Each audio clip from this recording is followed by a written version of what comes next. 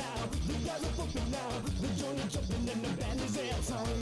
Get on the dance floor. There ain't no back door. Get off the wall. It's gonna be a long night. All night. Oh yeah. So let your hair down, get the swing. Move your body, dance and sing. Forget your worries at the door. We're gonna take you higher and higher now. Know what you got to do, know what you got to be. Taking it to the edge, riding the ecstasy. Nothing you got to do, know what you got to be. Taking it to the limit, riding the ecstasy.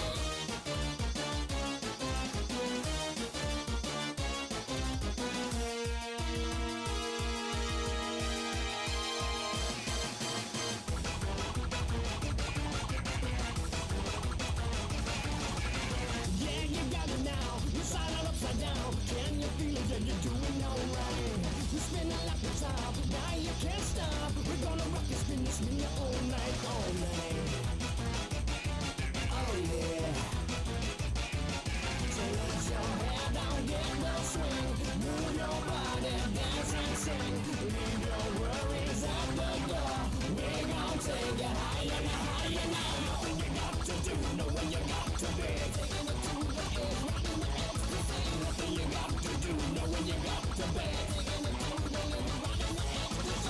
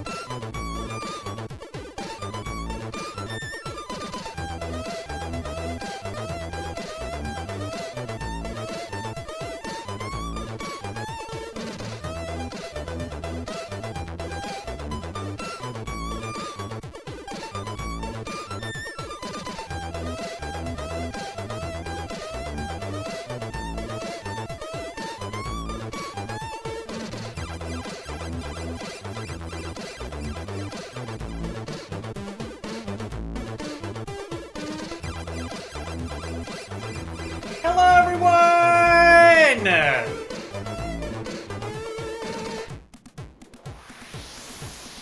Hello, everyone! Hello to all of the lovely peoples in chat.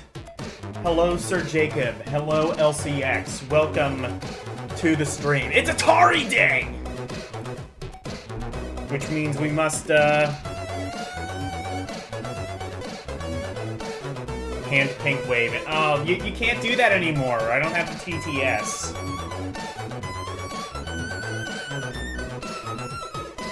Anyway. We must sadly turn off the scalding hot C64 jams. But it's okay, because we can replace it with Atari. We are doing the letter R, which means, we get to play some of the classics. I know for sure we're going to see Rampage tonight. We're probably going to see River Raid tonight. And for 100% sure, we are going to see Rabbit Transit. What the fuck is this? I have no idea. It's a game where we transport rabbits, presumably. Tell me about the rabbits, John. Ketsu Sanya, how are you? People in the mid 80s be like, Atari has fallen. Billions must buy Nintendo.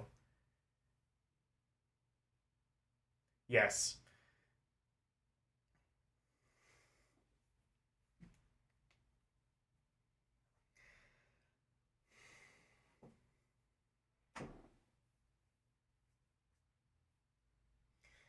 Alright. Let's play some Rabbit Transit.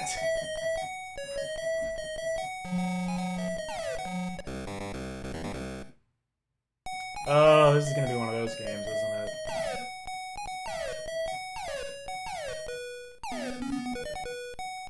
Wait, did I play this? Was this under a different title? No, it's not. Wait. I kind of remember this.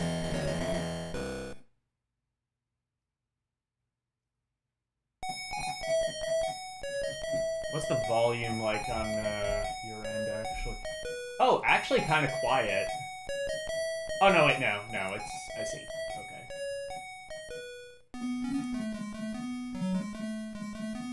okay. Volume, actually it is a little quiet, I'll turn it up slightly. Not that I think you want this to be, like, blaring.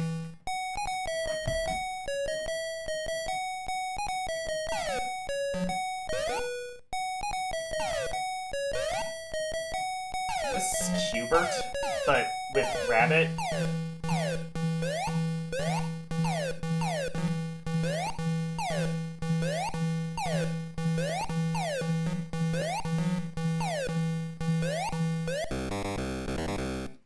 You know what? Actually, I'm gonna do something. I'm gonna adjust the contrast on my TV, because it should be, like, more... I'm realizing now, like, I wonder if it might be my TV that's, like, messed up, why I couldn't see a lot of the things.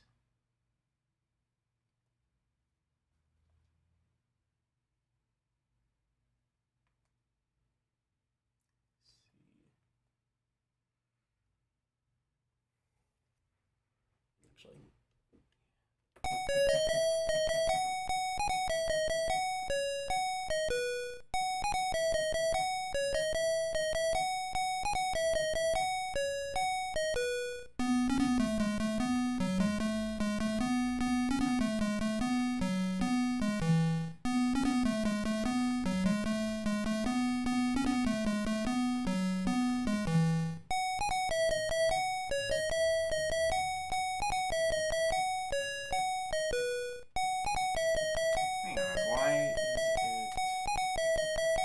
That's weird, my remote wasn't working for a bit.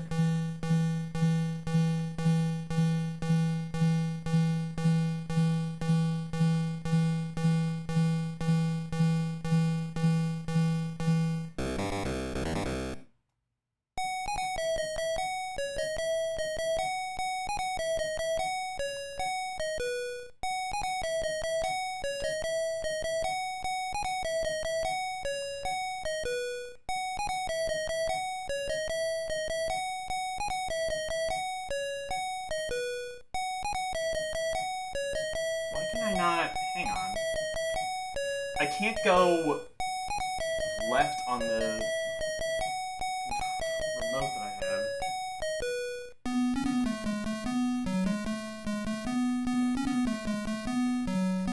I think this remote might need new batteries.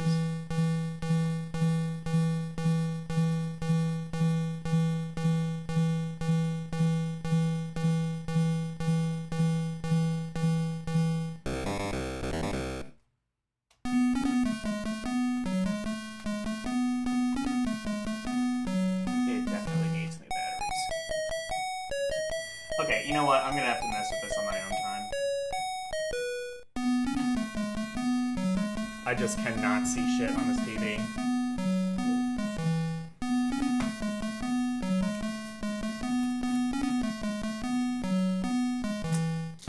Should you try to hijack my stream? Wouldn't be the first time.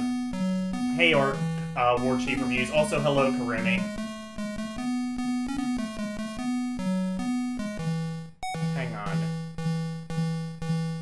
used to have a musical doorbell that played this. Is this bringing back unsavory memories?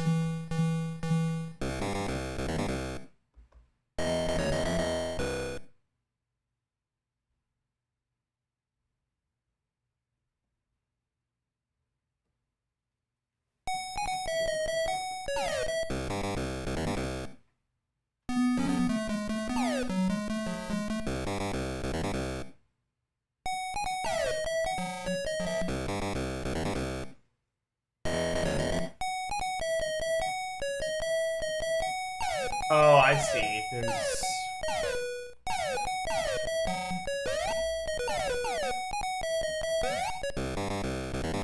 Okay.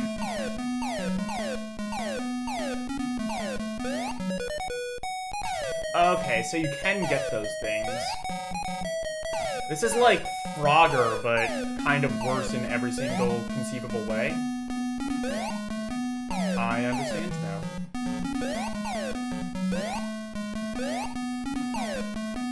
Except, no. What?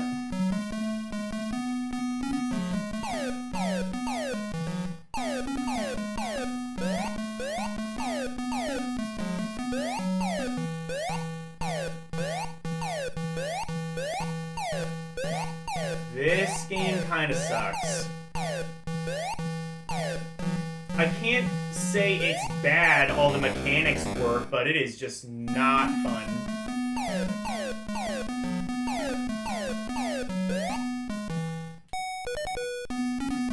Oh, can I... Okay. I can press the fire button to get those things, I think.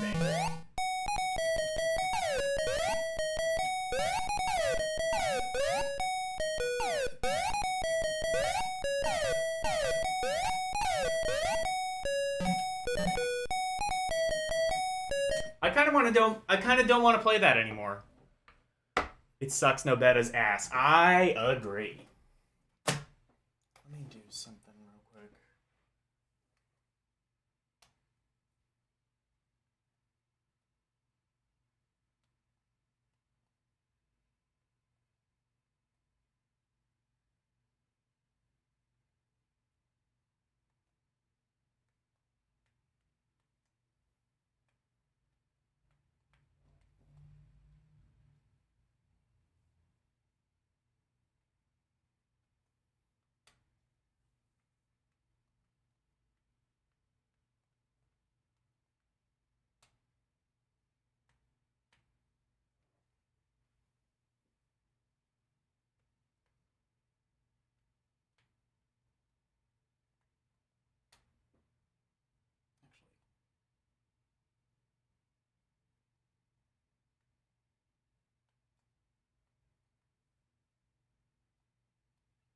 Okay. I just tried something. We'll see how that works. I tried something on my TV. Anyway, Rabbit Transit. I mean, it's bad, but did you expect it to be good with a name like that? That goes squarely in the not fun category. Alright, so for those new to the show, I don't think there's anybody new to the show, but one of the things we do on Alphacade is we rank games, and this one is ranked squarely in the not fun section.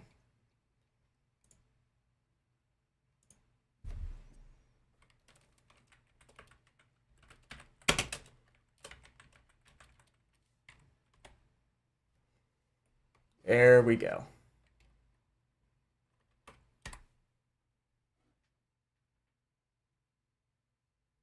Lost song that was recently found this year. Wait. Oh, I think I saw that video. I kept getting that recommended to me.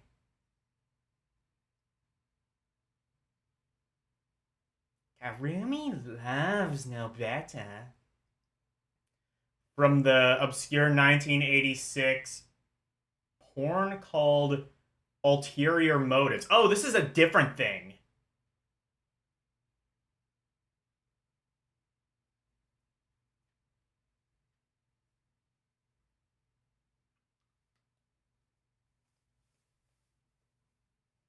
Logan with that old AVGN tone. Oh, did I say ass like AVGN? Yes. I don't know. I think that's the first sign of being old. I think that's just Rabbit Transit. Racer. Well, that seems self-explanatory.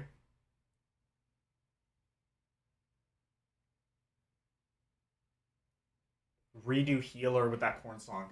Oh, I was thinking of a different song. There was like a different quote-unquote lost song that was found. I think it was like recorded off of some German variety show or something, and it was like some like shit local band that didn't really do much beyond that. Anyway, this looks like it's a pretty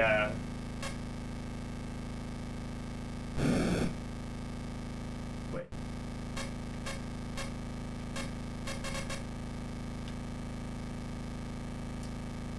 Racing. But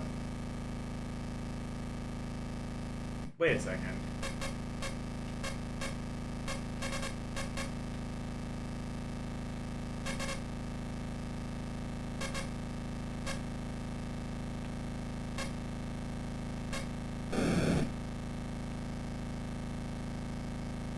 So the screen keeps scrolling even when you're like clearly not in the race anymore. That is some good old school design right there. So this does not use any of the buttons as far as I can tell. I think this is purely just the joystick. So this isn't really racing, despite how the title might have you believe. It's more just like an obstacle course. Like, how fast can you go through the obstacle course? And if you crash once, the game is over.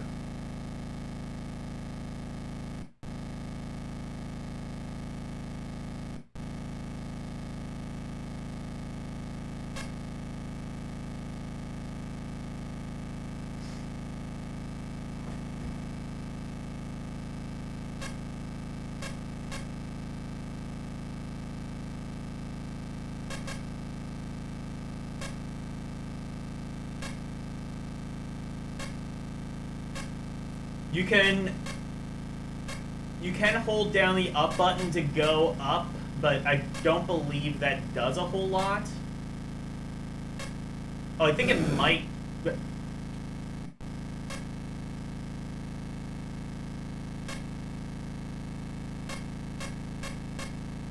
Okay, yeah, going up doesn't actually do much of anything beyond just make you go towards the...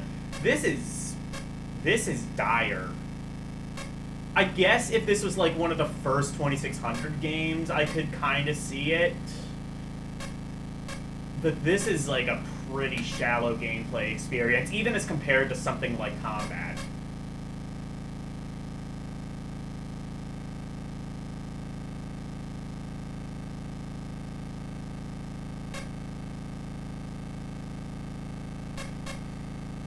Like, I could have at least, like, if going towards the screen would have at least kind of been like a bit of a risk versus reward thing, but it doesn't seem like it is that.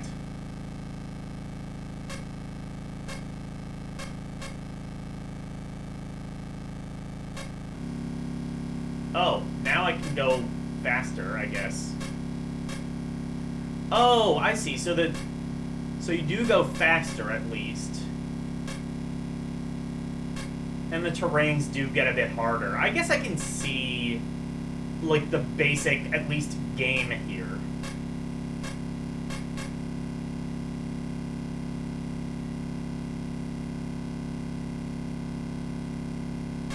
Ah, fuck!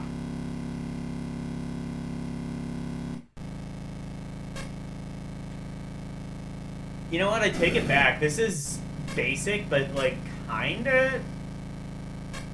I kind of enjoy playing this. As basic as this is. Especially once it starts going fast.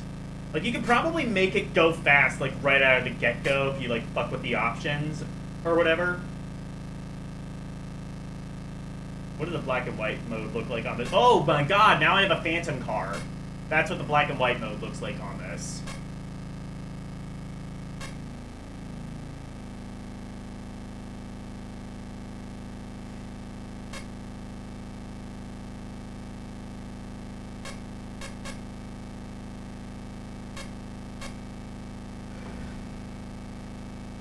You know what's funny, too, is that, like, despite how basic this is still a more fun Back to the Future game than any of the Back to the Future games we got in the West.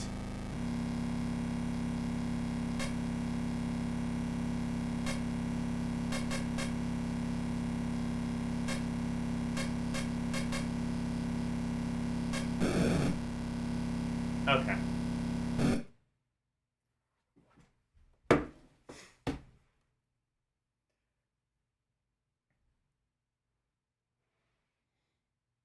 C64 has some of the most crappy games on the planet, but also some of the greatest chiptunes out there. I can agree to that. Commodore 64, more like Commodore 64. Nah, just kidding. It's actually revolutionary. With the Commodore 64, when you get there, I am not doing this with the Commodore 64. Do you know how many fucking games there are for that system? I'd be there until, like, the heat death of the universe. Or, you know, until Kurumi's backlog dries up. Whichever one comes first. Racing. Oh, or Racer, actually. Racing, Racer, Racist, same deal. It's fun for how basic it is. Wait, did I did, yeah.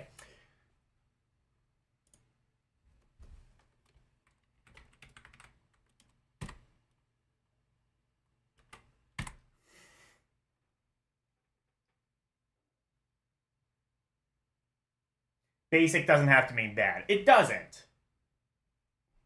It doesn't. And in fact, basic can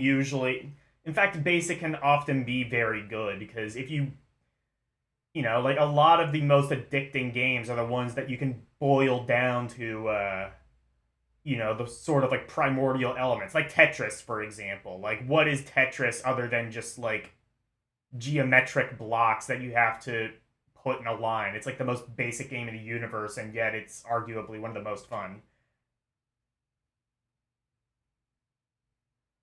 All Atari 2600 games are either too basic or too advanced or too ambitious for what the system can do. I can agree to that to a point.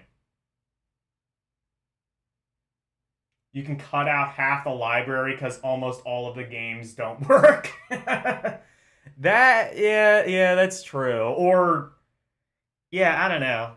I do, well, Orc, when I am done with Atari, I've already decided I think I want to do Sega Game Gear next. Sega Game Gear is it's got a relatively small game library. Might even be a bit smaller than the 2600 library, if not about equal. Actually, it might be a bit smaller. But, you know, Game Gear obviously has a bit more of a substantial, you know, gaming experience. By that point, you kind of had, like, RPGs and platformers and games where you could go on, like, an actual adventure. And there's a lot of Game Gear games that I think I and many of you have never even played.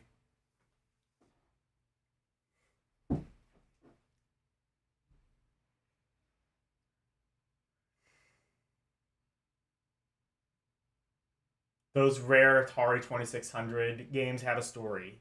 Each game has a story and a price tag. I'm Rick Harrison, and this is my pawn shop. Okay. Alright, let's see if Racing Car is any better.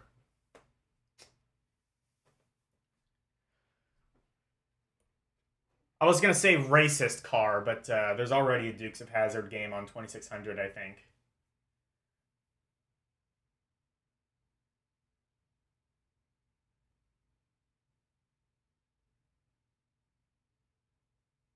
All depends if you're kicking into the Japanese games or not.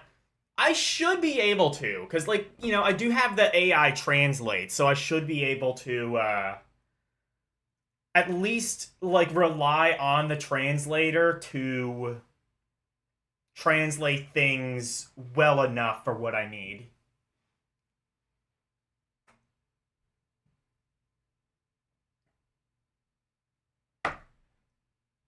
This game was lost. Wait, hang on. Red Sea Crossing. This game was lost until 2007 when it showed up at a garage sale for $50. Oh, shit. That'll be a cool one to get to. All right.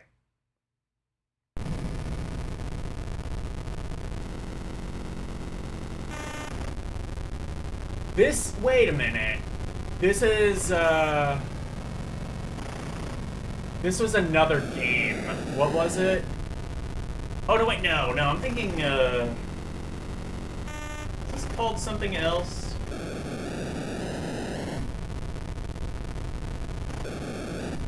I want to say this was like an, how was I supposed to do that, though?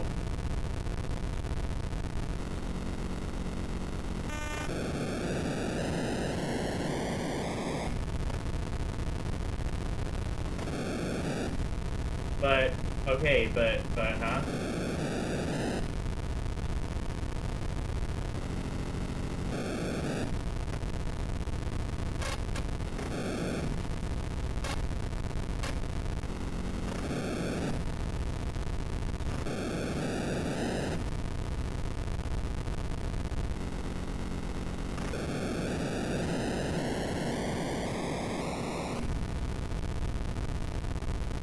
Okay, hang on. That's weird. It had, like...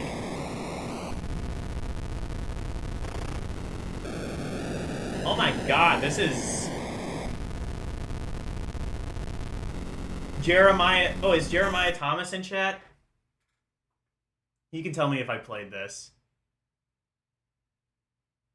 You've never heard of Racer or Racing Car. Okay, so I haven't played this then. This looks like a game that I've played, but I might be thinking of the Activision racing game. What was that called? Was that Indy 500? The one where you're, like, racing a bunch of kazoos?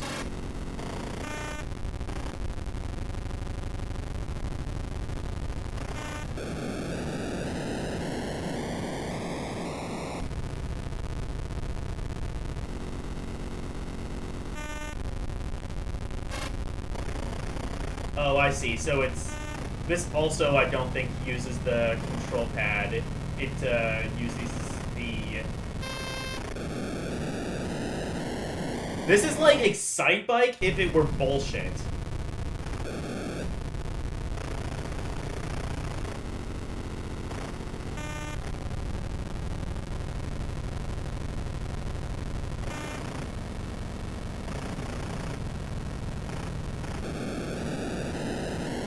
Wow.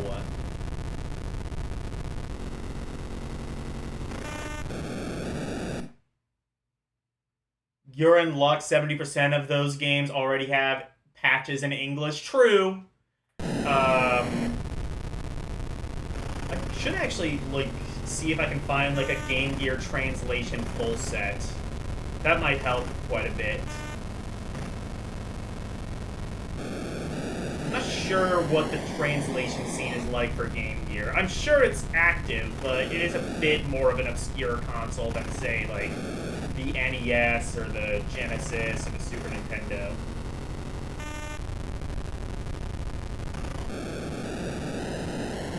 I'm not even sure how many, like, Japan-exclusive Game Gear games there are.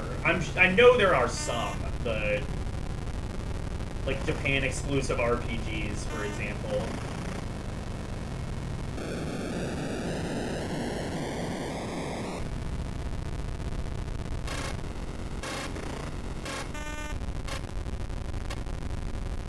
used to have black and white mode? It does.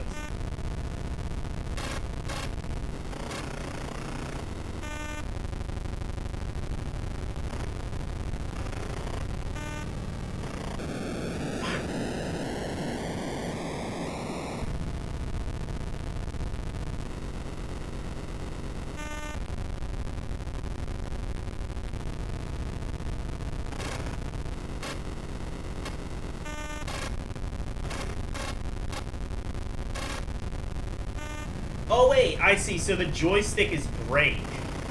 I understand now.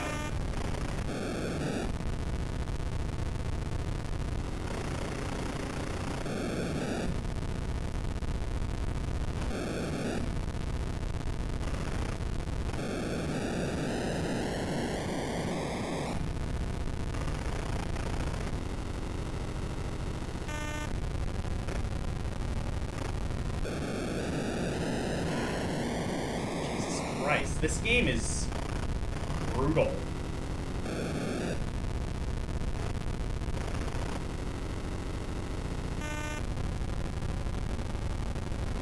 Okay. You know what this game is? This game is Sonic Mania. You're going at like 40 you're going at like 100 miles an hour. Oh. Oh, does this have a cooldown meter? Is this even more like Excite Bike?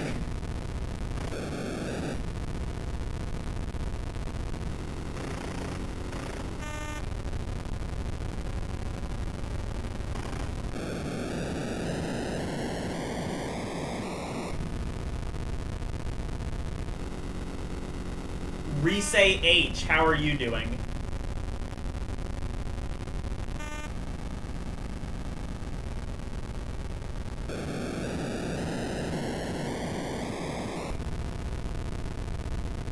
What is the name of this game? Racing Car. It's very similar to an Activision game, I think called Indy 500, if that's the one I think it is. There's also a game called Dragster, which was kind of like this, but with terrible controls. This at least controls fine, it's just very hard. Again, much like Sonic Mania, you're going at like 400 miles an hour, and you can't see the things coming ahead of you. That's Racing Car. Grand Prix, that's the one I'm thinking of, I think. You're right. Thank you, Risei.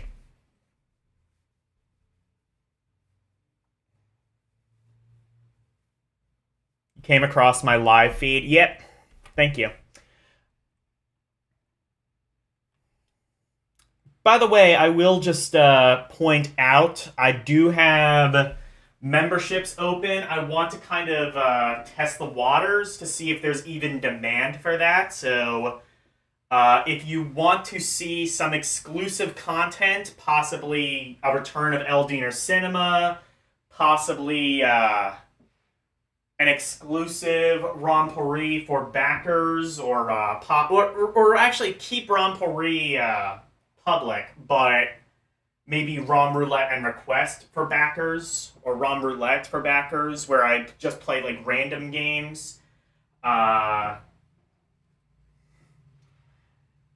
know, just a couple of things. And also, you can donate via the Super Chat. I don't think anybody has done that yet, so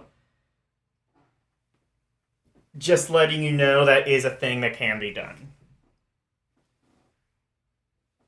Speaking about racing, what's your thoughts on that new Jaguar commercial? Wait. New Jaguar commercial? What, like the car? I don't know anything about that.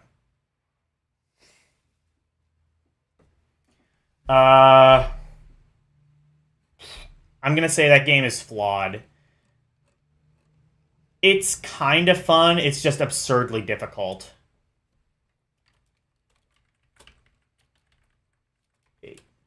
Shit.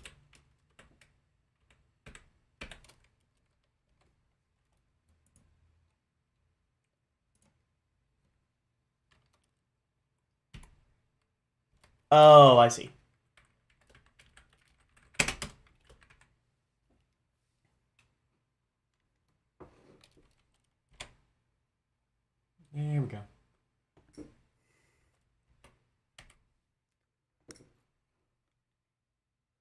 Uh, racquetball. Okay. You have been challenged. Or maybe... Wait. You have been challenged. Or maybe you challenge someone to a game of racquetball. To serve, press... Okay, what's the difference between racquetball and tennis?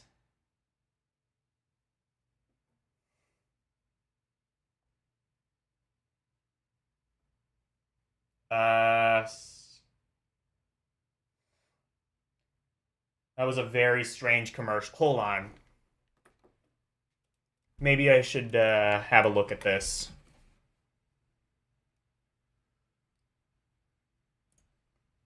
Like, what car specifically were they advertising?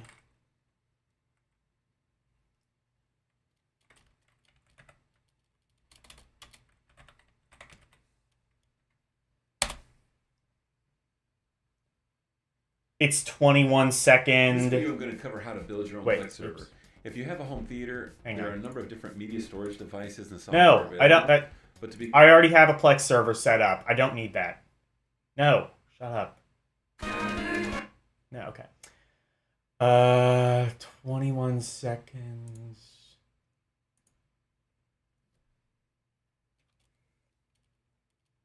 Racquetball is difficult. It's hard to line up for a shot. Oh, cool. Oh. Orc sent it. Hang on. Let me just do this then.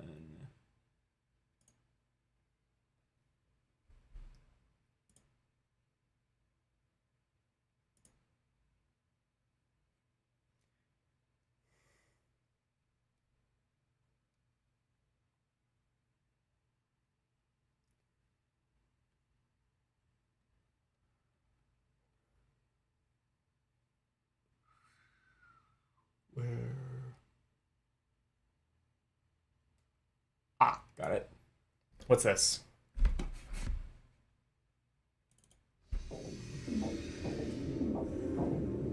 That would be cool if Jaguar referenced the Atari Jaguar.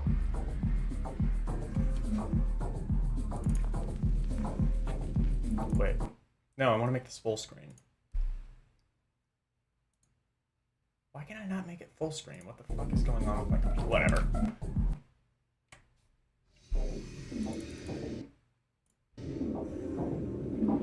Oh, wait. Oh, it is full screen. It's just, why is it like this?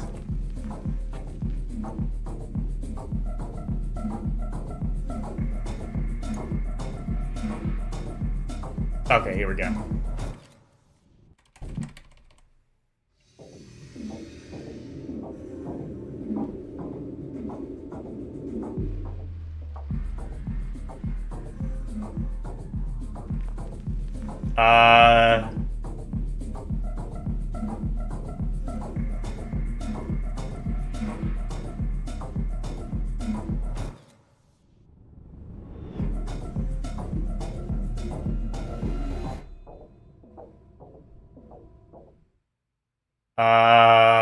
Well, that treads a very fine line between,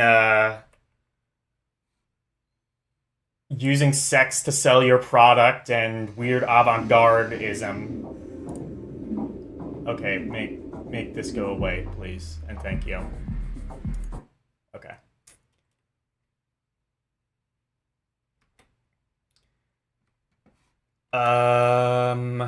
Alright. Wait, there we go. Do that, and then we'll go to racquetball. Oh! I thought this was gonna be like one of the really old games, but no, I think this might be. Okay.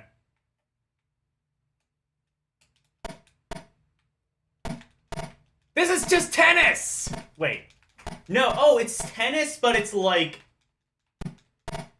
So it's tennis, but you throw a ball against the bricks, and both people are on the same side?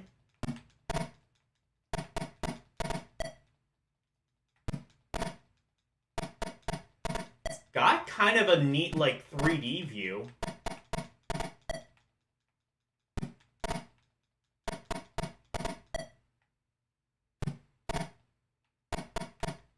see. Never mind. He's serving now.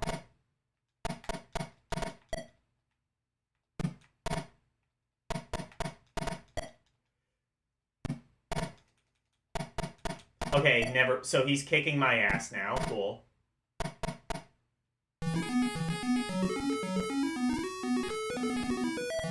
This game looks cool.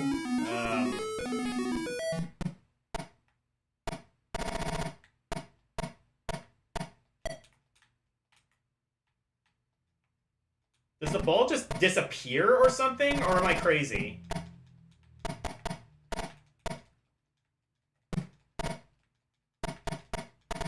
Hey, Nintendo.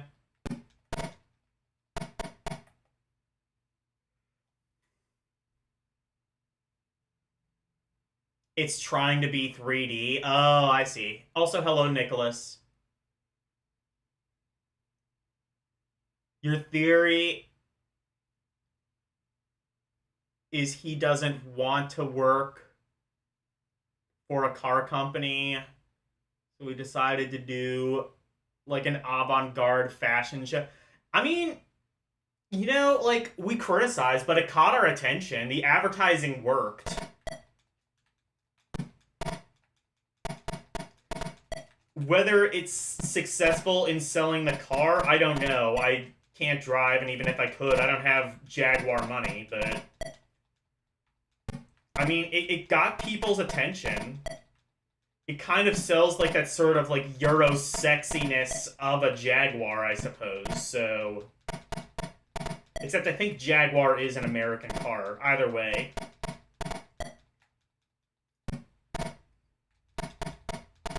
Right? Jaguar is an American car, right? Is that GM? Their, like, luxury brand? One of their luxury brands? Fuck.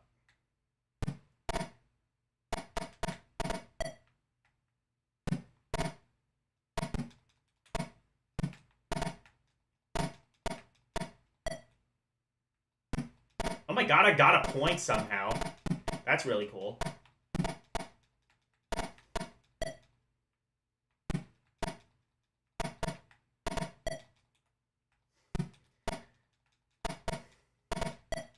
We're just playing racquetball in the void or in somebody's garage. I'm not entirely sure.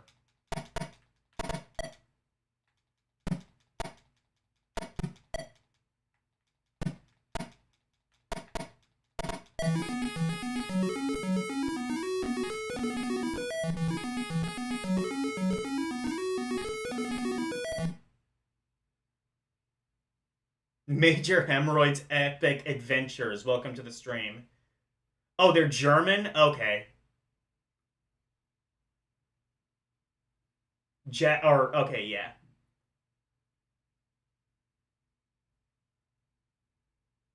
You wish you had RV money? That is the ultimate midlife crisis purchase.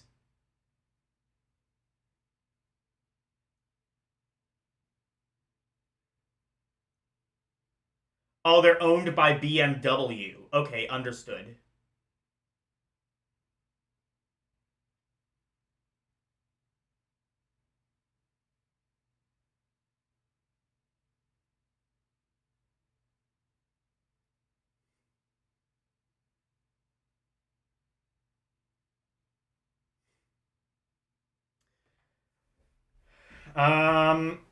Yeah, I'm gonna say flawed on that one, just because it is, like, really hard to catch the ball because of the sort of... This is exactly what LCX was talking about when she was talking about, like, these sort of overly ambitious games on 2600. This is, like, the perfect example of that.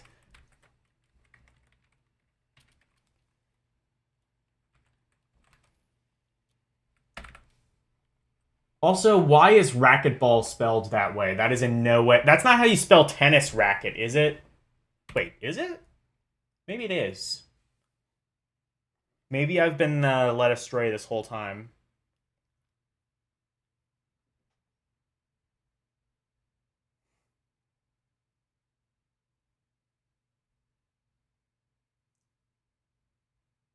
We're going to bed. Alright, bye, Orc.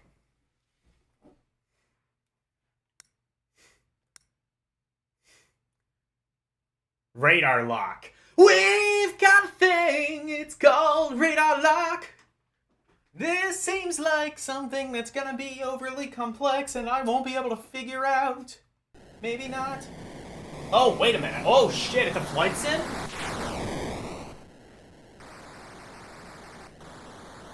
Oh, not a flight sim. Holy shit, it's Afterburner. Whoa. Whoa, look at this. Now this is how you do 3D on the 2600. Look at this shit.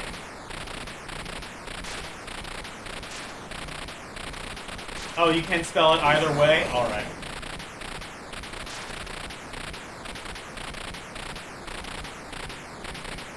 Look at this shit. Why didn't anybody tell me there was Afterburner on the 2600?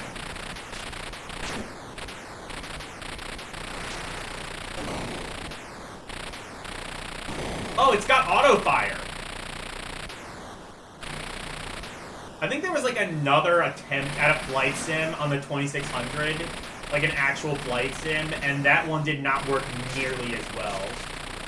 I guess this isn't a flight sim, it's more, you know, like just like a 3D shooter, but...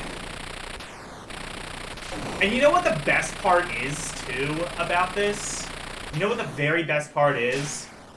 This plays better than, like, many of the ports of Afterburner do. It definitely plays better than, like, Afterburner on Commodore 64. Might even play a bit better than the Master System version. I remember that one being kind of jank. Right? I think Afterburner on Master System was jank. I think the Space Harrier on Master System was pretty good, though. But that's so cool. Like, not only does the Atari 2600 have Afterburner, it has, like, kind of good Afterburner.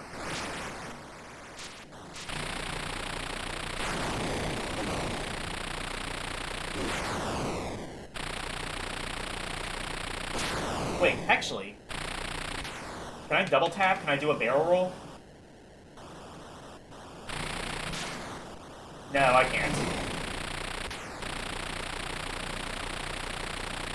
Never mind, 0 out of 10, worst game ever. You can't barrel roll.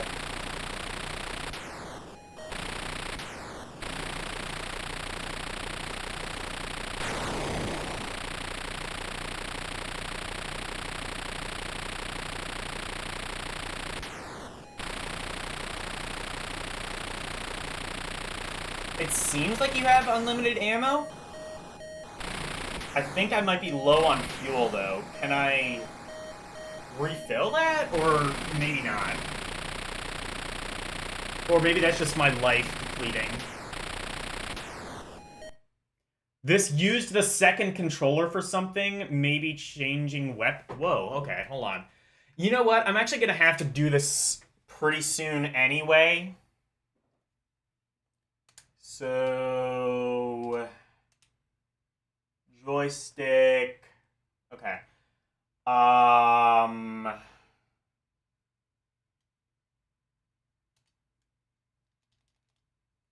Let me see something.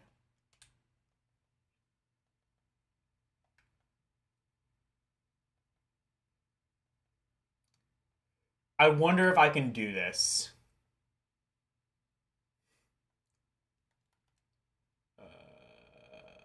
Haptic, where's the... hotkeys, turbo fire. Okay, retropad binds. Let me check this. Oh, Steam Virtual Gamepad. Okay, I think this might be... Let me see if this works.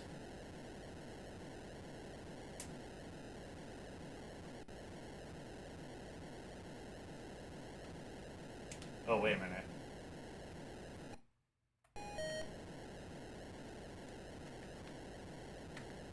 Oh no, I...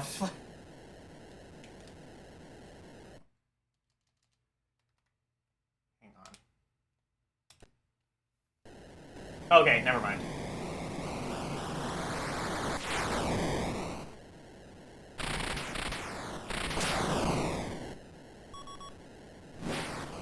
shit! Okay, you can. Also, I can use, two-player controlled games. So I can have the choice of missile. Oh, except the missiles have run out. So I can press the button to use missiles until the missiles run out. Understand. Understood. Interesting way of getting around the hardware limitation. Yeah, there's a couple of games actually that did that. There's also a game I remember seeing like a while ago. I forget what it was, but there was a game that had like a special Atari controller that had 2 buttons that was packed in with it. Jeremiah probably remembers what game I'm talking about. I think it was like in the letter M's. It was like began with M or N. But we saw it a couple streams ago. Honestly, the machine gun is probably the better option. That's good though. That means that I will be able to play Raiders of the Lost Ark, which is coming up pretty soon, I believe.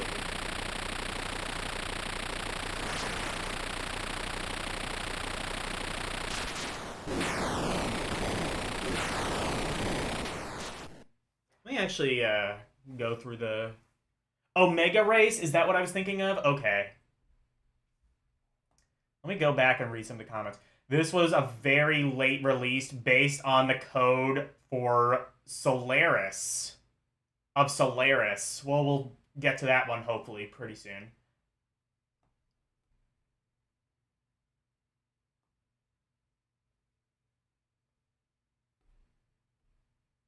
I probably haven't played Tomcat yet. Was that the other... Was that another, like, thing? Is that another, kind of like... Is that kind of like Afterburn? Wait, no, Tomcat. Wasn't that... I've seen that before, I think. Isn't that like a rail shooter? Something like that? This is more like Sky Destroyer on Famicom. Okay.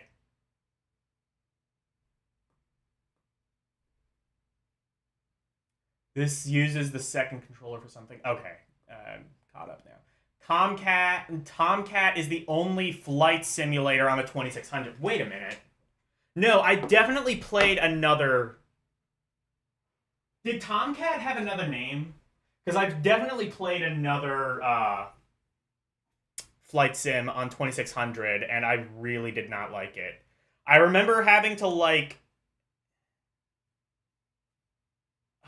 What was it? I think I had to, like, I remember, like, having to keep an eye on, like, altitude, and, like, you had to, like, be within, like, a certain radar in order to, like, you had to be within, like, a certain altitude, and, like, it was way too complex. Air Raiders is similar, but you wouldn't classify it as a flight sim. I might have played Air Raiders. Maybe that was it. Air Raiders I did not like. That was like the definition of overambitious. If it's the game I think it is. Actually, let me... Oh, shit. Oops. Let me, check out Sky Destroyer, since Elle mentioned it. There were a couple games kind of like that. There was a very early one that was kind of like Space Harrier by Jalico. Was it Zelion or something? Acceleron? It was like a very early Famicom game. I think the Sky Destroyer, if I remember right, that might also be very early. But, let's see. By the way, speaking of Splatterhouse, here's the fucked up thing. People who are saying, like, oh, Splatterhouse is the greatest game of all time. They never talk about the sequels, which are way better. What the fuck? Like, Splatterhouse 2 and 3 on the Genesis are, like, really good. Especially Splatterhouse 3 is, like, an open-world game. Kinda, sort of. Alright, Sky Destroyer. Was this released? I don't remember.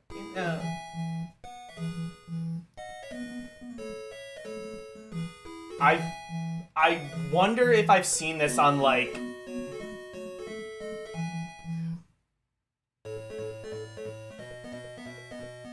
Oh shit, look at this. Oh, this runs really good for Famicom. It's by effing 1987.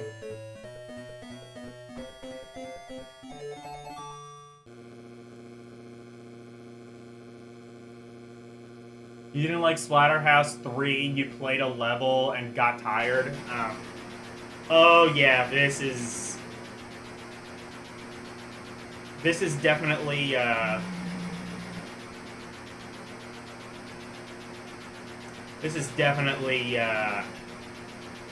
like the 2600 game.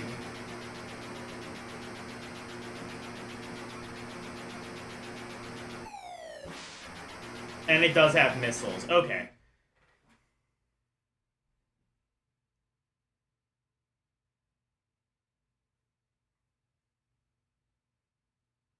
Yeah, it's NES, yeah.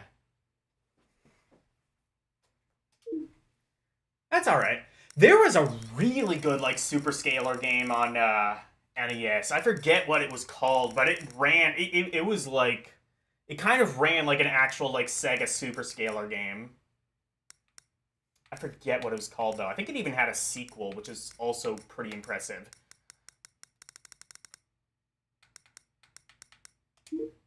Anyway, Radar Lock. Very fun. Like, not only is it ambitious, the ambition kind of pays off, and you're left with a pretty fun game.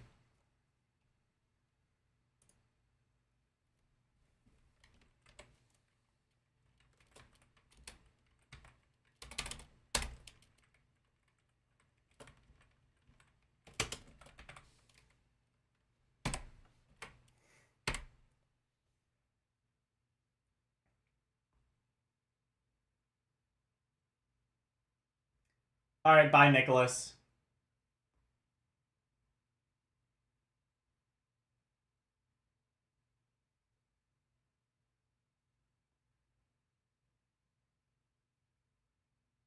Yeah, it is a fun... It does look pretty fun.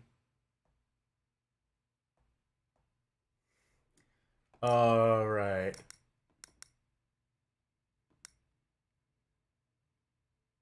Raft Rider.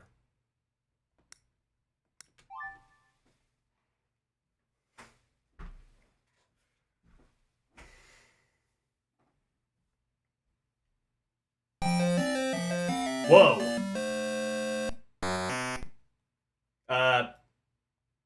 Okay.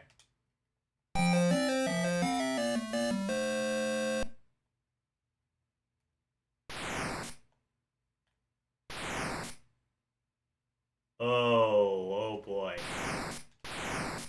Oh, so you have to, like...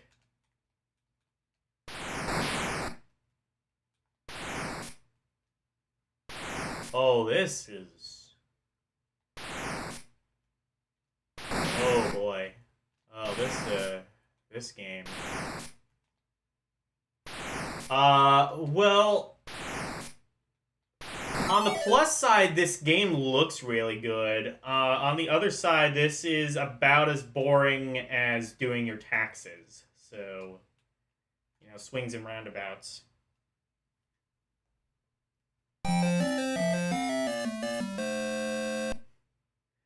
You know, I like how, like, some Atari games had music. Like that kind of ambition, but also, like, maybe they shouldn't have. Because it doesn't usually sound very good unless the name Pitfall or 2 is anywhere near the cartridge label. Well, Pitfall and 2. I guess Pitfall did have music, but it wasn't Pitfall 2's music.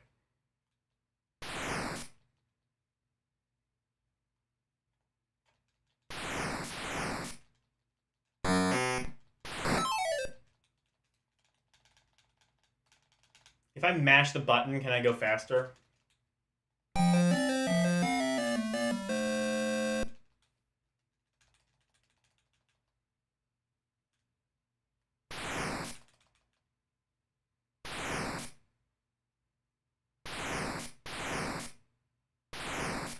Oh, okay.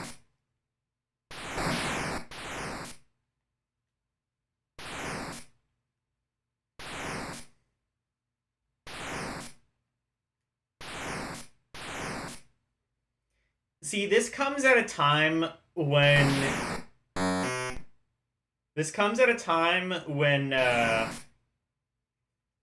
they kind of thought like you needed to simulate literally everything. Oh, you're supposed to get the flashing thing, but I think you have to hit them with your ore only. Oh my god. And you play Nejima on Atari? I dread to think.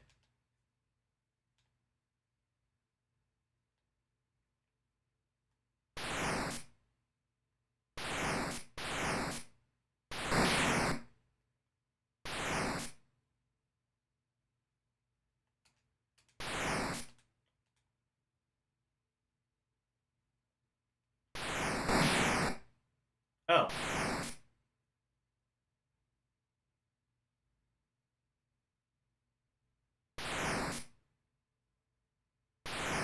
Flashing thing. I don't see that yet.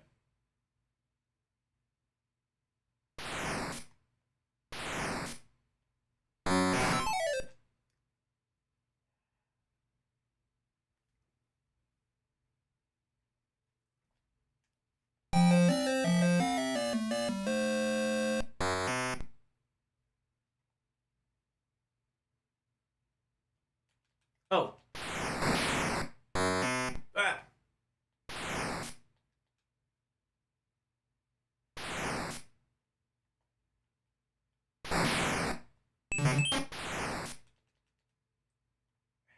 This is the time when they kind of like thought like, oh, we have to simulate everything on the 2600. There's a hide and seek game on Atari. I forget actually what it's called.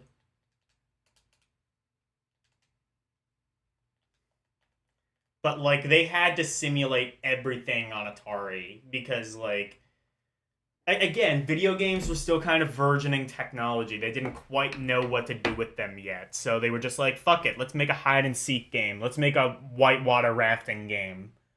Kids will love it. It's a thing that you can also do in real life from the comfort of your television.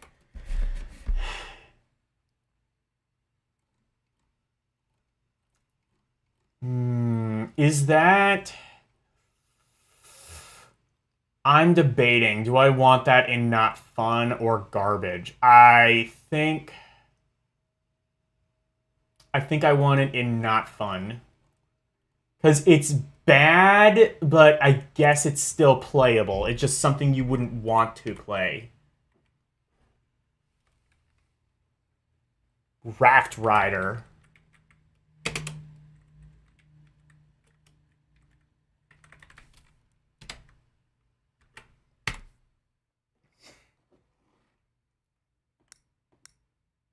Alright, here's Raiders of the Lost Ark.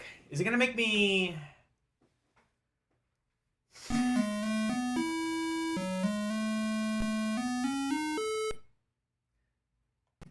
Okay, so I can use the,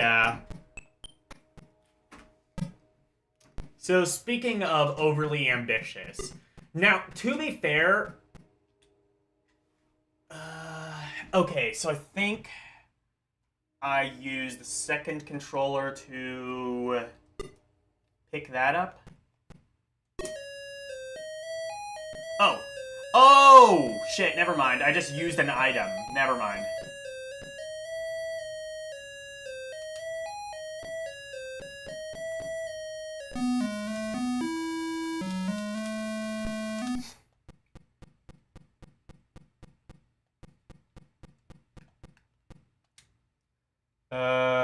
Okay. Right, so I think I need to trade that.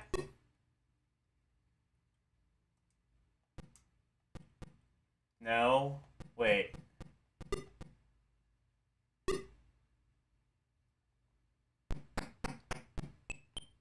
Oh.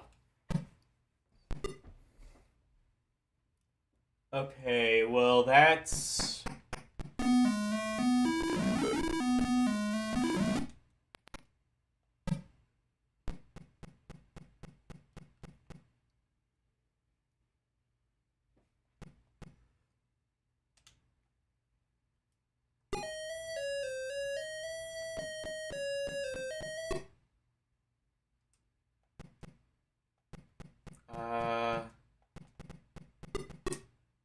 Oh, wait.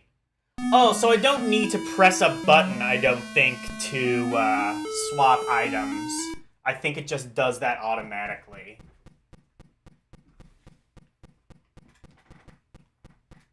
Right? There we go.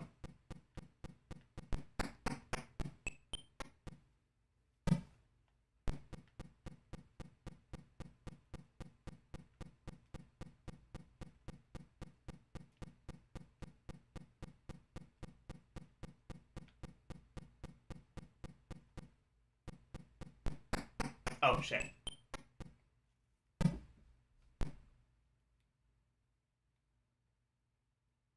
Right controller moves indie, right button uses them, left controller moves the cursor in inventory. Yeah.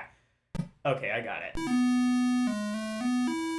Reconfigure your controls? No, the controls are fine. This game infamously used both joysticks.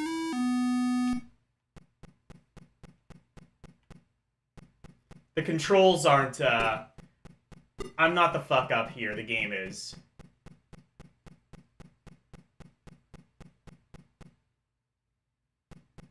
I think, do I need to... I think that's like a pot of gold, right? And I need to exchange it for some... Or no, that's the grenade, I think. I don't think there's anything else I need to do in this screen.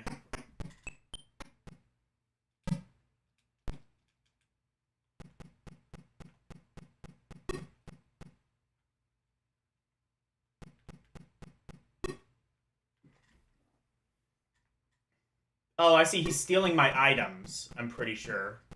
Oh, okay, cool. So do I just have to reset? Because, like, those items are vital, and I don't think I can get them again. Get the grenade from one of the baskets in the market. Okay.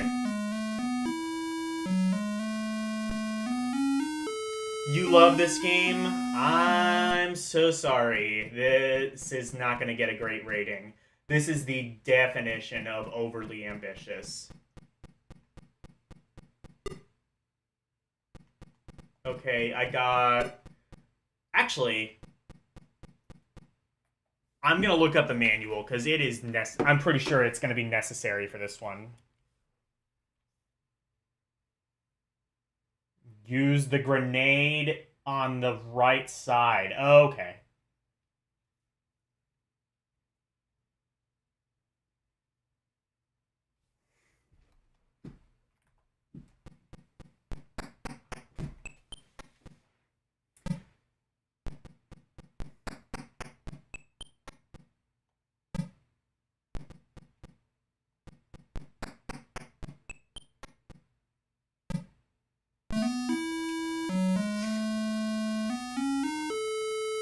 It's an RPG.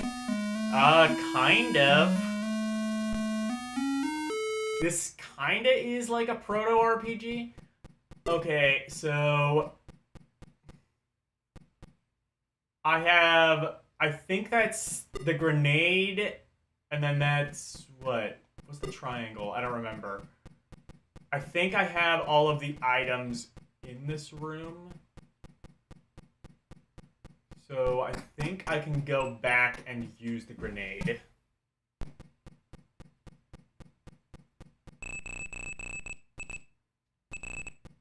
Wait. Ah! Where's the... I don't know where Indy is. Help.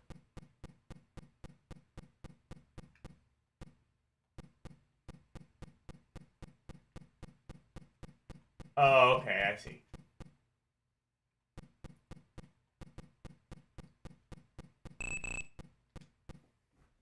Okay, that's the grenade, I think. Oh, shit.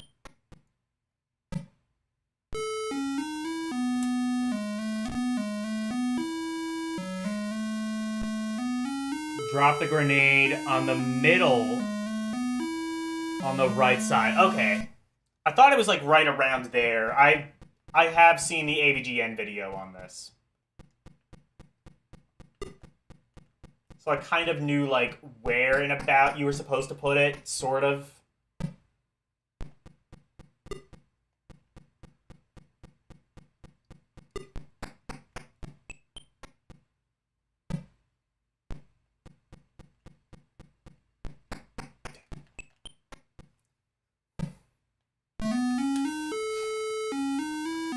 See, I have to do it, like, very awkwardly.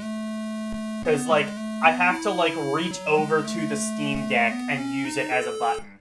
To be fair, it would have been just as awkward using two controllers, but... yeah, that's... again, how this game is the literal textbook definition of overambition.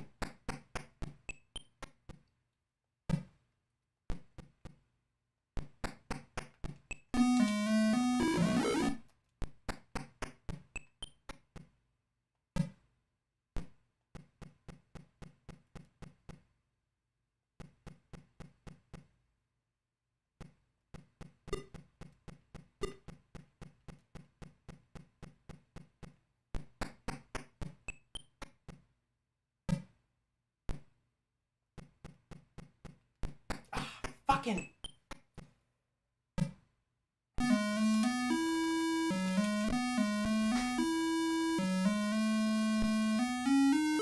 check all three baskets.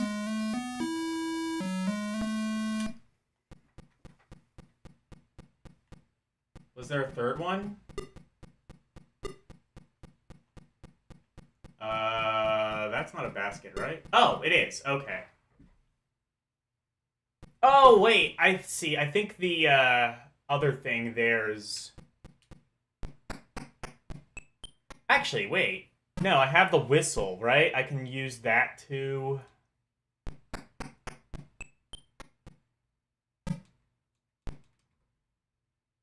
there we go. Oh, what? Was that not the thing that charmed the snakes? Oh, that's the whistle, I think.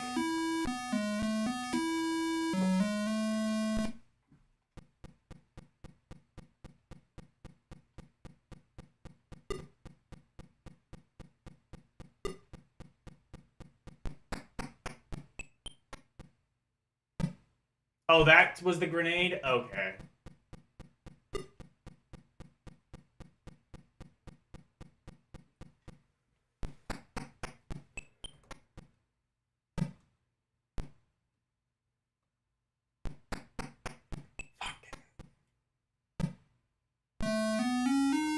You only have 2 lives, too. Wow, this game is... see, like, I always avoided playing this game because it looked like such a chore to play. And now that I'm playing the game, I can confirm it is indeed a chore to play.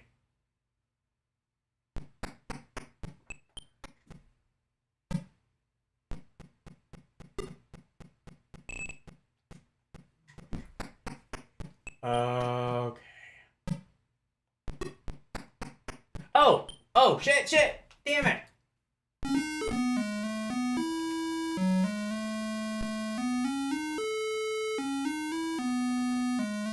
The real grenades we made are the friends we made along the way. I believe it.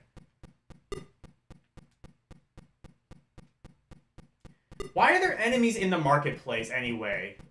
Well, I guess the answer to that is gaming conventions hadn't been set up yet.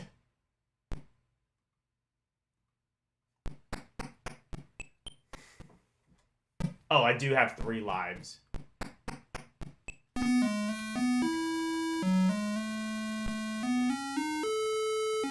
I keep letting the snake kill me because I have to, like, switch over to the grenades in order to select them. And I have to, like, take my mind off of the screen and move it over to the Steam Deck. Okay, I got it. That snake was right on the edge of the fucking screen. I couldn't see it.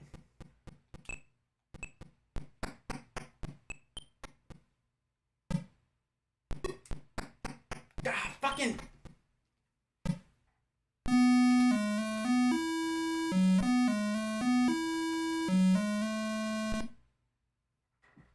John and Clay. Oh, Frank. Okay.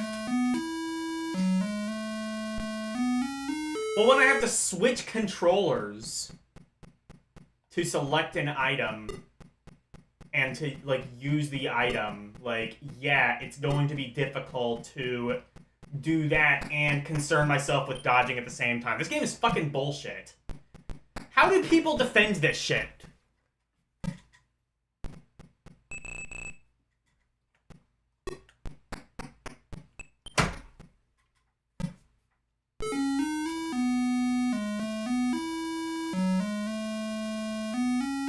Oh, were you here for a while? Okay.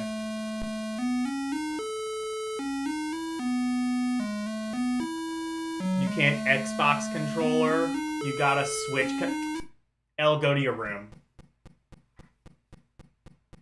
You gotta switch controller.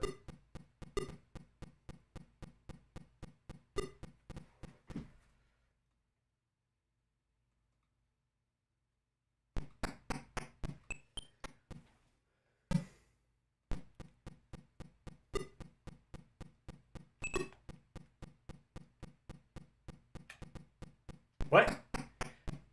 What? Why didn't that... Oh, because it was, like, too far over to the right. Yeah, it wasn't, like... Oh, you've been here for, like, 5 minutes? Cool.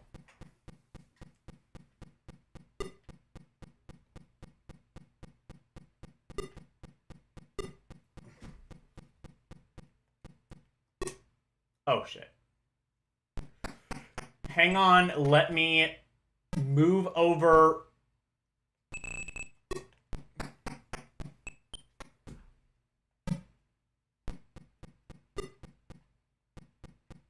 Why doesn't that work? I selected the grenade. It did not do the thing that I said that...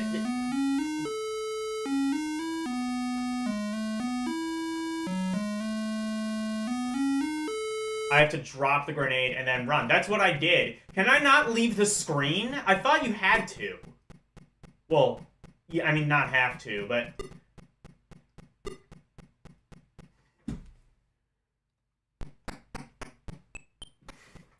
Again, I did that because I had to focus... An Atari joystick would have been worse, too, because, like, you can't handle those with one hand. You have to have, like...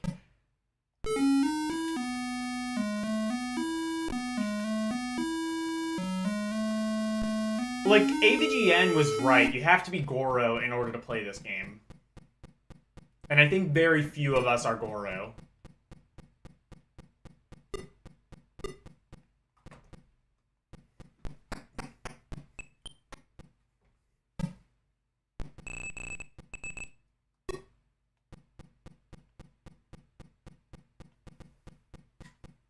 Hello?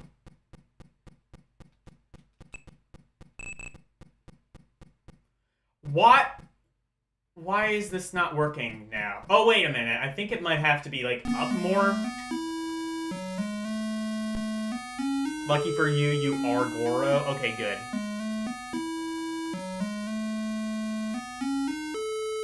An underhand grip.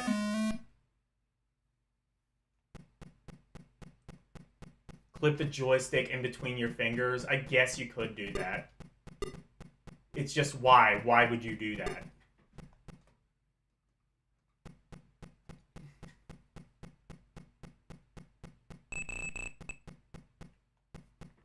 I think it's like right here, right?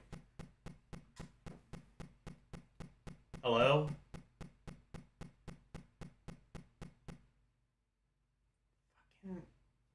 What? And you have to be, like, really precise in terms of... This is the first thing, the first task of the game, and they make it, like, bullshit. This game is going straight into garbage. I was gonna kind of try to be kind to it, because there are people who will defend this game.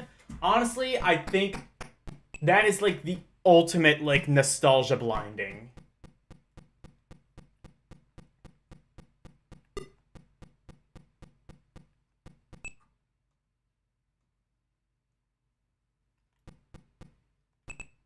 Here, maybe?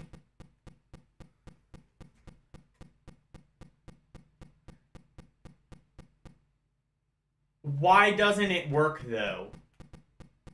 Why no work? Oh, actually, wait. Yeah, no.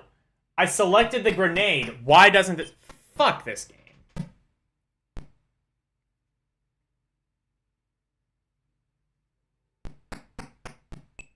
I'm dropping the grenade instead of using it? Isn't that what I'm supposed to do? Isn't that what you usually do? You drop a grenade... Well... I mean, you have to light it first, but yeah, isn't that kind of the point? Like, you throw a grenade or you drop it? Oh my god. So you have to... Okay. I didn't know drop item was a thing. I thought, like, you had to use the second controller to use the item. What an absolutely obtuse and completely dumb fuck game.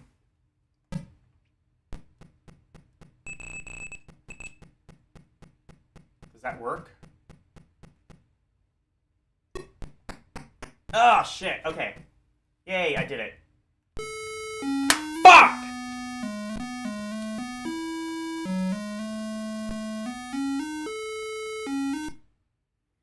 Go to the gun and use... No, it worked. Okay, yeah, that's what it was. Also, there's a gun. I could have just shot the snakes or some shit. Actually, wait, no. I think you have to use, like, the whistle to charm them. I think I remember that from the nerd video.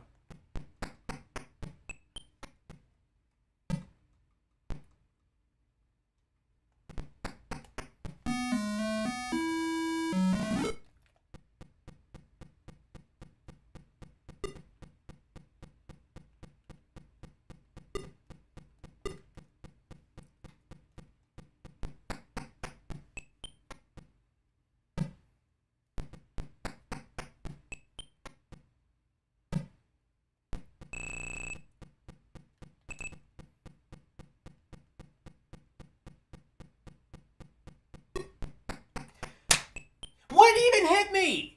Wait. So, oh wait, no, I think you have to leave the room. Maybe like the entire room is the blast radius.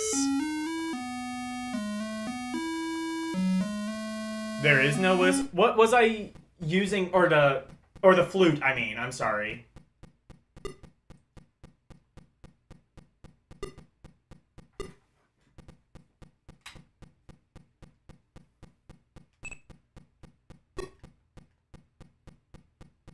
There we go. Yeah, so you do have to leave the room. Okay. But, okay. Can I shoot that? Oh, wait, no, actually, I think that's an item. I don't know what that does. To be fair, the manual was kind of required for this game, so I probably should be looking at that. Why am I still playing this? This game is ass. Okay. This is... Okay, right. So this is... What is... Is that the whip, I think?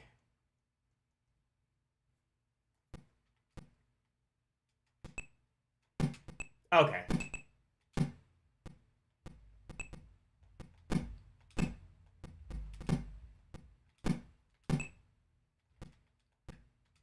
I see. So...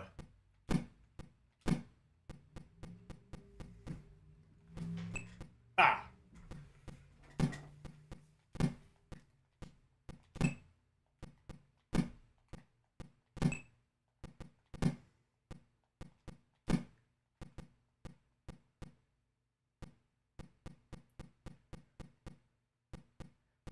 I think, you know what the fuck thing is? After knowing how, like, bad it is to touch the wall, I think to progress...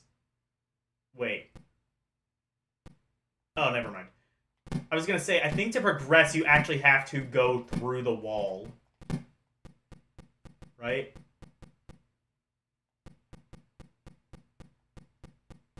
Yes! What a lovely game. But...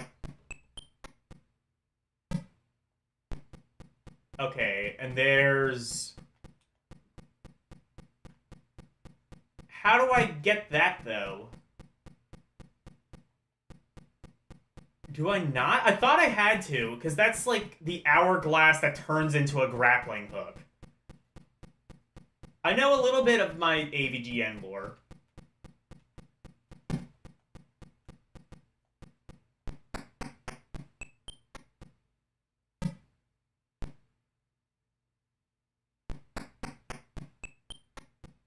That's an onk. You could tell me it was anything, and I would believe you. This game is going straight into garbage. Wow. Look, I always thought that game was bad. Playing it, it's somehow worse than I imagined. Like, people want to talk about how, oh, E.T. was the cause of the video game crash. Motherfucker, like, E.T., to be fair, was kind of like the same sort of syndrome, just being...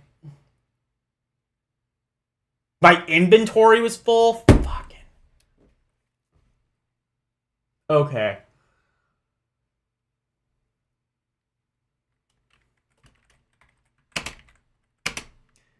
E.T., to be fair, kind of suffered from the exact same syndrome as this game of just being too overly ambitious. But at least E.T., you kind of, like the inability to play E.T. was more down to, like, people not being able to figure it out, more so than you have to use two controllers and somehow, like, wrestle between them.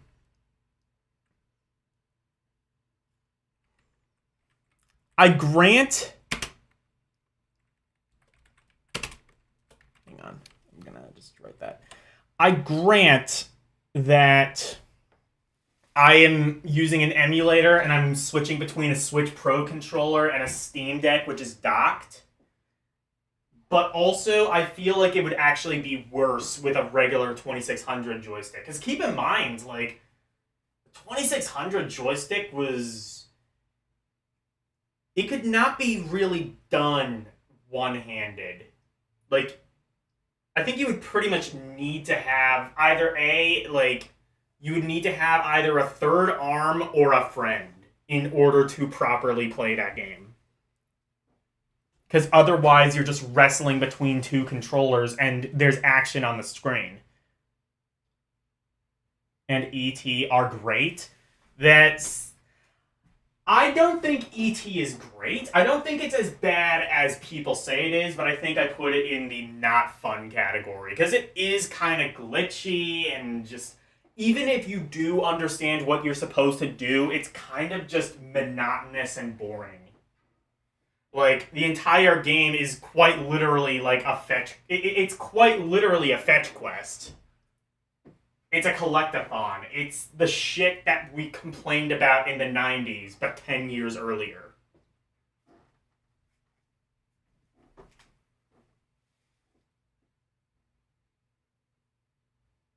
It's not that bad using two 2600 joysticks. Actually, you know, it's funny. I think I used to have that on physical cart when I had my 2600. I didn't play it very much, though, for... Yeah. They tried doing things that have never been done before on the system. Yeah, that's true, but... Also, Rose and Smoke, hello, welcome to the stream. Was Metal Gear first on Atari or NES? Actually, it was on first on the MSX, the Japanese home computer, and then there was a very bad port of Metal Gear to the NES. It never got a 2600 version. At least not officially. Maybe there's some homebrew version of Metal Gear, but... Yeah.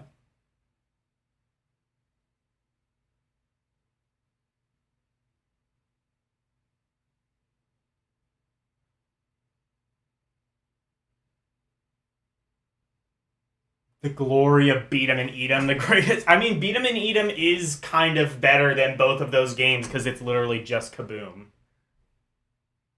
I think Beat 'em and Eat 'em is one of the better of the porn games, because, again, it just apes a much better game. Okay. Rainbow? Okay, this is almost certainly, like, not a legit game, but let's see what it is. I'm assuming it's just Space Invaders, but with a different, Oh.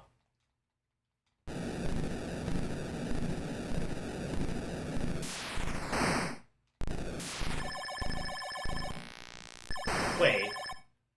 Oh, this isn't. Oh, this isn't Space Invaders.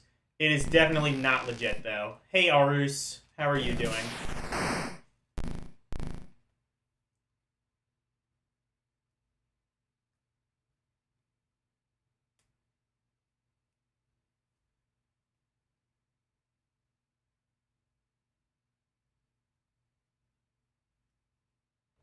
Anyway. Ram it! My thoughts exactly on Raiders of the Lost Ark. That game can ram it.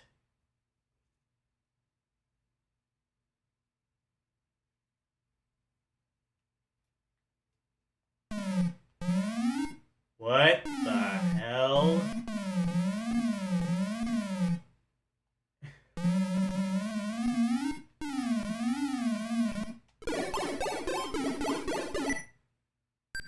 What the fuck?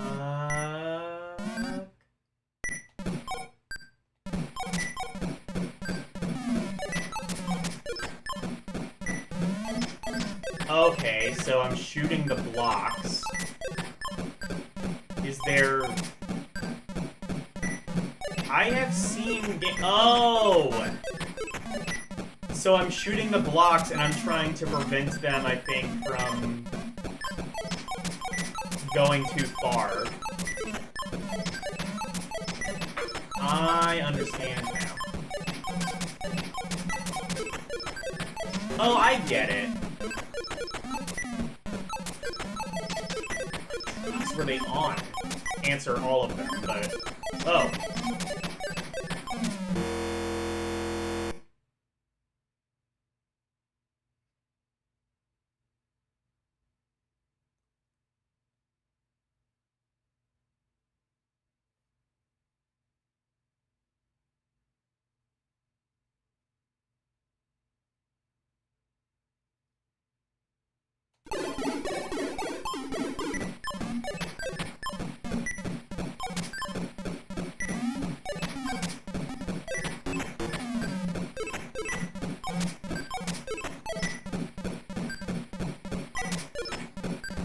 Oh, I see. So if you get rid of the things...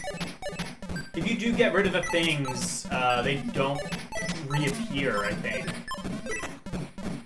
So I think it is possible to just, like, make all of the, things disappear.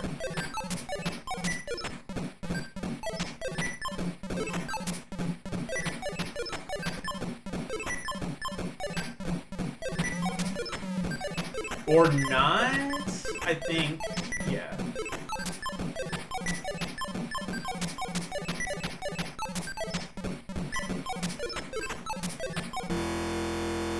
Oh, shit, okay. I kind of like this, actually.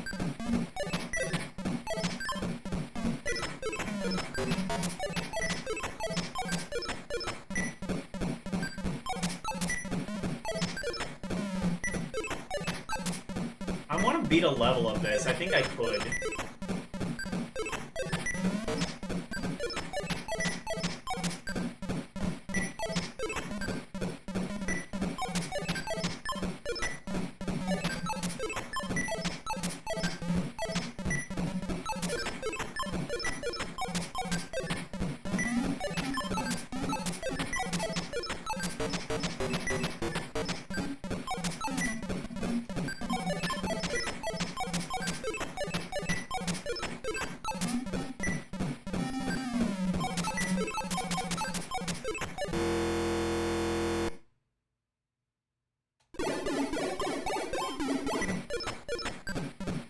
I have never heard of this game, but I kinda like it, actually. Actually, I assume if you beat this, it just goes faster. Still, though.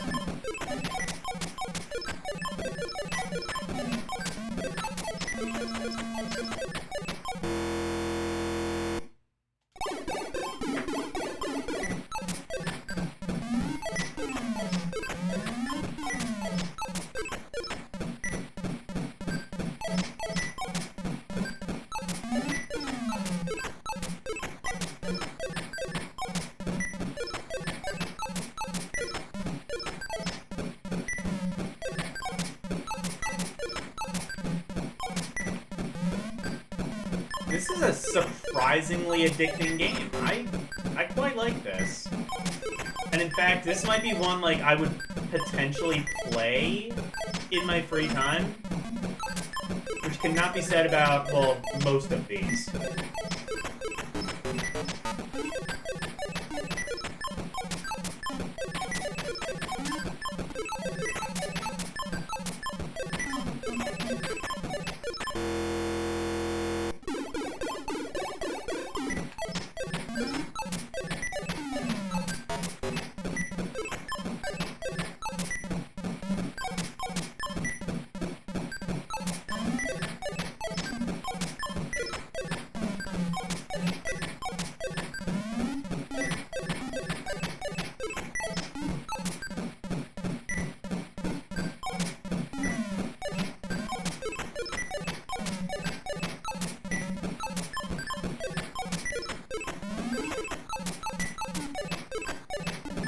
I'd say the one problem with this is that the controls are a bit overly sensitive. I would say that this game was a paddle controller, but I don't believe it is. Or a paddle-controlled game, but I don't believe that it is.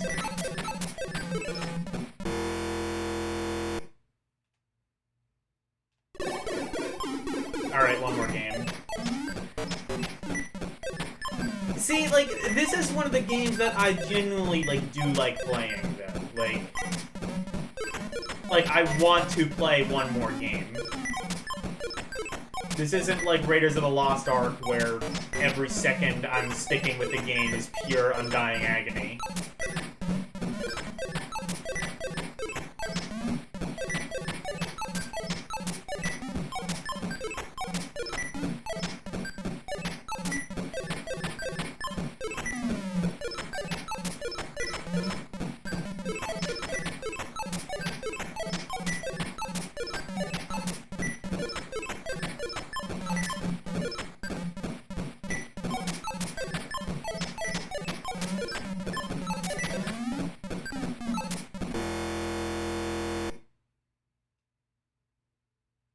This looks fun. It is fun. I actually do quite like this. This game is called Ram It.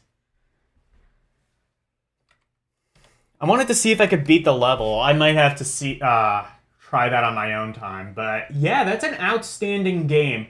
Again, the problem is that the controls are a bit overly sensitive. I don't know if that prevents it from... I'm going to put that in outstanding with the caveat that I think somebody should do this exact concept, but modernized.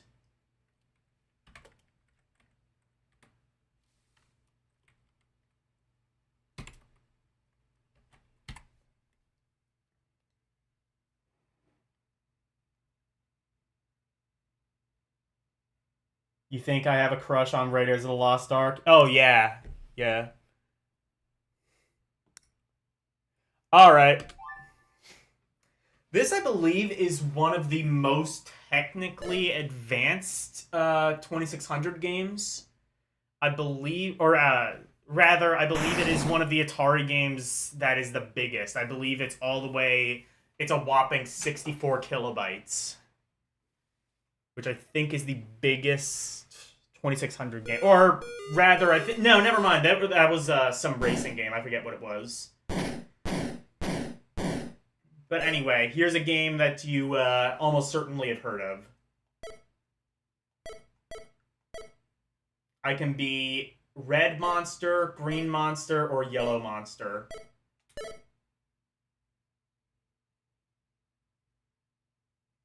Red monster's name is Lizzie, apparently.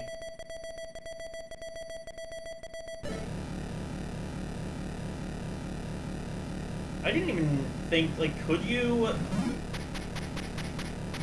even, like, pick your monster in, like, regular Rampage? I don't remember.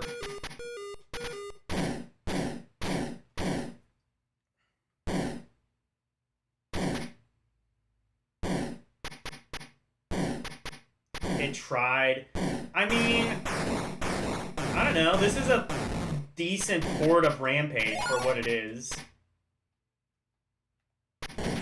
Why do the controls not work, though? Oh, okay.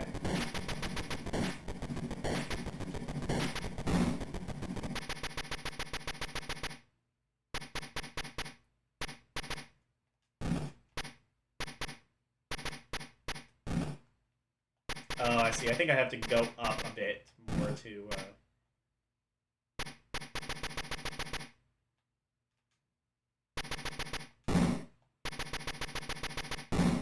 There we go.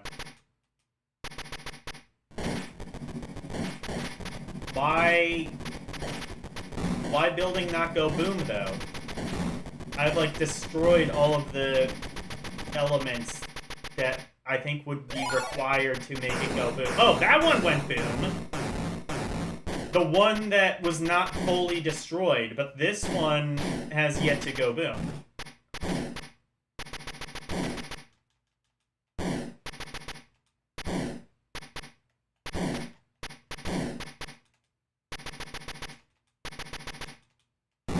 Okay.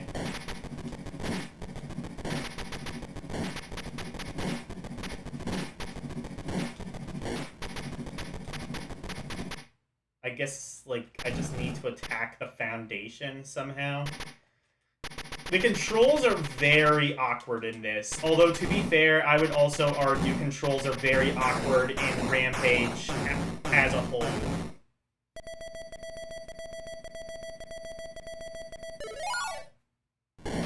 This has 2-player co-op. Interesting. That's pretty cool.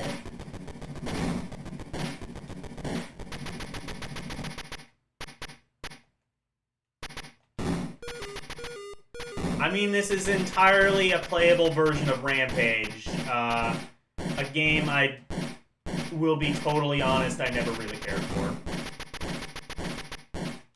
It's kind of just plagued by not great controls, and even if the controls were good, it's honestly just kind of boring.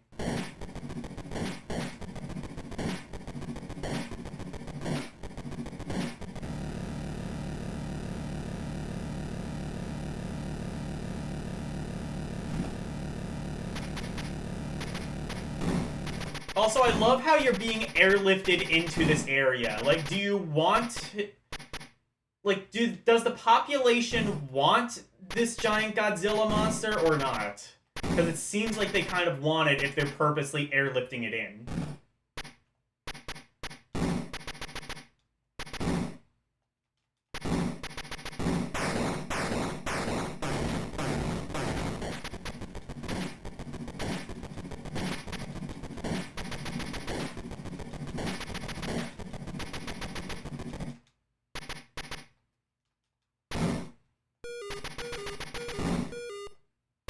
See, I love how, like, I will press the button, like, 50 times, and it works maybe once.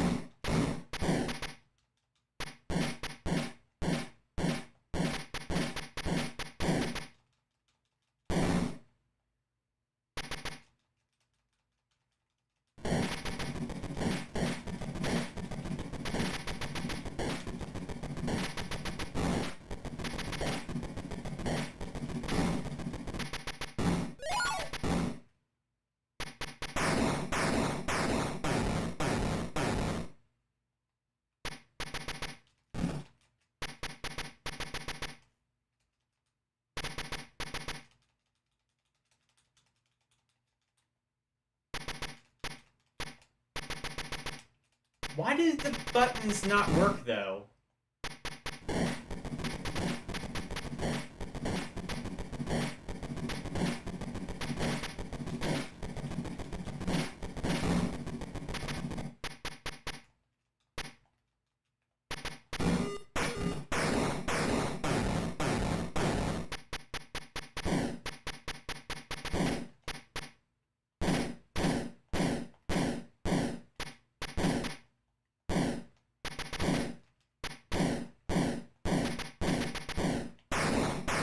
Okay. Oh, I made it destroy by doing absolutely nothing.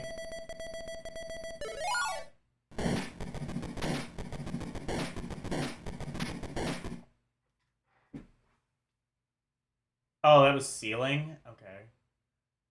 The real question is why the hell we're still making Atari games in 1980. Oh, because they were selling. Well, I mean, yeah, like for a while they were making Atari games as just sort of like the cheap budget console. Like you can find commercials at the time. They were selling it for as cheap as $50, the console. So,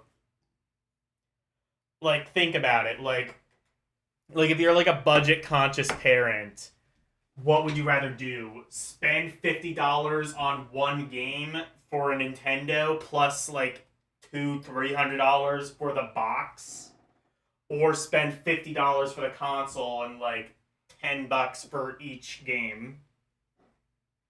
That's why.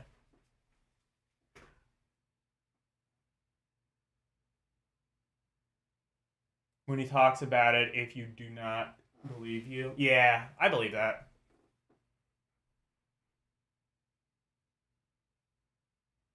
It'd be more fun to play with your own diarrhea. Yeah, exactly.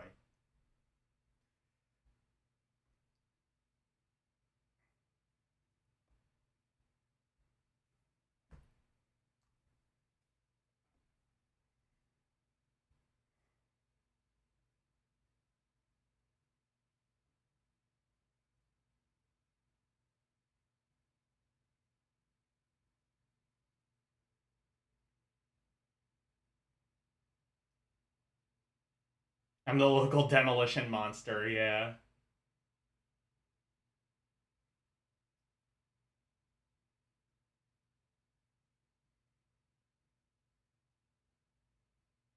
You could pick a monster in the original? Okay, I couldn't remember. I couldn't remember that being a thing, but you had an NES and a 7800 and you still bought 2600 games. Yeah, I mean like you're a kid, you don't know what quality is. Like if your parents buy you a game, you're going to fucking play it even if it is like if it sucks, you're just going to be like, "Oh, well I'm clearly not good at this game. It's not the game's fault that I'm poo-poo. It's my fault that I poo-poo." Anyway, speaking of poo-poo, Rampage, the controls don't work half the time. It looks pretty cool, but then again, also I had like the same experience with actual Rampage, so flawed. It's a good port of a bad game. I'm sorry, I had to say it.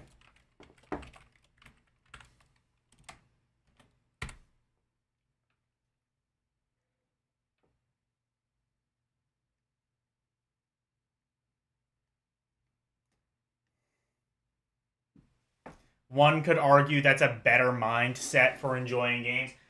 Yeah, but like then like here's the thing though is like if I'm doing this show and I'm kind of like the idea is kind of like to like look at it sort of analytically and critically.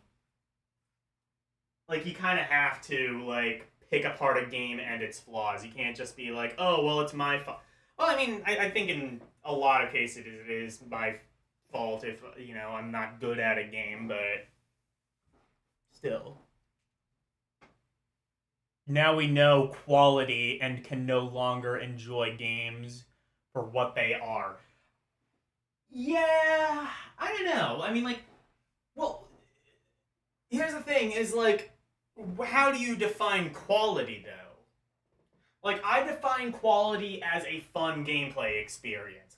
There's at least like a couple dozen games in the outstanding or even the very fun categories on my list that have graphics worse than you could probably get on like a TI calculator.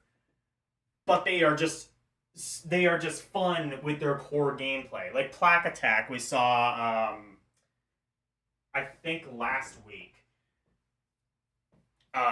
That's like just a fun, addicting game. Or Ram It, which we just saw, or Dark Chambers, or a couple of Centipede. Like some games that again have like the graphical representation and fidelity of dog shit, but they're simple games that play well.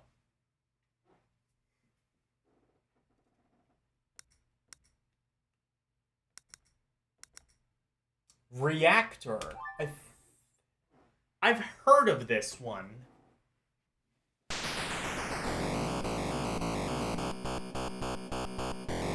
You define quality as overall presentation being competent. I would say quality is just a fun, glitch-free... Like, if you can get the base gameplay down, and even if a game is, like, really simple, as long as it's fun to play, I would consider it to be quality. Like, Tetris is quality, although it doesn't usually have, like, super detail-rich graphics. Except Tetris Effect, which somehow managed to do that.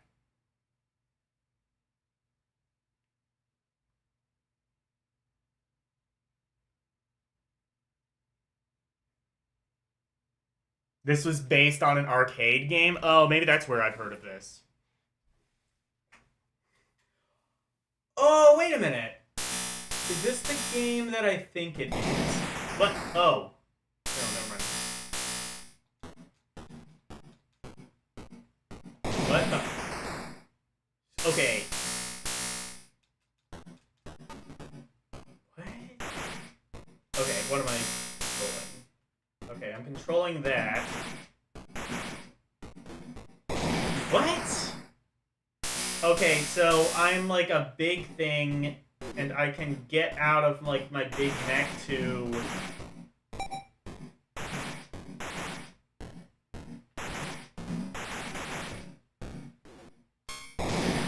What? You have to ram the particulars into a wall or reactor. Okay.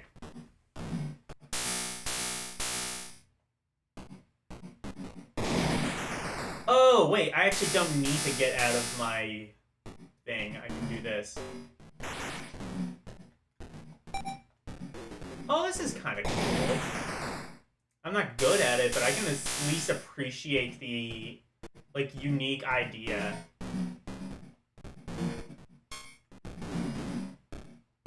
You know, that's the other thing, too, with, like, this generation of consoles, is, like, you had unique ideas like this that were kind of just lost in the shuffle. Like, whether it was an arcade game or not, it's still a pretty unique idea. To essentially do, like, cyber bumper cars. Like, that is such an 80s idea, and yet... Well, it's an idea that ultimately kind of got stuck in the 80s, unfortunately. Like, some of these ideas, like Ram It or this game, you could, like, make, like, a Steam game that has, like, all of these mechanics, do it way better, and you would have, like, a solid, like, $10 title. The problem is, I don't think anybody has actually done that, and that's kind of a shame.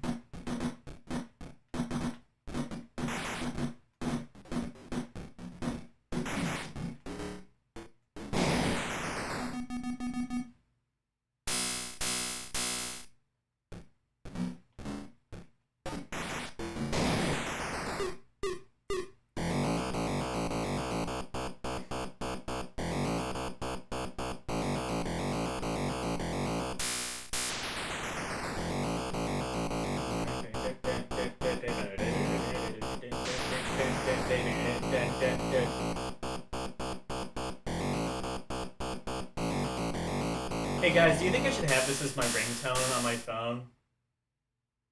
I think it's a good idea. I think that won't piss anyone off. Oh, okay, so you do have to knock them into the reactor. I'm pretty sure, because like if you knock them into the wall, they just bounce off. Except, no, they bounce off even if you hit the reactor. I'm not quite sure.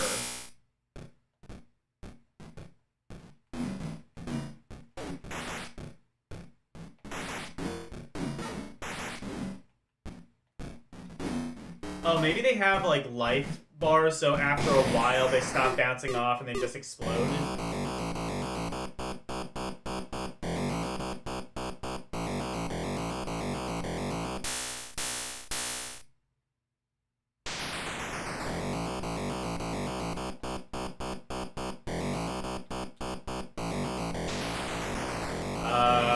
Wait, what do I do here, though?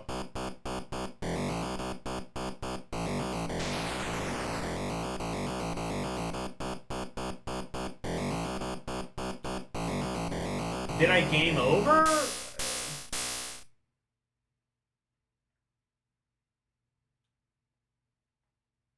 Oh. Now I think I game overed. That was weird. That's the Philips CDI. The CDI is the greatest console. Yeah, of course. Whatever idea exists here, some indie dev already did it better for modern times. I've never seen it though. That's the thing. Is like,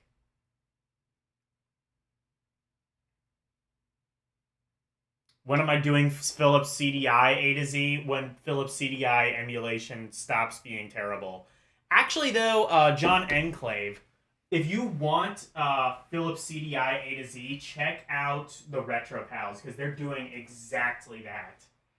They have a series out, Philips CDI Archaeology. They actually just did a stream earlier today. They're up to the T's, I believe.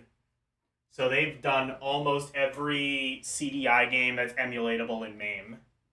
They do have like an actual CDI, so I imagine they'll probably go back through the ones that they couldn't play. But yeah, check out Retro Pals. They do have a Philips CDI A to Z.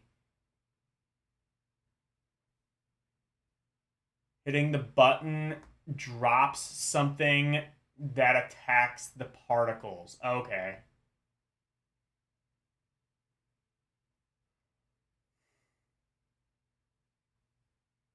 One of the baits in the bottom chambers. Okay.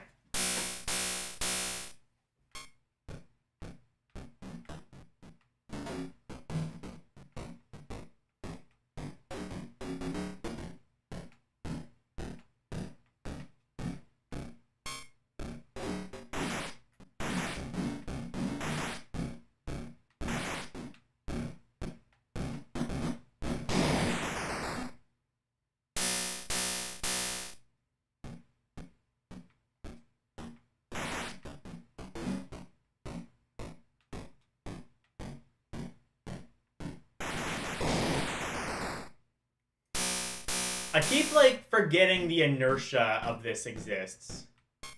That's a thing you need to take into account. It makes sense, though, I think.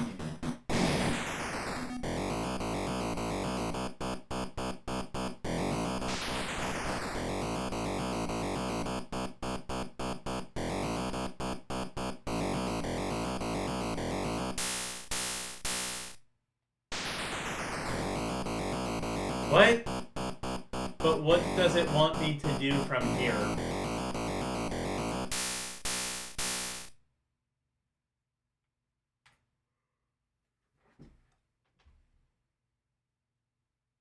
Inside one of those two bottom... Wait.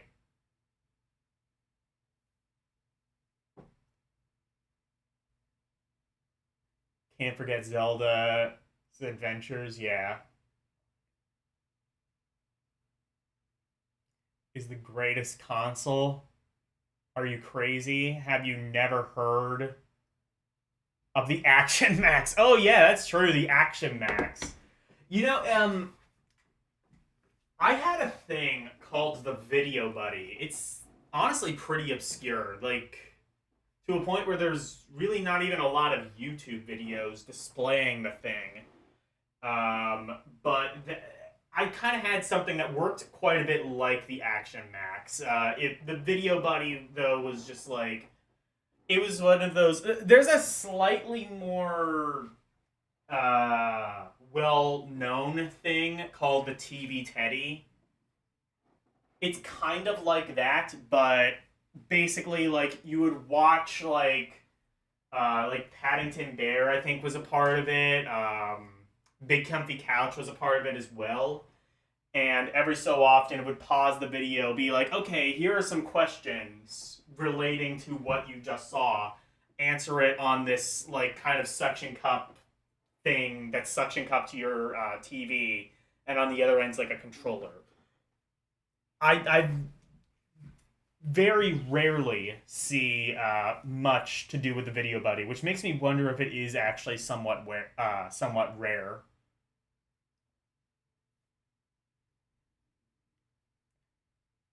You have no idea what the Action Max is? The Action Max is... It's essentially like... It's a VHS-based console. Basically, there's like a main unit that you put batteries in. You suction cup it to your TV, and it works kind of like the NES Zapper, where like it'll send different pulses, and you had like a gun, and essentially it was all light gun games. I think there were like 9 of them, and the problem with it though is, as it's VHS, obviously it's not like VHS is not like Laserdisc or DVD or something like that. Like VHS is linear. You're always going to have the same experience every time you watch the tape. So there's no like gameplay variation to it. You're essentially watching a VHS movie, shooting at the things, and whether you hit or not, like it has no bearing to what happens on the screen. So it's like light gun. It's like light gun games like Mad Dog McCree boiled down to the most basic elements possible, to a point where it's no longer even a game. 5 games! Oh my god, I overshot it.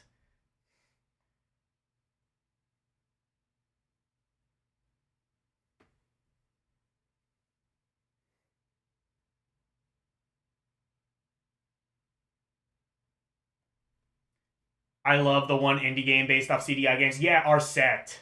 Arset is a good one. But action?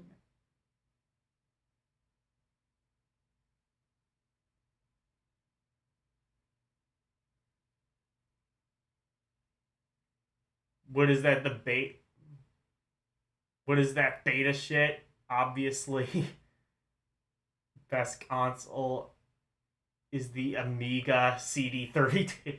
CD32 wasn't a bad console, I don't think. It was essentially just Amiga games, but CD, and the Amiga itself either didn't have a CD drive or nobody bought it. So I think that the CD32 kind of made some sense. It's kind of like how the Sega CD a lot of the times was just like Genesis games, but with CD quality audio and like, a couple of extra bells and whistles. You had the Action Max along with the 7800 and the NES when you were a kid? Oh, I'm so sorry.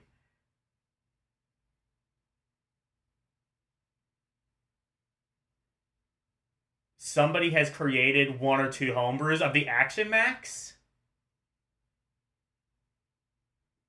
What would a homebrew of the Action Max be? That would just be like a whole other movie, right?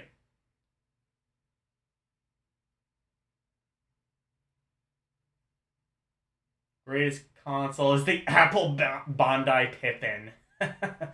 Yeah.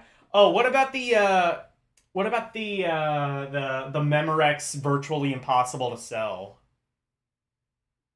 How about that one? Anyway, Reactor. I'm not entirely sure what you're supposed to do after you like clear all of the things, but it seems, I would say, very fun.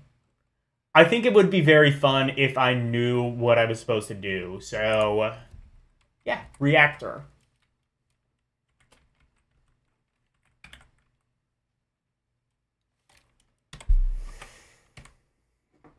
Look, LDP reacts to Reactor. You haven't been a huge Reactor fan, so you always forgot the nuances. Fair enough. I think it's a cool idea, if nothing else. Ah, here we get to the real sports games. Real sports baseball. So these real sports games, no beta. Yes.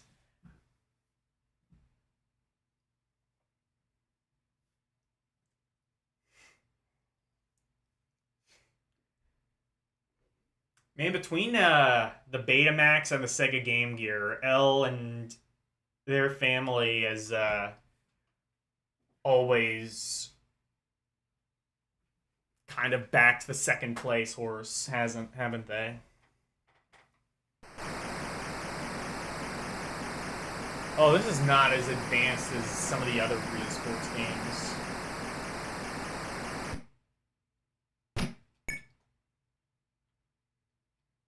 It's baseball.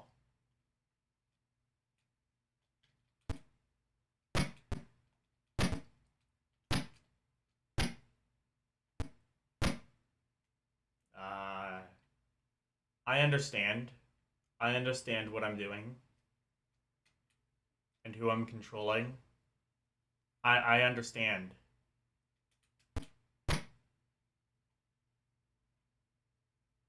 Oh, I see. I'm the pitcher, but so are the other players just automated?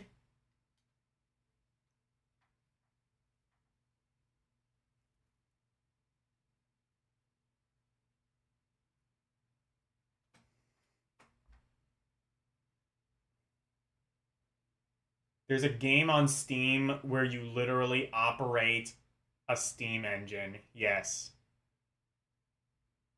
It gives you more appreciation for how those machines actually work. And it's not as simple as it seems. I would not think that would be simple. I think that's kind of why we don't usually use like steam power much anymore.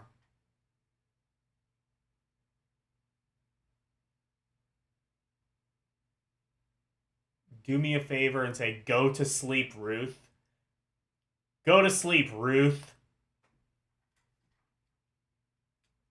Go to sleep, Ruth.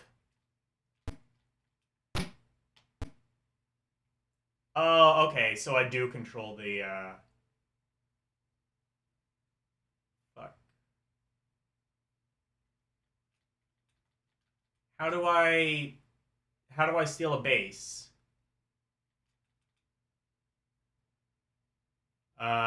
Hello? Baseball? Hey, guess what? I don't know how to play baseball. Real sports baseball looks competent. Meh.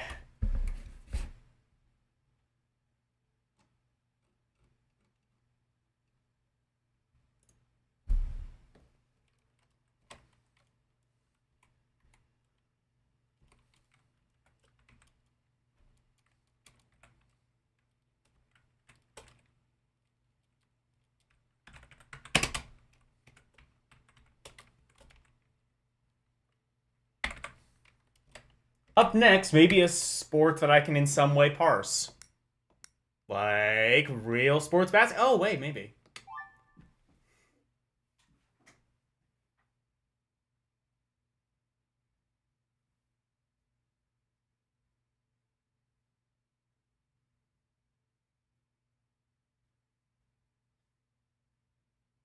Oh, okay.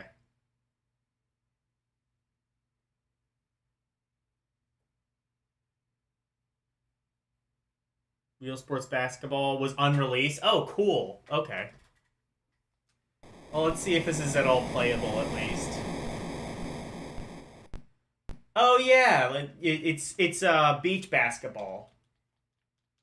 Basketball on the sand.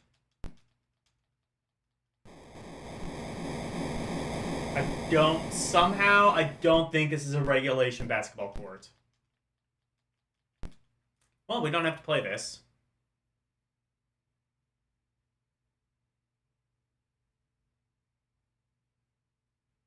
Where's real sports basketball? That's the game I want to play. I want to play a game based off basketball. Real sports boxing! Maybe I can parse this.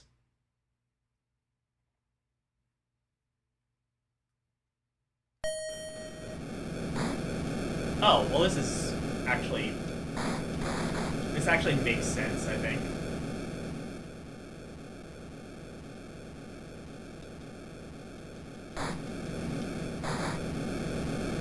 Definitely a bit more ambitious, or, advanced, rather, than the, Please tell me this one was released, because this is, like, the first one I can actually parse in some regard.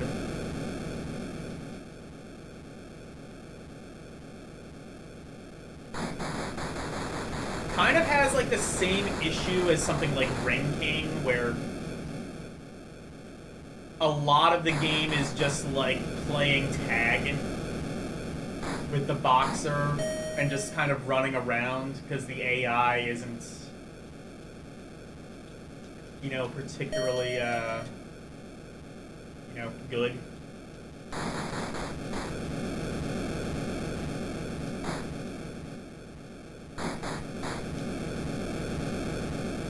Oh, this is actually kind of fun.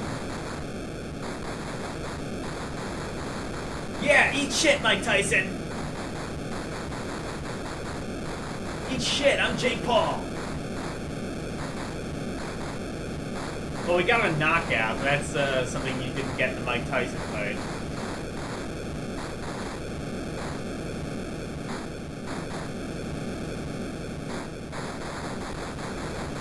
Wait, is he blocking? Am I doing damage?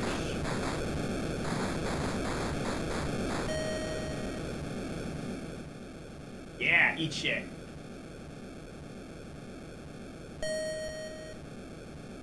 No! Go back up.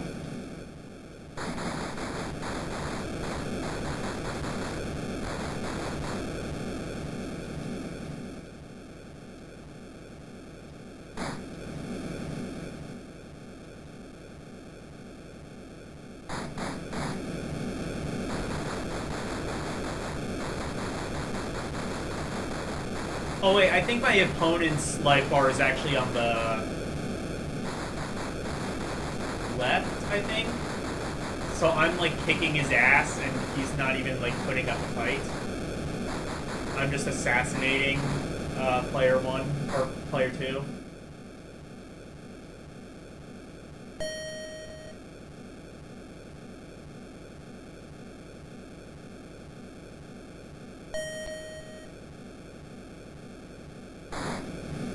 Oh, come on, is there no TKO rule? I've knocked him down like 3 times. There should be a TKO rule. Nah, a TKO rule to advance for the tiny little 2600, I think.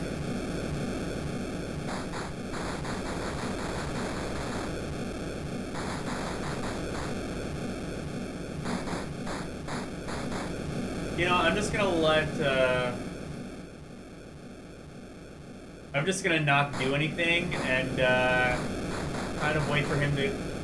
He's hitting me and it's not doing any damage!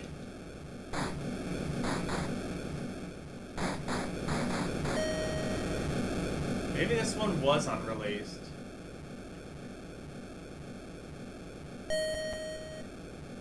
Okay. Yay, I win!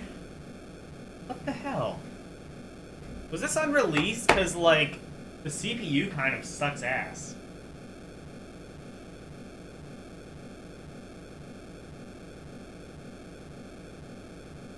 There was a 5200 homebrew real sports curling. Curling, that's not a real sport.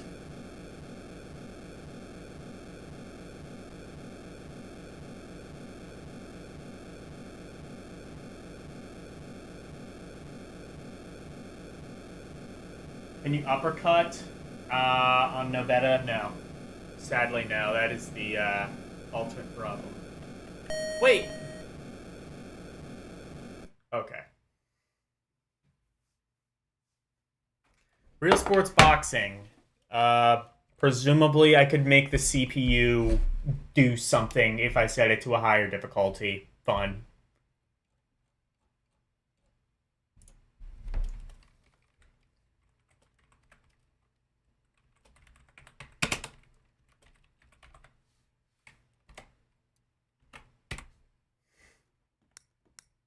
Real sports football. I don't know how to play football.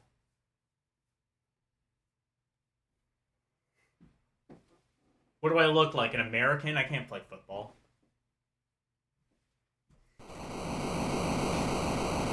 There's like a 3D football. I forget what that one's called. It might actually just be called like 3D football. But it's like football, but like a behind the arm perspective.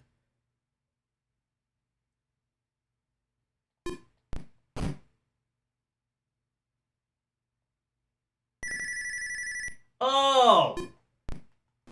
Okay, who am I?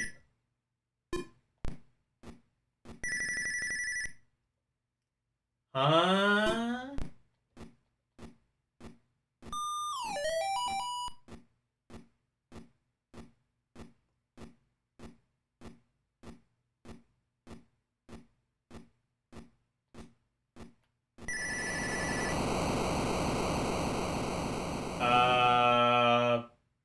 Oh. What? A touchdown is worth 7 points? That's not how that works. It's 6 points plus you can get an extra point. You don't just automatically get the extra point. You at least have to put the work into the extra point.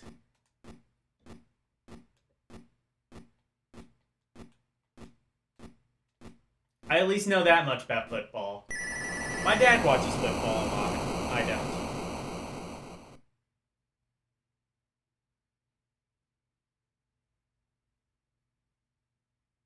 You want to play Tiny Toons? Tiny Toons is a good game. There's a lot of good Tiny Toons games, actually. Wasn't there a Tiny Toons sports game? Was it like... Was it a football game or a soccer game? I can't remember. Tiny Toons... Oh, yeah, no. That was, yeah, Tiny Toons Acme Football, I think it was.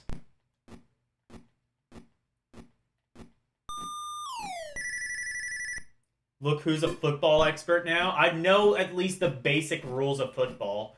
This seems competent, I guess.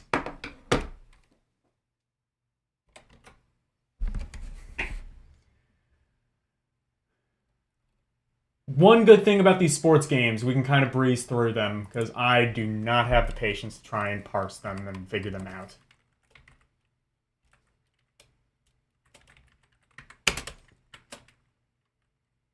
Football.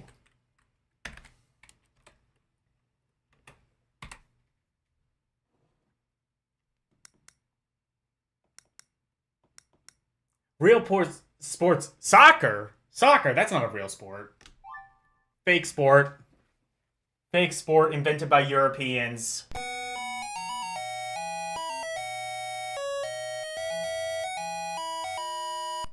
Oh, cool. Complete with off-tune whatever the fuck.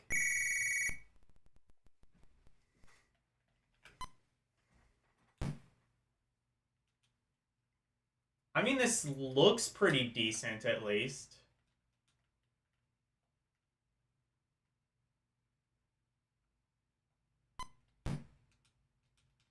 Wait, is that own goal? Yeah, I just own gold, I think. Good. Or... that...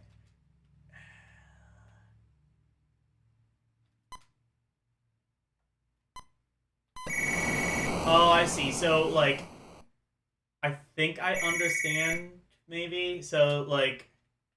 You control your player and... No? No, never mind. I actually have no idea who I'm controlling.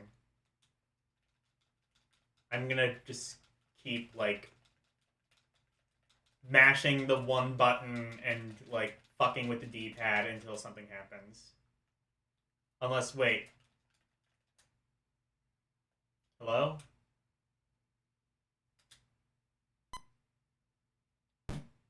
Oh, I think I just passed it to someone.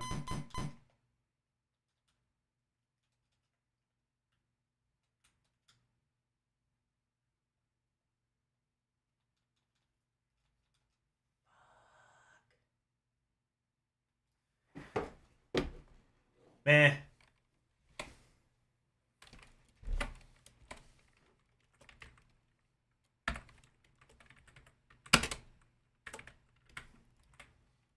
Oh, wait. Oh, soccer only has one C.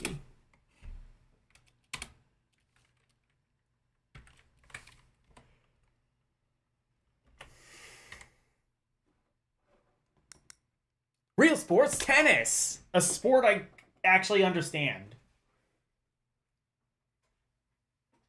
And more so is actually kind of easier to comprehend from a video game perspective because you only need to worry about one person controlling one person instead of like switching the control between like 3 other people.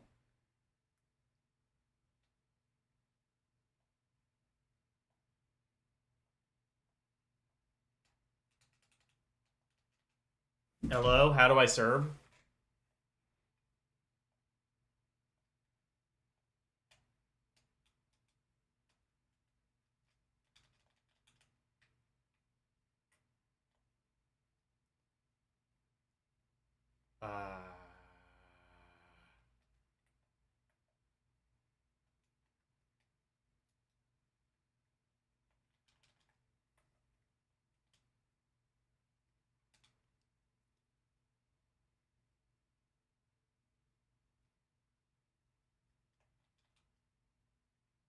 Okay.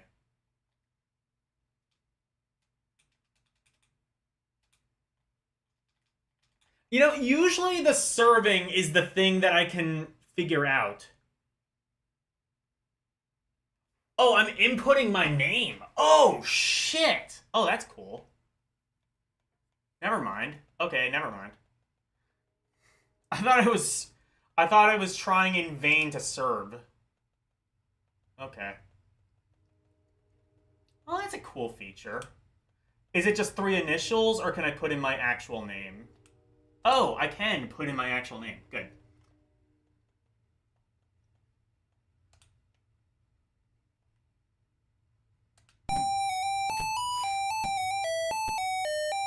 I mean, that's kind of useless. It's not going to save any high scores or anything, but...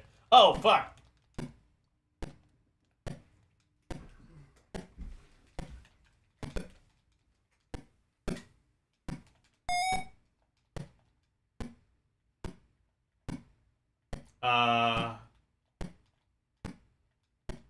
But where'd my player go?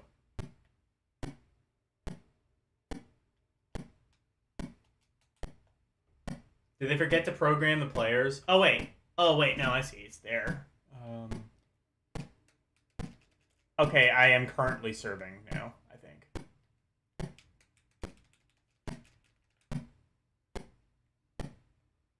Do I have to enter another name? Why can I still not serve?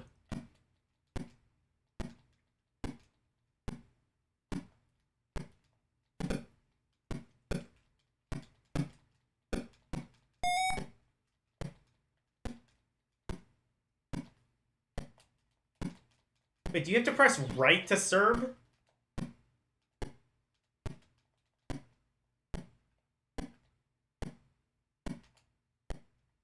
Oh, maybe you have to hold the button down.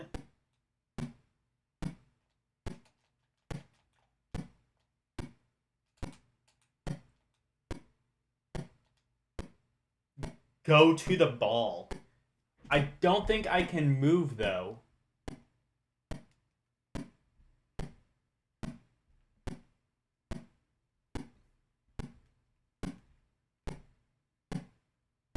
Unless am I on the other side of the court?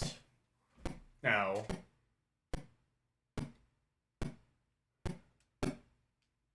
Oh, well, somehow I did a serve.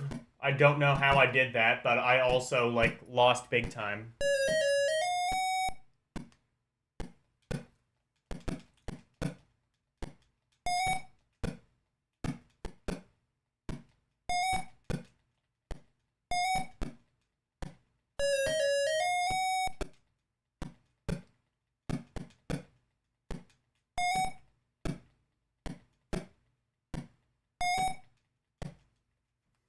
Meh. Move your character to the ball and line up your racket. Oh, is that what it was? I had to, like, line it up, probably.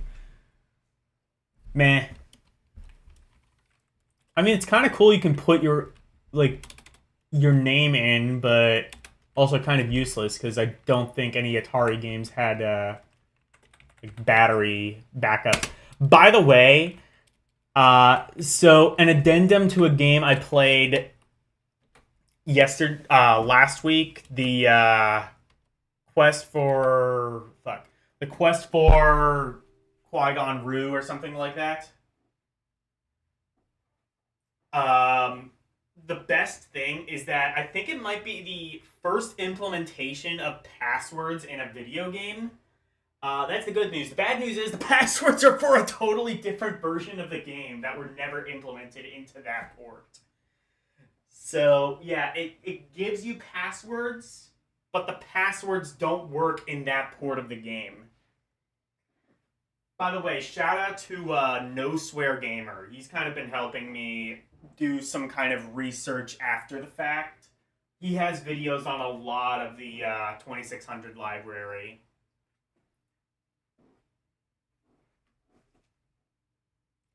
Quest for Quintana Roo. That's what it was. Yeah, passwords were for the 5200 and ColecoVision versions, but they were in the 2600 version.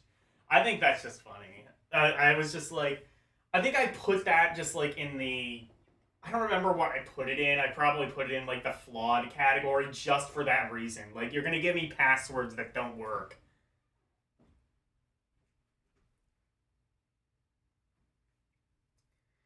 Anyways, tennis, volleyball. This is the last one, right?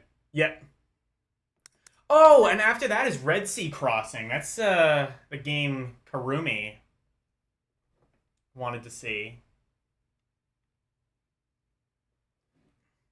That's apparently a really rare one, the Red Sea Crossing.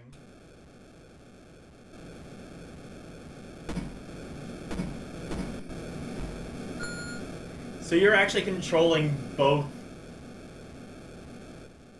So you're doing a doubles match, and you're actually controlling both at the same time. They have a serious medical disorder where one player cannot move unless the other player moves. It's very debilitating, honestly, and makes a lot of daily tasks very difficult.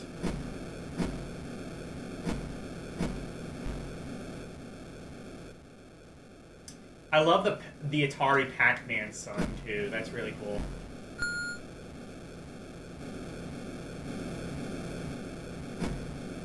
Again, this was before circles were invented, like the nerd said.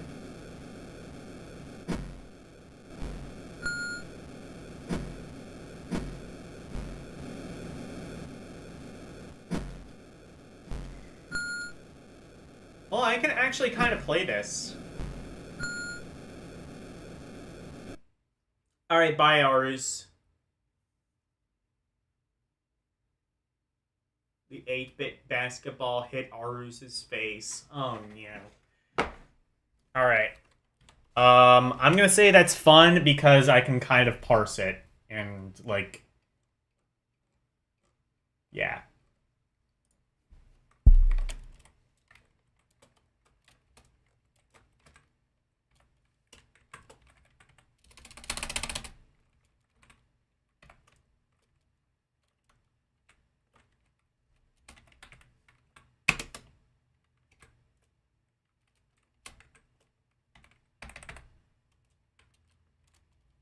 Wait.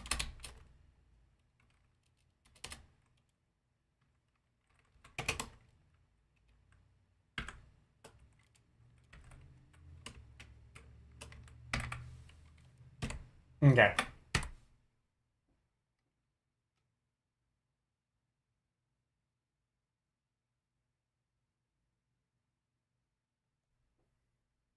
Alright, now that's done. Let's play some actual games.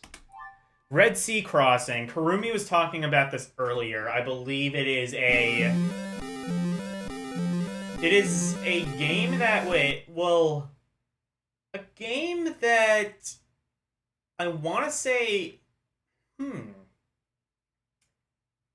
going to actually say probably I'm not going to rank this, because my understanding is that this was unreleased except Somebody, I think, found a prototype at a garage sale, so it did make it out into the wild. Somehow.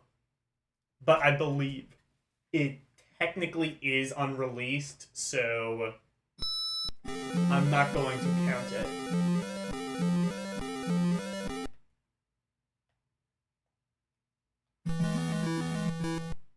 Whoa. Oh, it says platformer.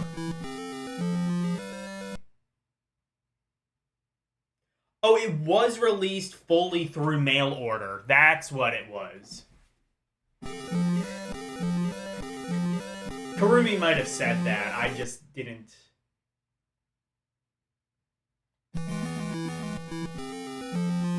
But... Oh, okay. Oh, I see. Those can go down. Good. Oh, the house kills you.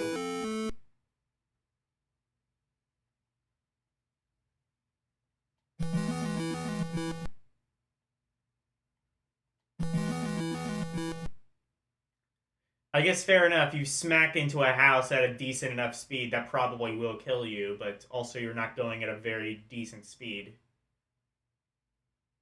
This kind of reminds me of like the Smurfs game or the Cabbage Patch Kids game.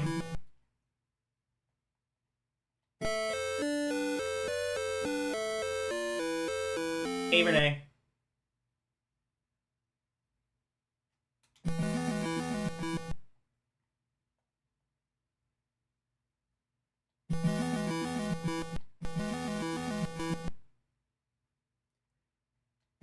It's a platformer. Not a particularly advanced one, but it's Atari. I guess I can give it a pass to some degree.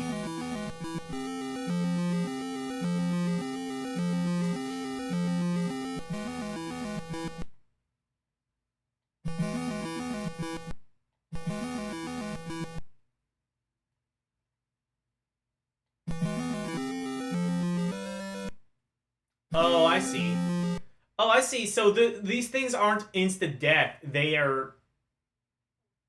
I have a life meter.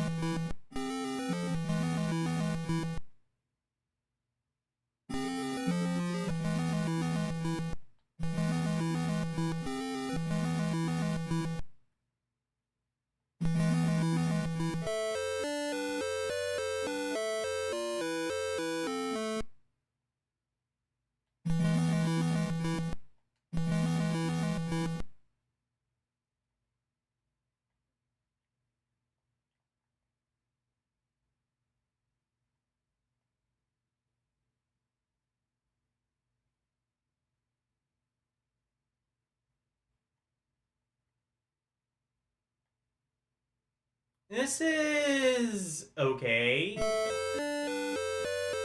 Oh, that's one hit. Okay.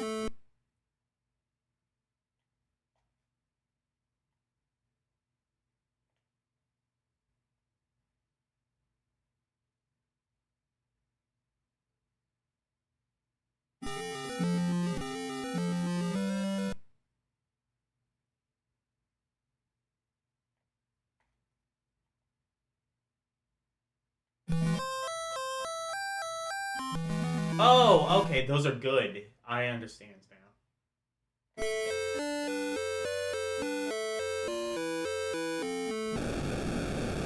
Okay. Red Sea Crossing. Fun. Actually, nah. It's kind of too generic. I would say meh. Maybe I would have enjoyed it if I got it mail order as a kid. I don't care.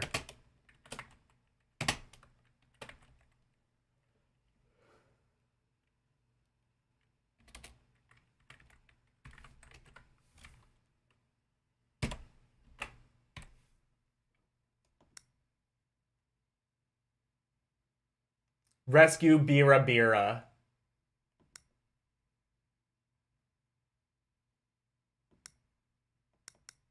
There's also Rescue Terra 1. Is this the same thing?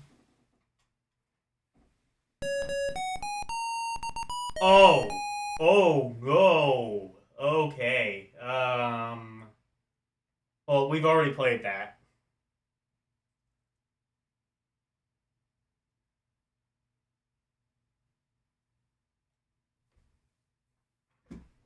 That was, I forget which one that was, but it was... Is this the same thing? Rescue Terra 1?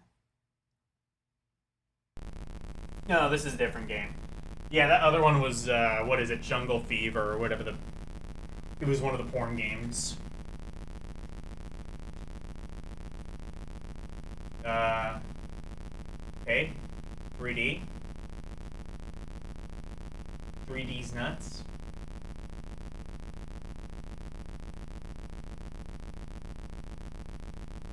Oh, okay. So it's a driving game? But what is driving? Is this first person? What is this? Rescue Terra 1. I don't think there was ever a Rescue Terra 2. They were very ambitious. What the fuck is this?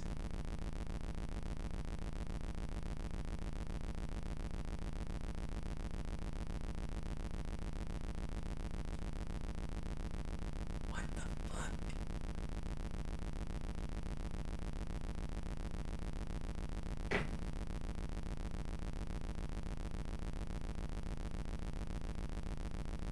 Oh, actually, wait. I don't actually think I'm moving.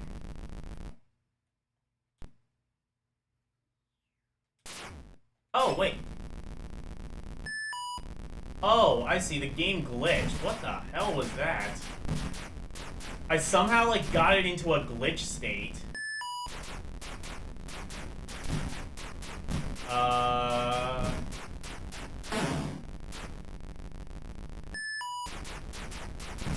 Well, that works.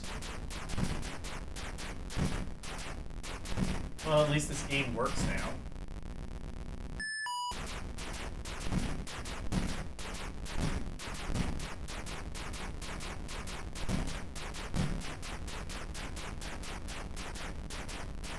Abernet. Oh, yeah. Well, hi again.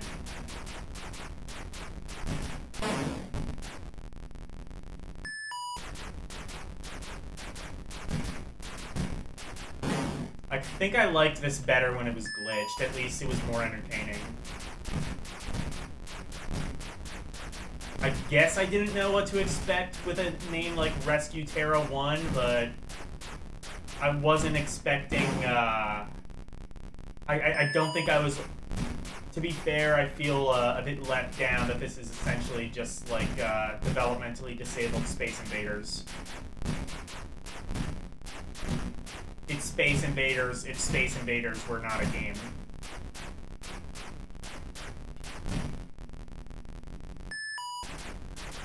The other thing, too, is there doesn't seem to be much of a penalty for just, like, dodging everything.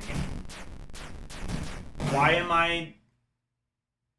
I shooting the things? Because, I don't know, it seems like the right thing to do at the time, I guess.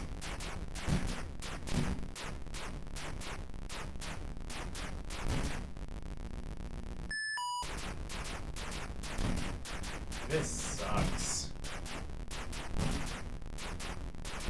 mean, it's playable. It's just not something that you would ever want to play.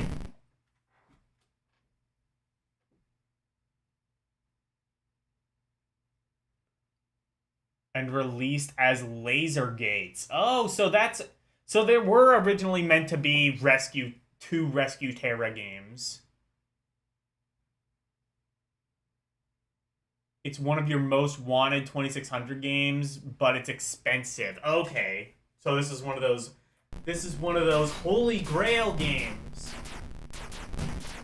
Hey, you know what's not a Holy Grail game, ironically? The Indiana Jones one. That one's just... holy shit.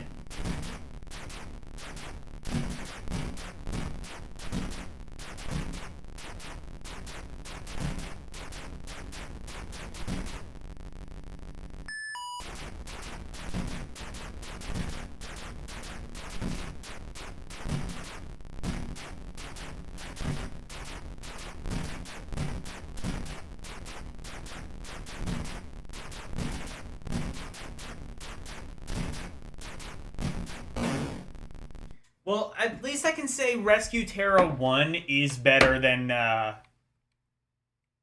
what letter are we at? R. Are we near the good stuff yet? Rescue Terra...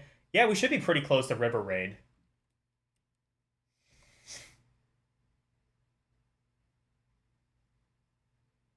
It is the Holy Ark of the Covenant game.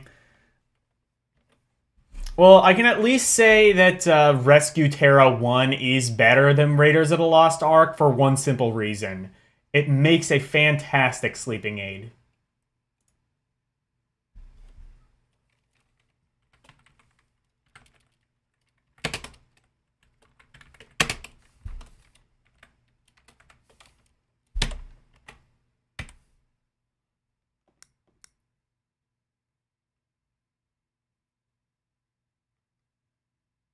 Resgate.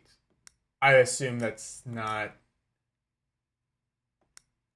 I assume that's, like, just... I don't know what that is. Probably not. Revenge of the Beefsteak.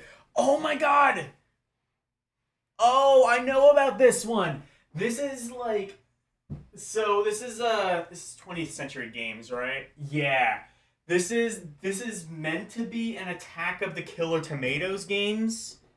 And, like, for some reason, 20th Century Fox, 20th Century Games lost the license to this game, despite the fact that their parent company literally owned the movie.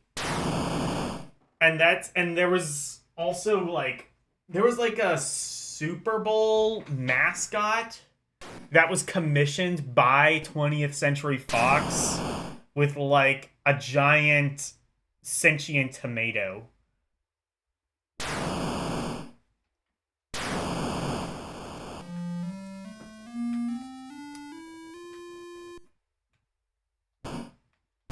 Oh.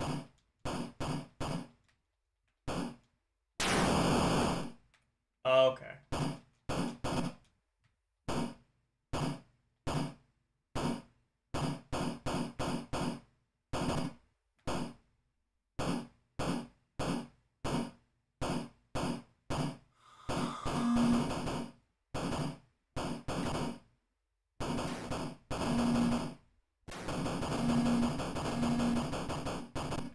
Okay. This is kind of boring too, honestly.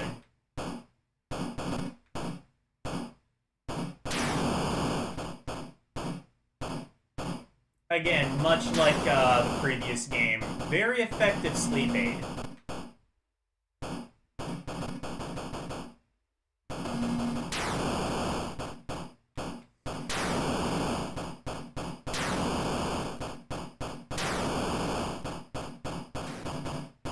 Start with green, okay. Is that what those are? Those are supposed to be green tomatoes? Except they aren't green?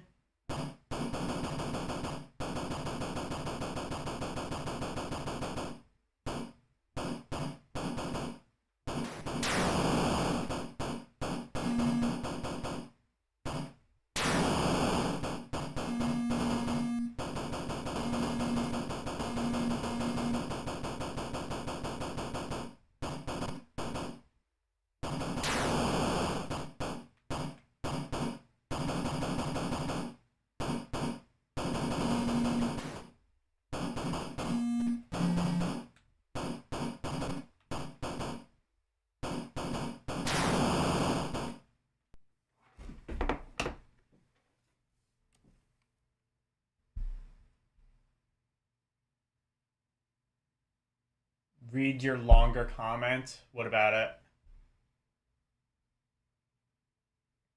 Oh, when you shoot one of the colored blocks at the top, you become that color for one shot only.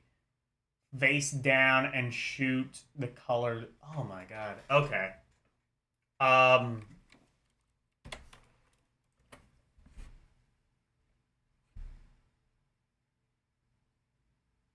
Wasn't there a sequel to Attack of the Killer Tomatoes called Revenge of the Killer Tomatoes?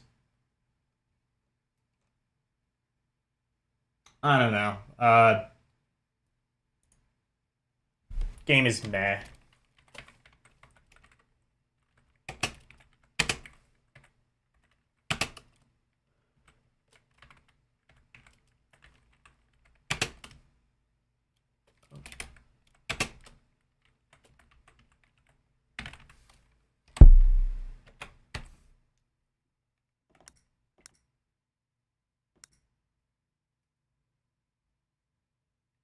Riddle of the Sphinx. Ooh, we're getting close to River. Oh, I can see River Raid.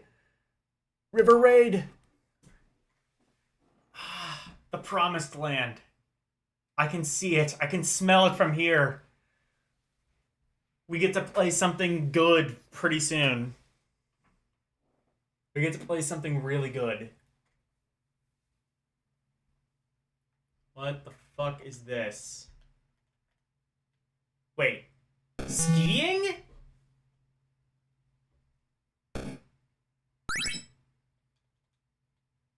No. What am I controlling, though? Is that what this is?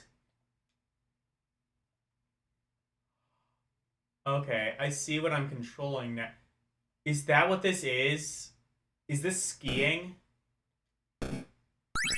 A skiing game called Riddle of the Sphinx? Or...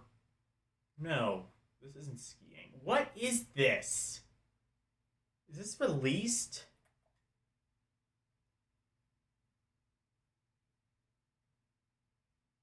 This requires 2 controllers. The controllers are opposite of Raiders. Left controller, your character, and right controller's inventory. Okay.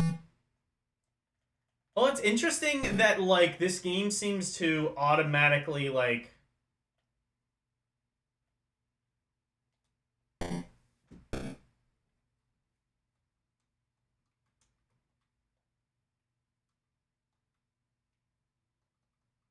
Okay, so... okay, so I get... so this is an adventure game.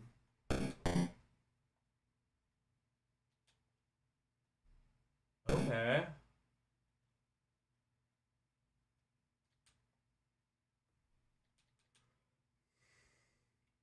Well, let's see. I guess I have to get something in my inventory first.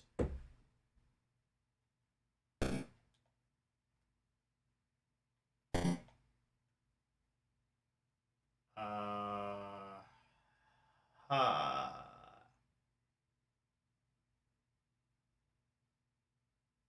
Go to the Oasis. Okay.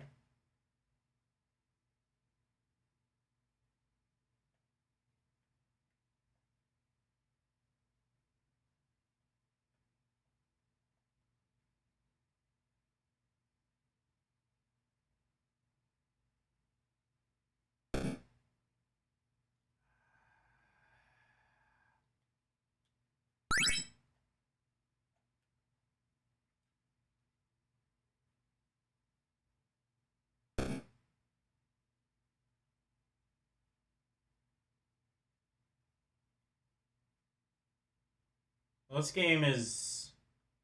oh, is that a thing? I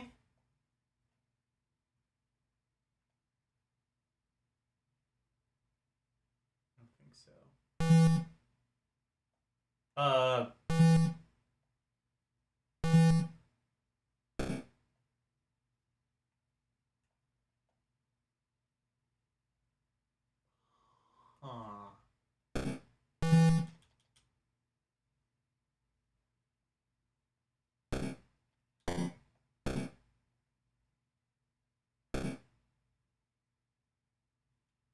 Come back later. Go to the await. Hold on.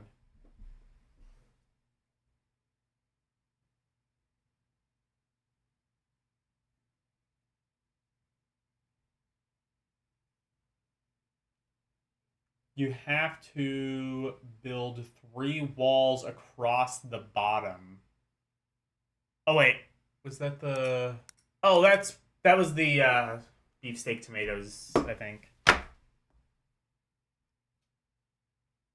Your comments are being removed. I don't know why that would be. That's strange. I'm gonna come back later to that. That's strange.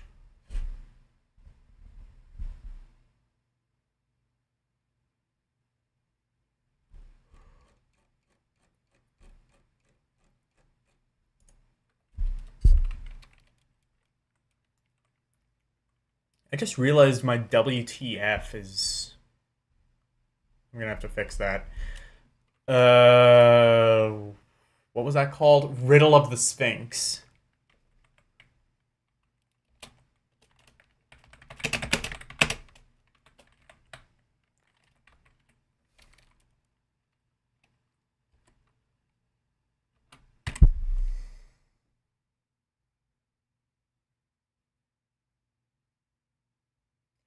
Oh, that's... Shoot? Really?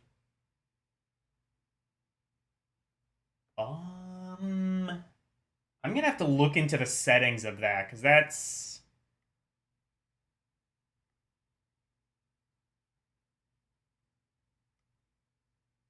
Also, I don't even think I have a shot, so... That's strange. I might have to... I'm gonna have to look into that. Oh, hey, look, River Raid! Oh, wait. Oh, River Patrol. What the fuck is this? This isn't River Raid. I'm gonna have to look into that. That's kind of messed up. That's a little bit too... How to attack the scorpions and the men with the black trunks. And nobody else. Oh, okay.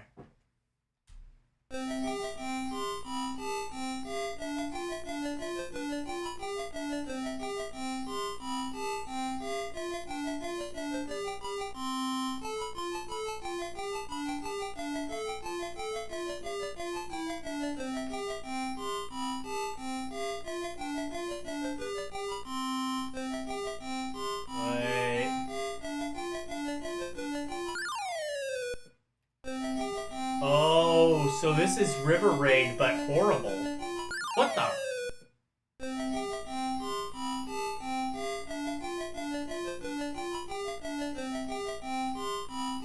You know, when you have, like, this many bad games in a row, you kind of start to wonder if, like, you're just being too harsh on them. And then you get a game like this, and it's just like, no, I'm making the right calls. These games are ass.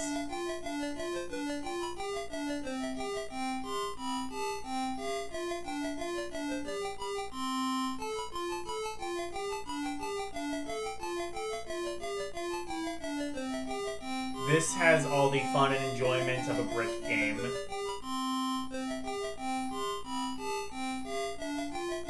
Except I think brick games typically had more gameplay even than this.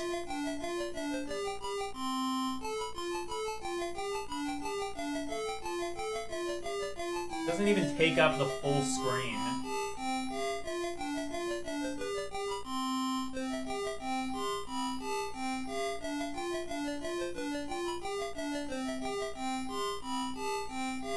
I have to rescue the people.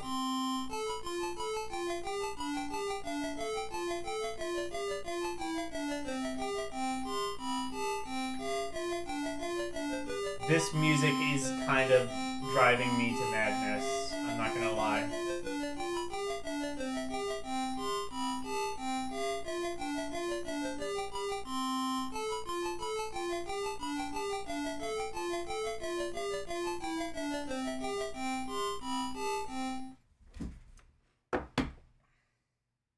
Move up and rescue. Oh, okay. Let me try this.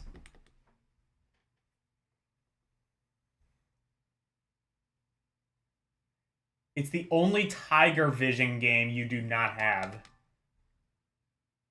Oh, it's an arcade port and a very rare game. I have to imagine the arcade port is better than this.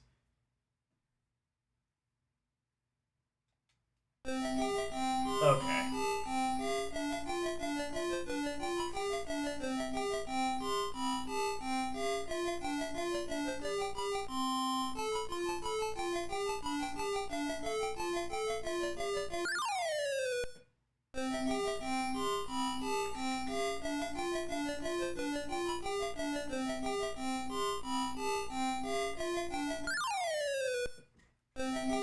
So you can hold down the fire button to accelerate.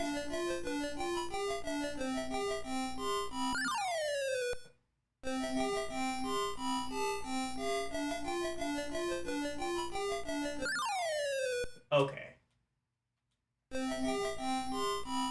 thought I was moving. I guess not.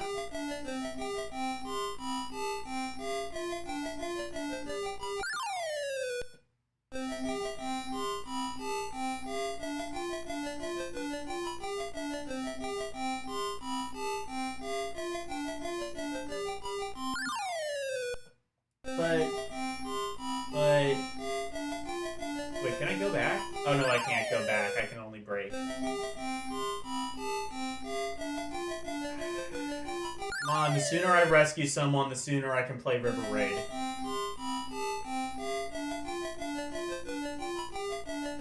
River Raid's the game that brings all the boys to the stream.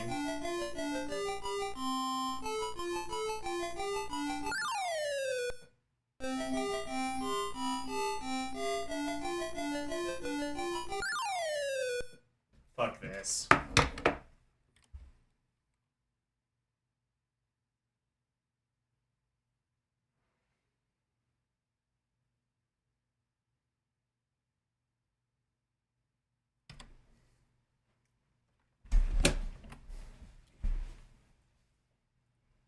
River Patrol. You know what? I'm gonna come back late. Yeah, no. Garbage. Or no, I'm gonna say not fun, because like, at least I think the mechanics work the way they are supposed to. It's just not fun. All right, let's go. River Raid. River Raid! River Raid! River Raid! Let's fucking go! Alright, here's a good game.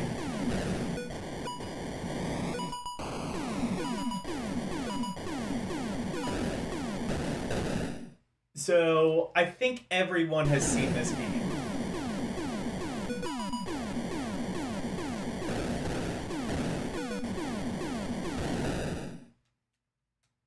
I should also mention that I suck at River Raid.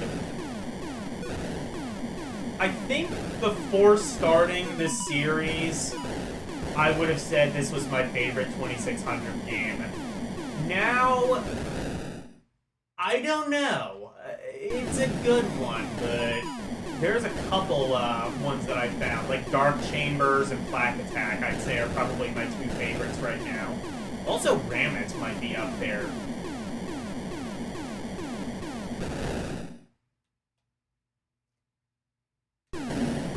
River Raid is fun. It is. It's definitely going in outstanding.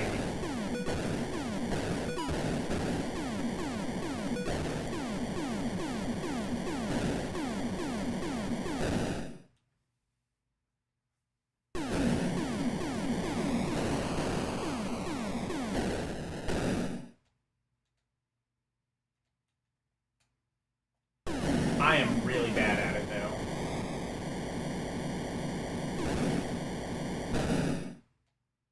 What is even hitting me, though? Does this have black and white mode? It does! Okay, actually. I might play in the black and white mode, actually, because I think the enemies are a bit better defined that way.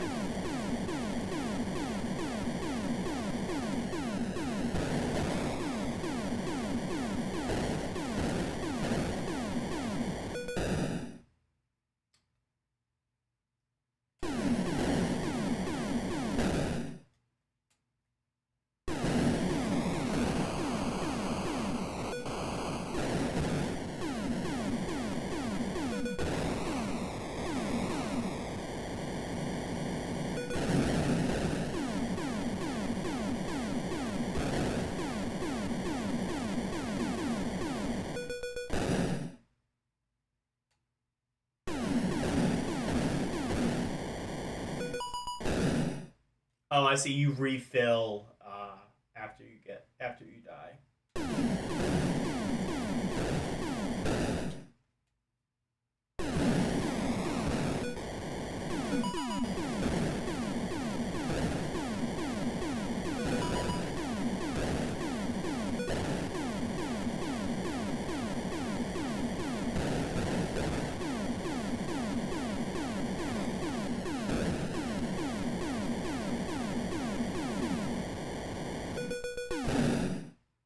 What killed me, though? Oh, did I run out of fuel? Is that what it was?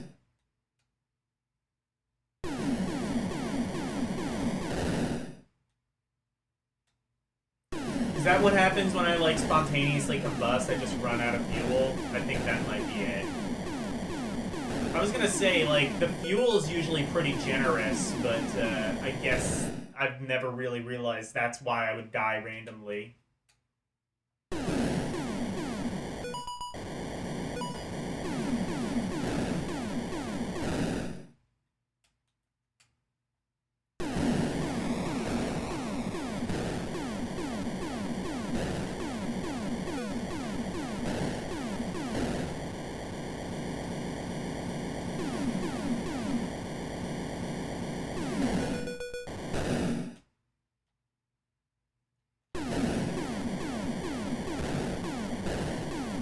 Switch over colors for a bit. Yeah, it's definitely easier to see the enemies in black and white mode. I'm actually gonna keep that. That is the case with a lot of 2600 games, which is why even though I, well, not only have a color TV, I have a high def TV. Black and white is often my preferred way to go.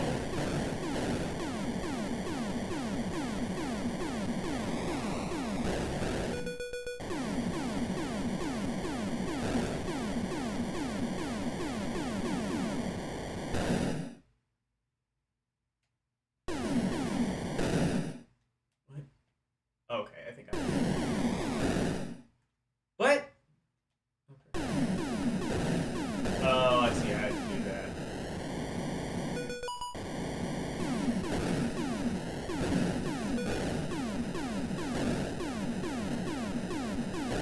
This might?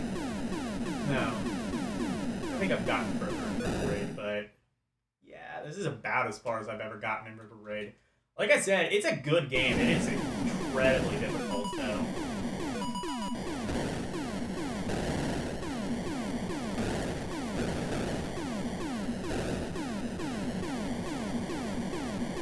And again, that sort of risk versus reward thing of like blowing up the fuel canisters for points, or like blowing up the fuel areas for points, or you know, like actually utilizing the fuel areas.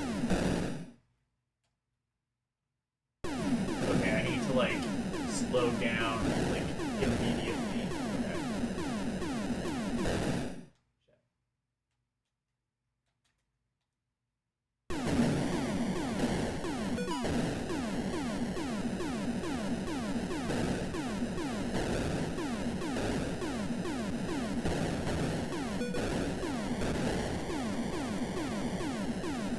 You know, this is a pretty... I'm a little surprised, like... I'm also a little bit surprised that, like, River Raid... Well, it got a sequel, which we will play immediately after this, but... Beyond that, like... Activision kind of just immediately disregarded River Raid the millisecond that, well, this game kind of fell out of favor, which... is kind of a shame.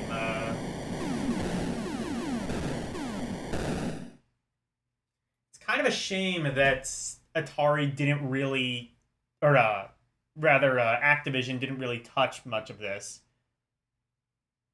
Risk reward over everything, my friend. Yeah, it's kind of surprising that Activision didn't really touch this beyond this and a sequel, which, from what I understand, is pretty much exactly the same as this.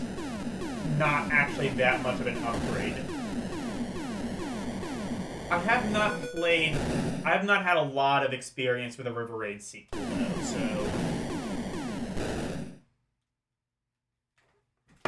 Anyway, that is River Raid.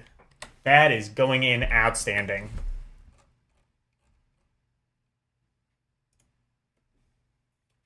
And I don't think anyone is going to argue with me on that.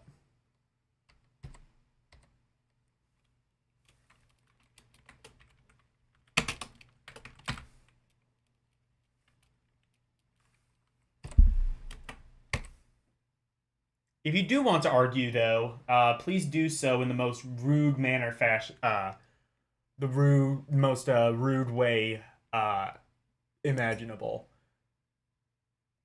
River Raid 16K version? I don't know. River Raid 2. Your uncle let you borrow his 2600. Problem is half the carts didn't work. Oh no, I'm sorry to hear that.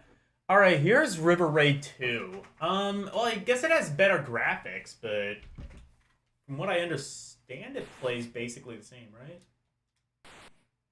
What? Oh. Oh, that's right. It has that.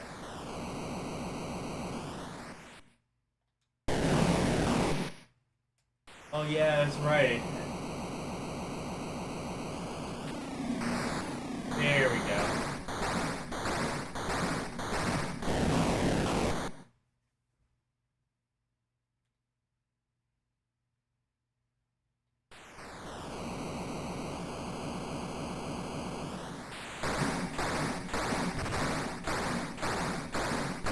So that's the advantage of River Raid 2. It has a takeoff sequence. Beyond that, actually, wait. I take it back. This is barely recognizable as River Raid. It doesn't even have, like, the fuel canisters? What the hell is this? So they got River Raid and kind of just turned it into a generic shooter? Oh.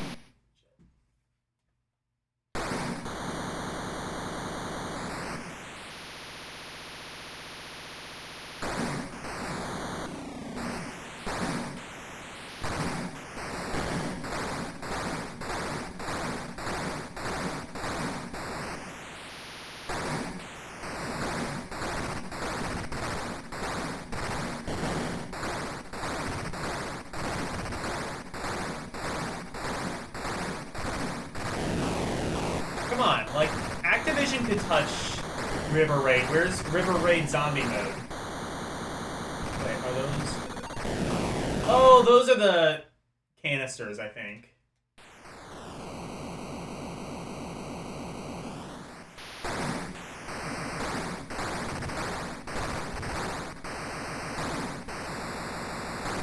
They've just made them smaller.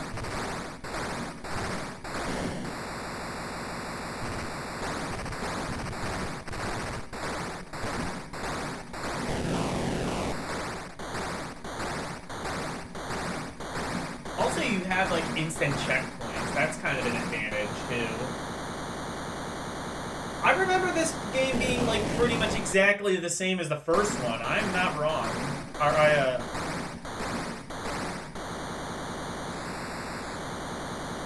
Oh, you don't have infinite ammo in... Oh, no, wait, no, you do. Weird, for some reason the ammo wasn't working at first.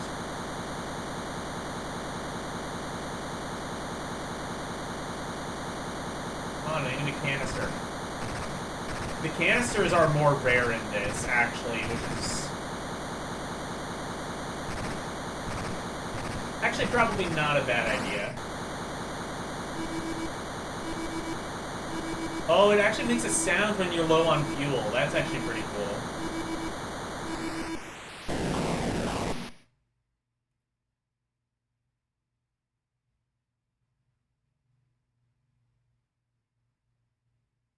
Oh, you have an altitude meter. Oh, okay.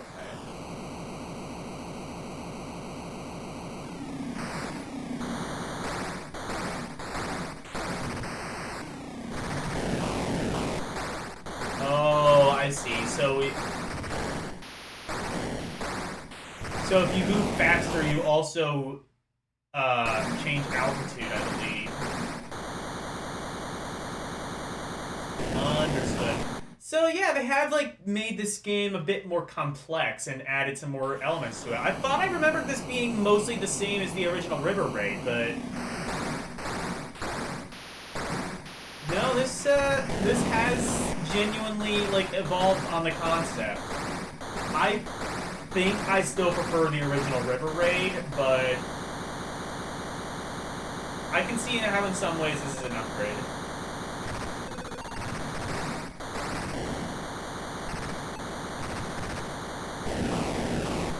Oh, that's an enemy.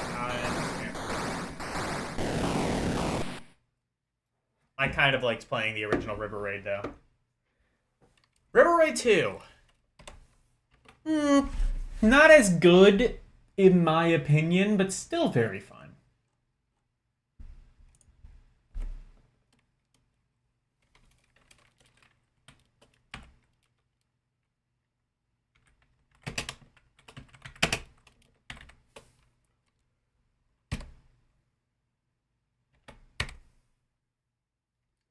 How many,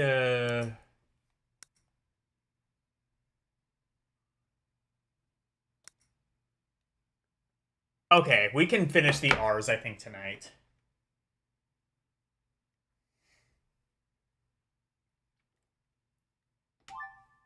Meep, meep.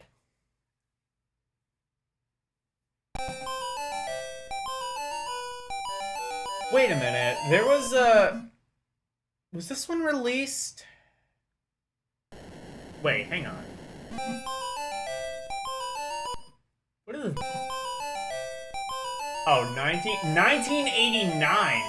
So it was released in 1989. So this is a pretty late game.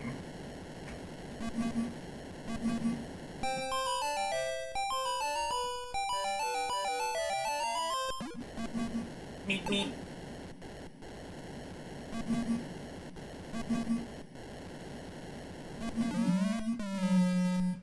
Here's the thing.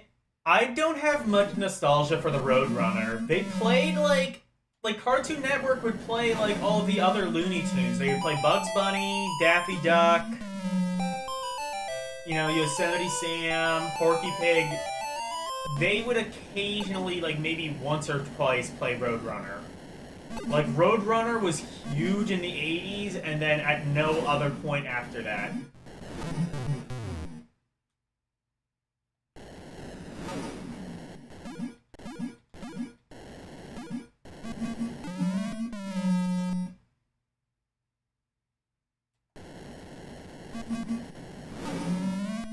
Or like Roadrunner rather was like huge in the 50s through the 80s, and then at no point after that, everyone just immediately fell out of favor of the Roadrunner.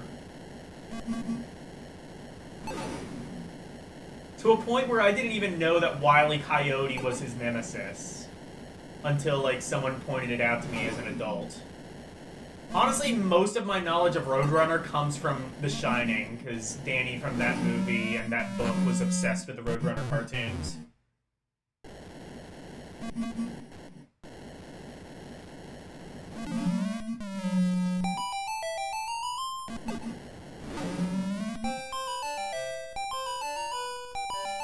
This is kind of fun.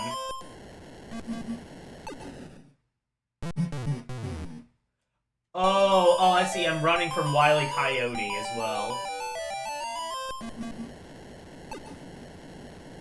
So I don't want him to catch me. Meep, meep. Meep, meep. This is kind of fun.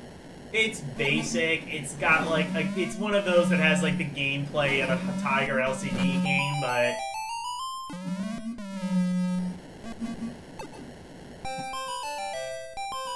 it's pretty fun, all things considered. Oh, you can jump, but what's the point in that?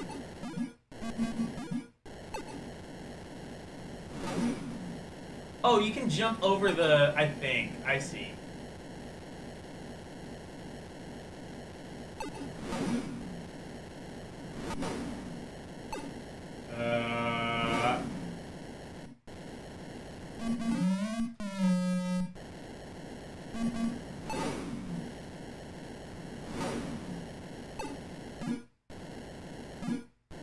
I'm like really far away from Wile E. Coyote now.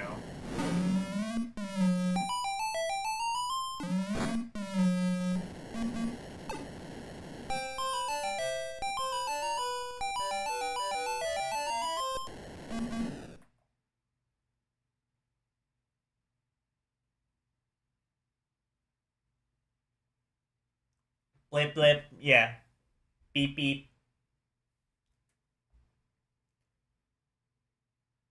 Over obstacles, probably. Why did they think people wanted to be Roadrunner? Wile E. Coyote had all the cool Acme. Oh, he had gadgets? Oh, man. See, this is my. This is how little Roadrunner.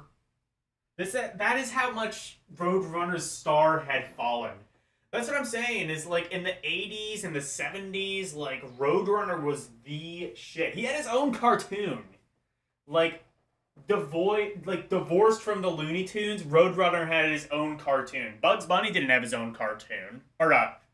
Like Bugs Bunny didn't have his own show. Daffy Duck didn't have his own show. Roadrunner had his own show, completely divorced from the Looney Tunes, and it had its own theme song. And the only reason I know that is, again, because of The Shining. Coyote literally mail orders the Acme gadgets all the time. Oh, cool. Just to try and catch Roadrunner. Yeah! So, like, yeah, what the hell? Why would you... Also, why doesn't he use any of those gadgets? It just seems like you're avoiding, like, cars on the highway.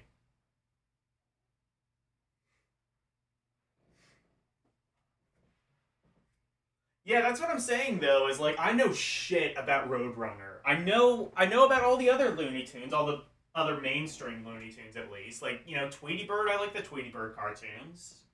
Bugs Bunny was always entertaining, like Bugs Bunny and Elmer Fudd or Daffy Duck or Yosemite Sam or whoever was Bugs Bunny's nemesis this week. Bugs Bunny just... The world was just out to get Bugs Bunny, man. Shed a tear for that man. For that rabbit man. But then again, though, he always held his own. I guess all's fair in love and war.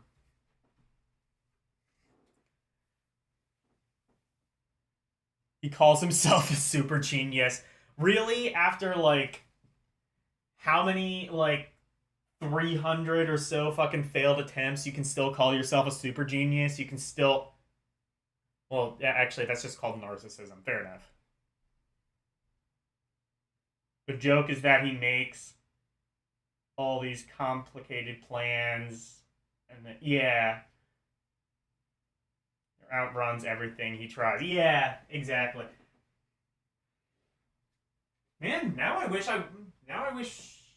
I grew up with Roadrunner cartoons. That actually sounds pretty fun.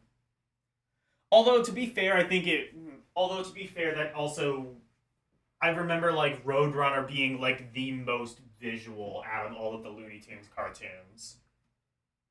So like I probably would have had a harder time adjusting to that. But no. Also Popeye. I mean, yeah, Popeye's not Looney Tunes, but I always enjoyed Popeye. I had a DVD compilation of like a bunch of Popeye cartoons and I would watch that every so often.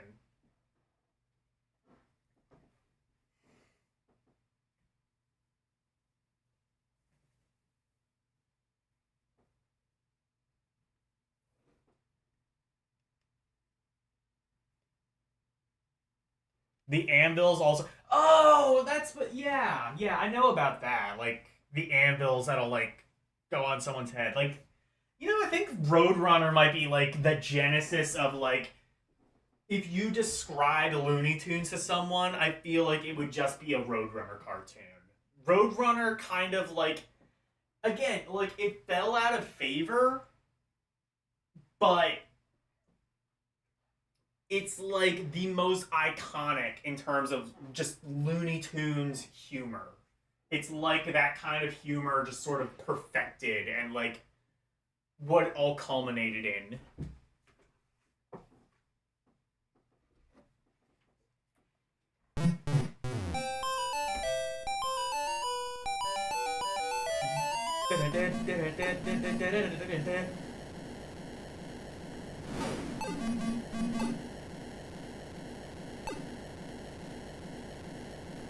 You know what I always wondered?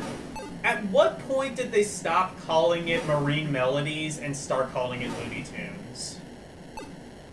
Because, like, most of those original cartoons, they would just say Marine Melodies.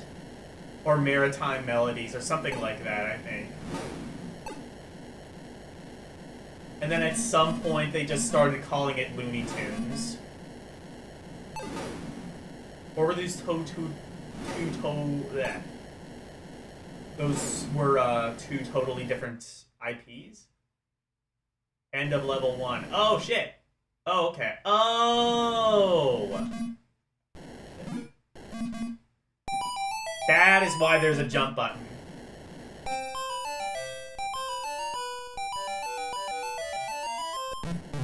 In Technicolor. Yeah, Technicolor. That was... Yeah, Technicolor was... Well, that was just how you did animation back then. Disney used Technicolor as well. If you ever watched, like, the beginning of an old Disney movie...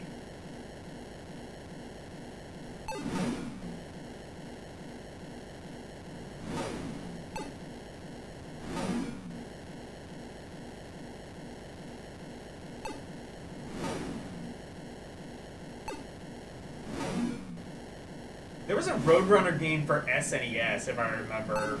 That was, I think, pretty good.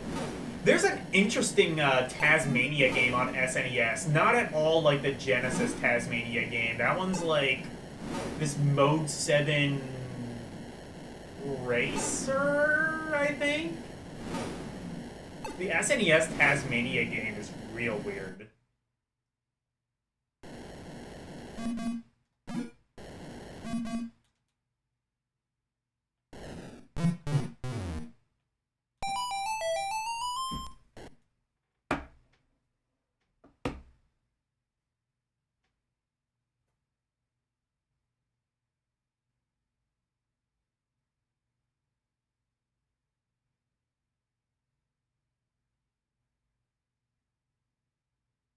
It's Tome for Kangaroo and... Oh, it's time for Kangaroo and Frogs and Flies. We've already played those, unfortunately.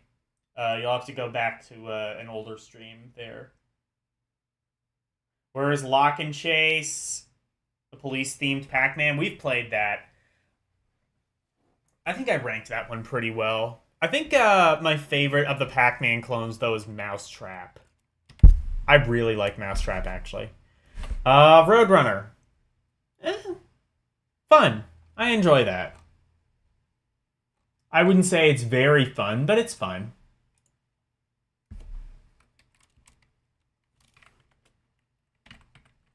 Roadrunner is 2 words in this case.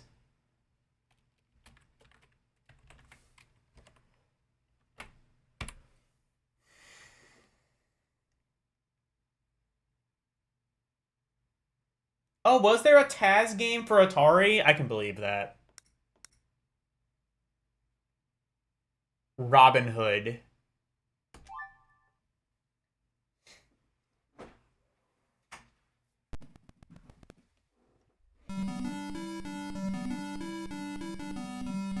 What about the weird furry Disney version of Robin Hood? Is there a game based off that? That would be cool.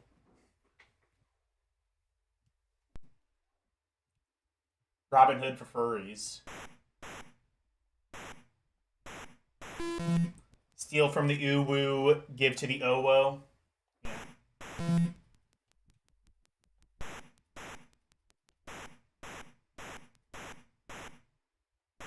Okay.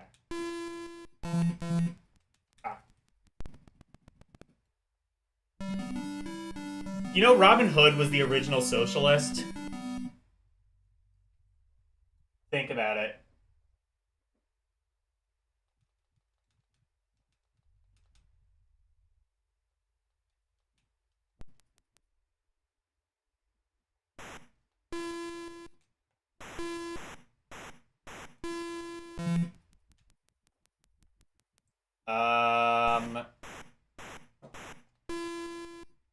know, I think I should be able to use a bow and arrow to kill these things. Not a lot of that happening. Is that what is that what I am using as an attack? The bow and arrow?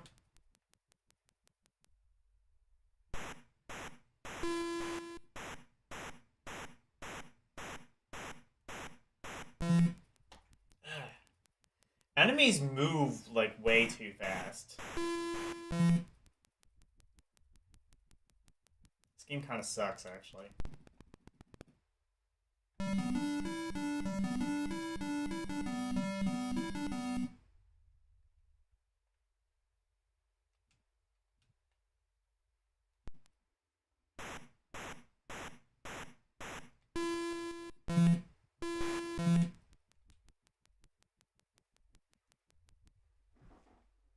What? Who shot me, though?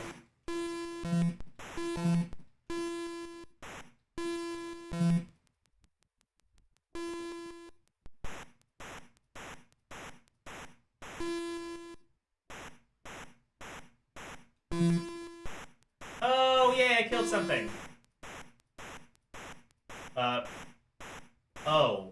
Do I just have to kill everything on screen?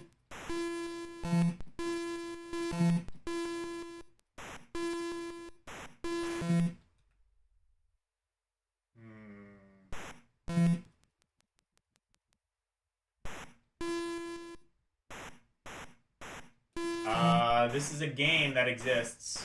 You can play it if you want.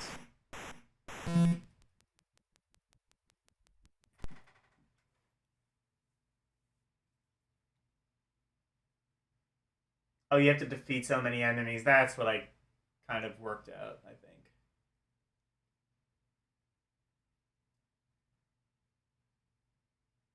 You're just a tornado and grab food and dynamite. Oh, cool. Cool.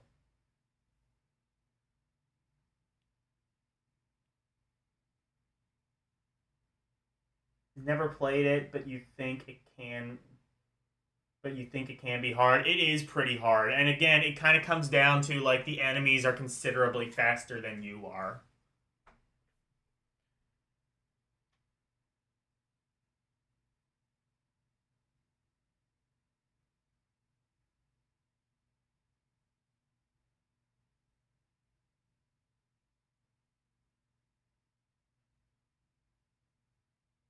Yeah.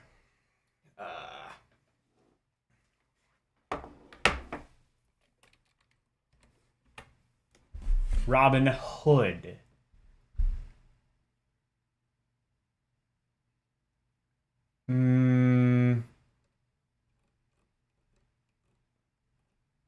Probably could be fun if it wasn't so difficult and unfairly difficult.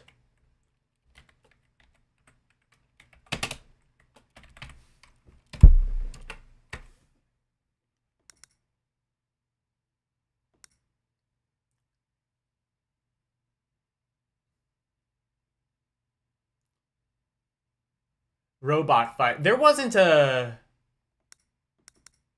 Okay. I was gonna say, there wasn't a... There was a rock and rope. Okay, I was gonna say, there wasn't a Robotron port. That would have been cool.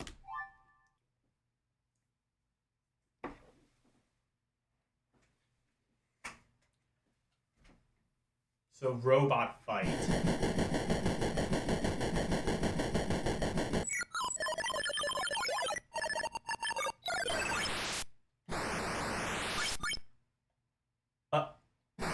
Guys, this is just Missile Command. Actually, wait. You know what? Never mind. This might quite literally be Missile Command. Like, just a ROM hack of it. It's Missile Command, but you're fighting robots that are... So, kind of just easier Missile Command, I would think.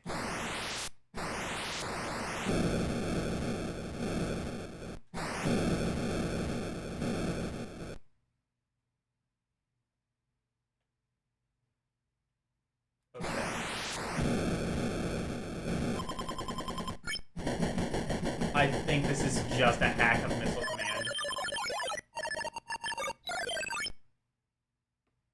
I'm thinking that's a homebrew because it looks it seems like it is just a hack of Missile Command.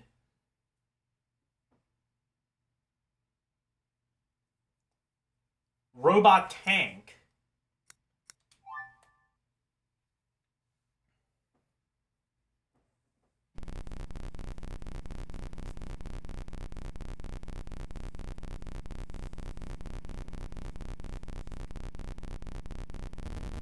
Whoa, okay, so it's a tank sim. Oh my god, it's Gundam!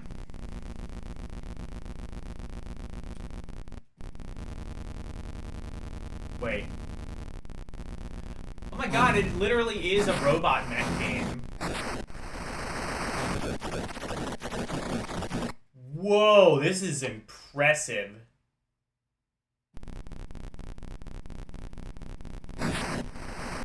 Driver goes, I think Robin's heart is in the right place. But neither he nor the sheriff understand. Yeah. This is a fun one. The getting slow on the higher...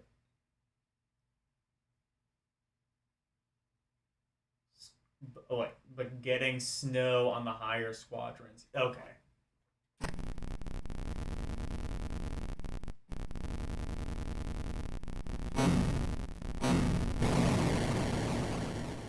What? How did he shoot me before I shot him? That's some bullshit right there. Oh, I see, because they're shooting me from behind.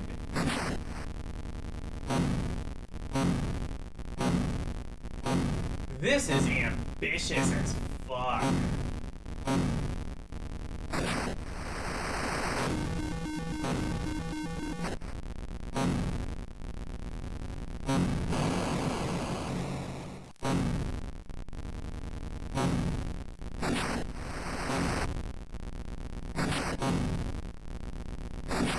Whoa.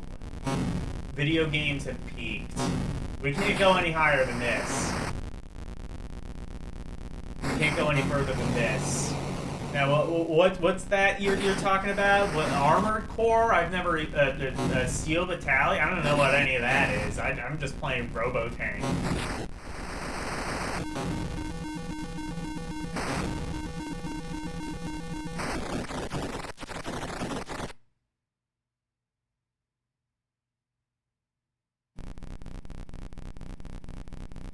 Oh, they cannot shoot you from behind. Only shots on screen can hit you. Okay, that's good.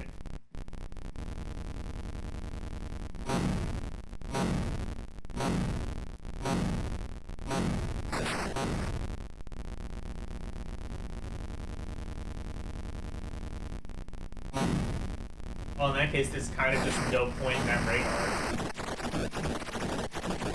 Look at that effect, too, when you die. When did this game come out? I'll have to look. It's an Activision game, so that makes me think, like, it came out during the 2600's heyday, but, like, this looks way too good to be, like, 1982 or something.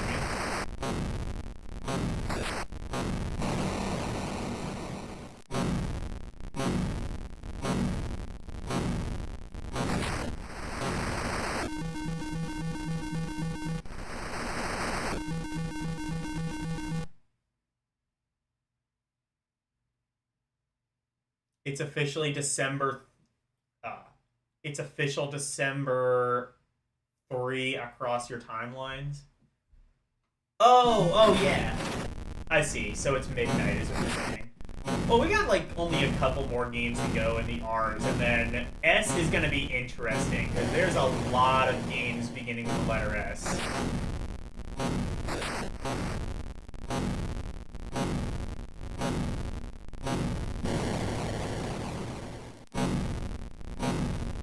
See, I can't tell if he, like, that mass explosion, he's shooting me or I'm shooting him. He shot at me, and I shot at him, etc.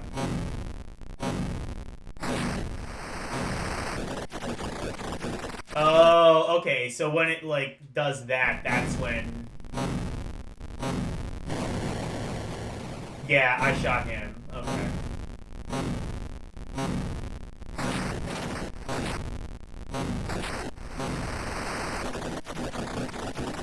Yeah.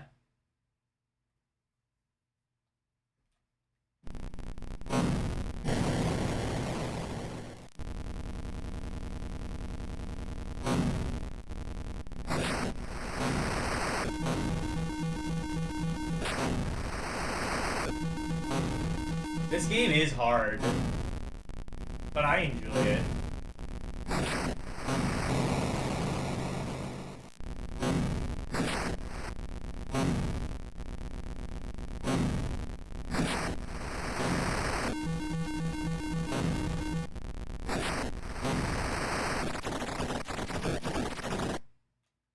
Okay.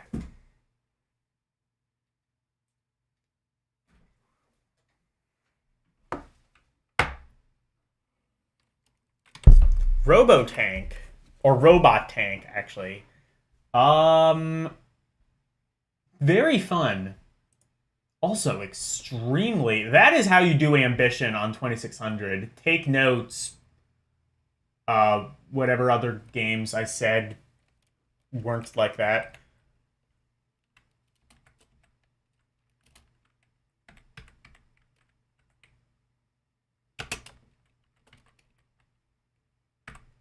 When does it say this came out? 1983. Wow. Look at that.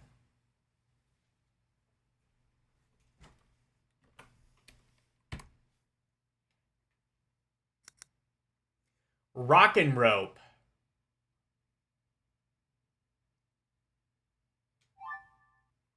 I know this game. This is an arcade port, a Konami arcade port.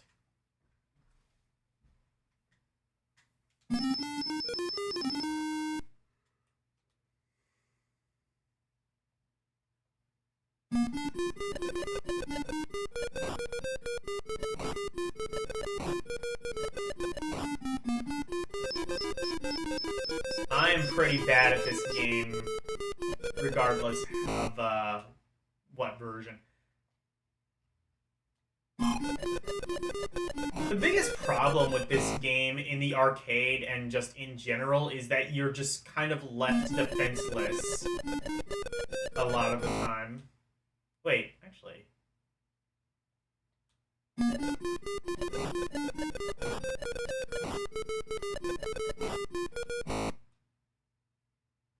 Oh, I can't. Okay, got it.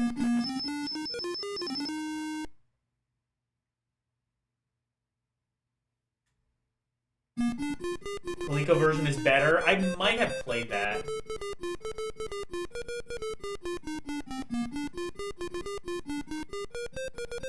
It's Embryonic Commando. Oh, yeah.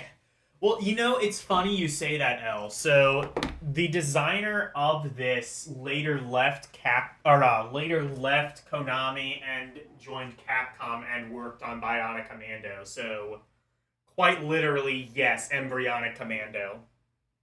They also developed a Konami game on the FDS, which I forget the name of it, but again, it's kind of like Bionic Commando. It's like the halfway point between this and Bionic Commando. So mostly Bionic Commando, but with kind of worse rope mechanics and controls. Still a pretty fun game, though. I forget what it's called. I don't know. Look up, like, Famicom Disk System Bionic Commando Konami. I don't remember what it's called. But it's actually a fairly fun game, in my opinion. I think a lot of people don't like it, and I understand why, because it is pretty jank, but I like it despite its jankiness. Oh yeah, you can't do that.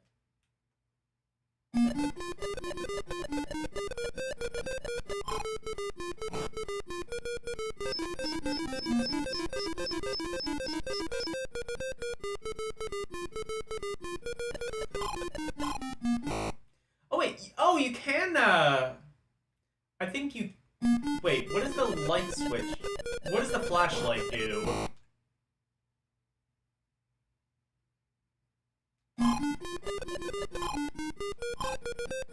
Can you use that as a weapon? I don't think so, right?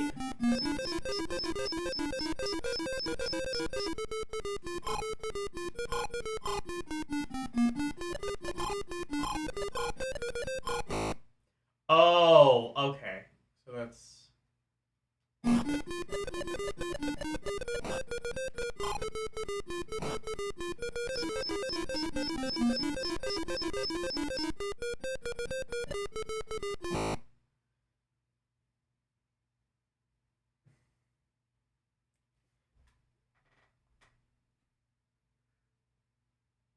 Jank as fuck, I agree. This game is mega jank. I'm not even gonna sugarcoat it. I kind of see its appeal, though. I see why there are some defenders of this game.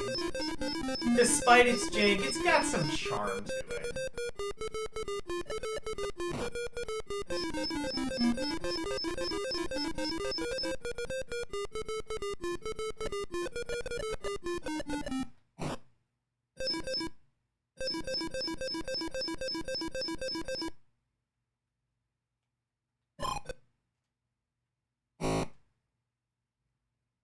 Conk.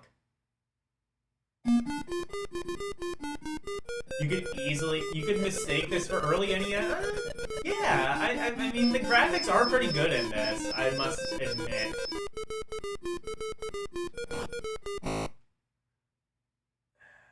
How? You can't jump, right?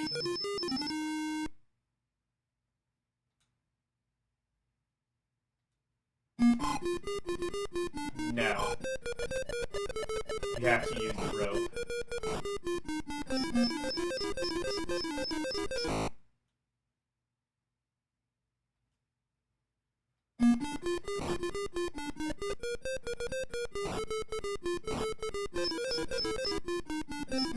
Oh, you can... Wait, no, you can do that.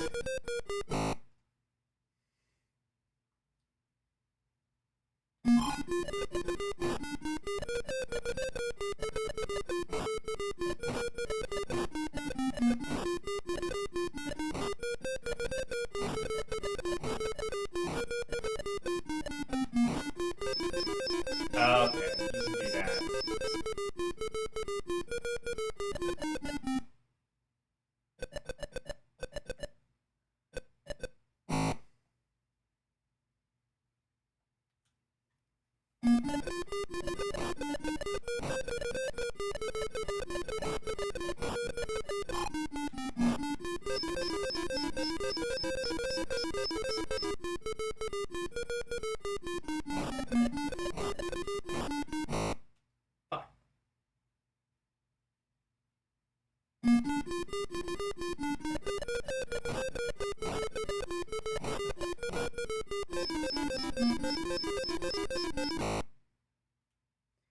I am terrible at rock and rope.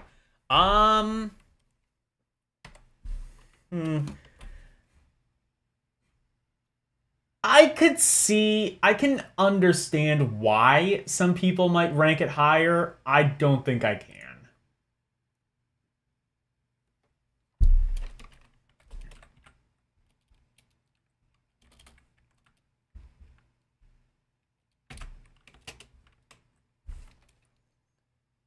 Okay. Gotta make sure I get the punctuation right.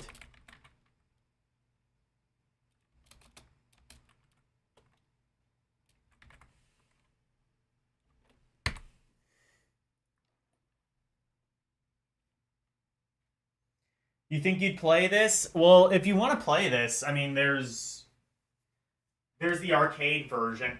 I mean, it's fine.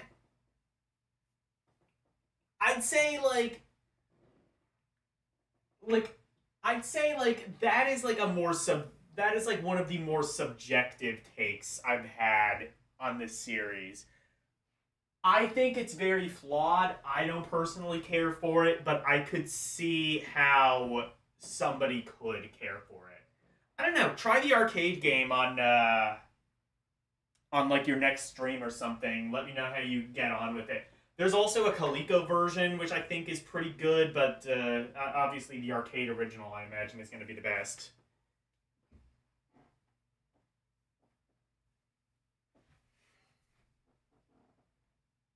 Actually, I think the Coleco version is fairly looks pretty much like the arcade original, if I recall.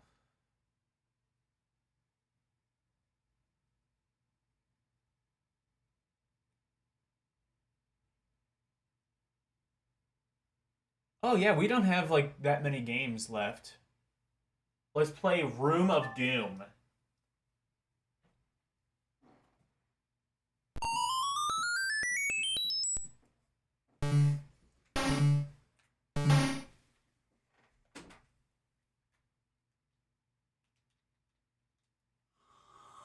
Huh. I get it.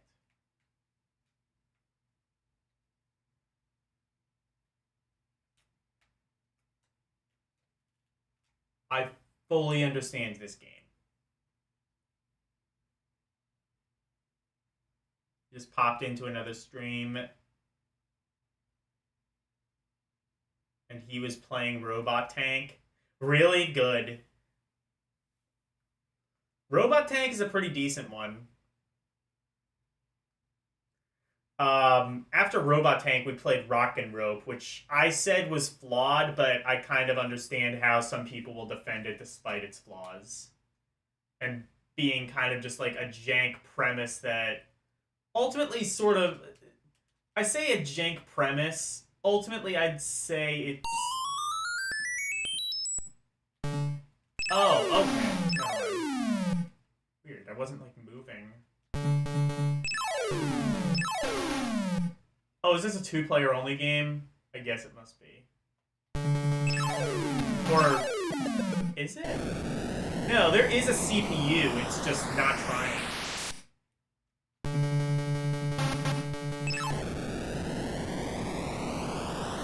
Oh, you can't be in the splash zone.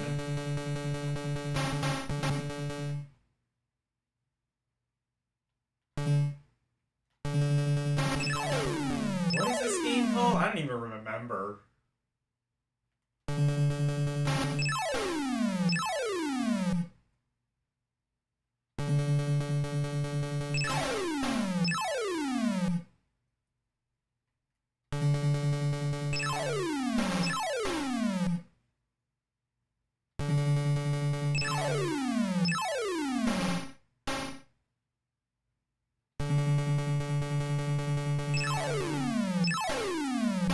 Cool game. I assume this is meant for a 2... Oh wait, can I go through that?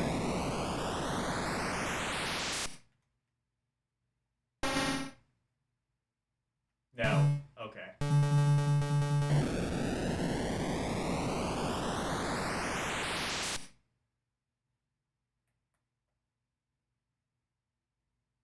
Had Rock and Rope, and we both liked it. Yeah, like I said, I can see the appeal of Rock and Rope, even if I don't really care for the game. I mean, it's, you know, not like a total piece of dog shit, other than, like, you know, hypothetically speaking, Indiana Jones, Raiders of the Lost Ark, a game that is completely indefensible, you know. I think there's at least some merit in Rock and Rope. You know?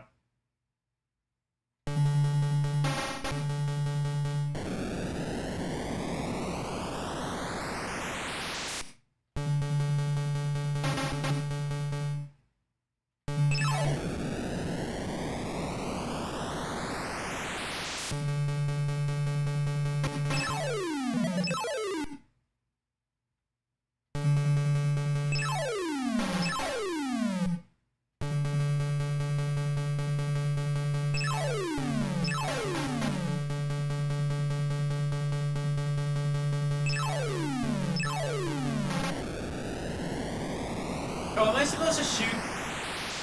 I see. Am I supposed to shoot, like, these men? Oh, no, they're coming across, like, I see. I see.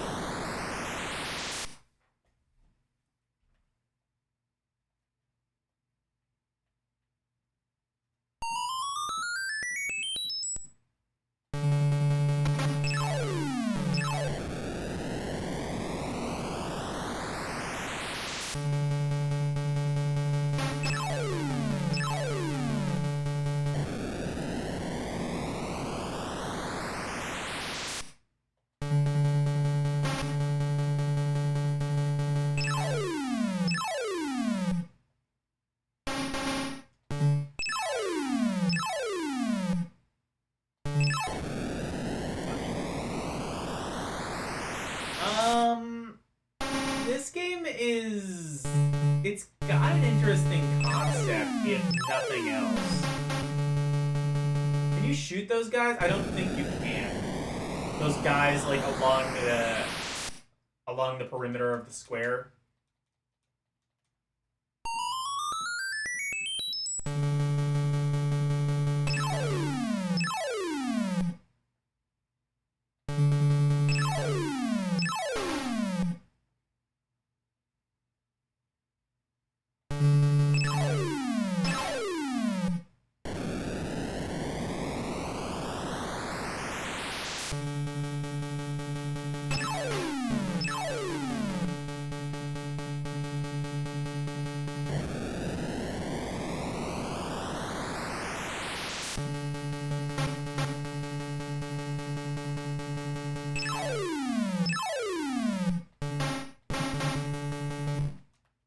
Okay. That is one of the games of all time. It's fun, I guess. Kind of basic. Not sure if it really progresses all too much. It might. There might be, like, more to it, but...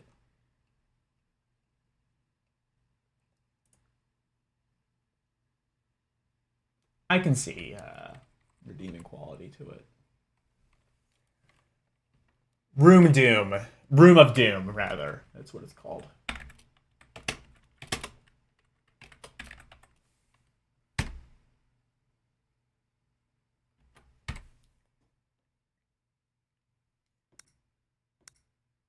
Rubik's Cube 3D. Is this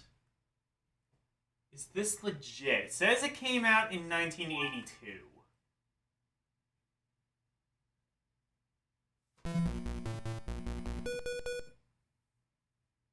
I think this is legit. Well, it's 3D.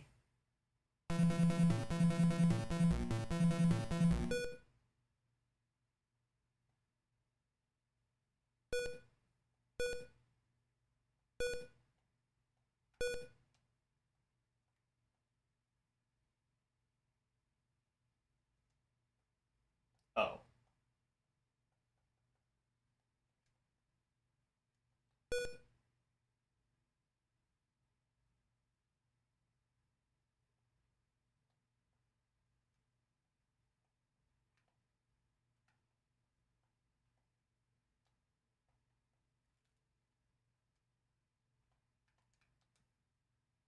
Wait, what?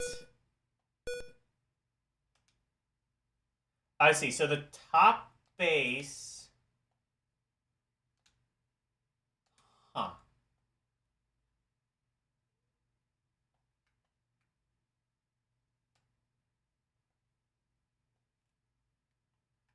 What?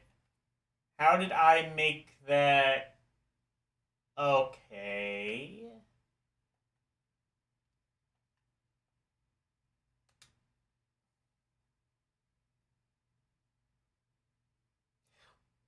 Jesus Christ. Just buy a fucking Rubik's Cube. It's so much less of a pain in the ass to use than this.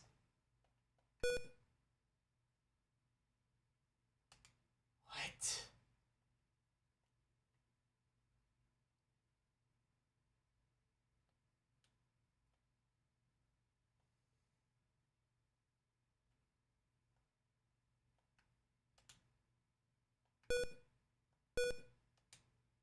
What? Okay, so... Okay. Well, I did that. I got one of the sides the same.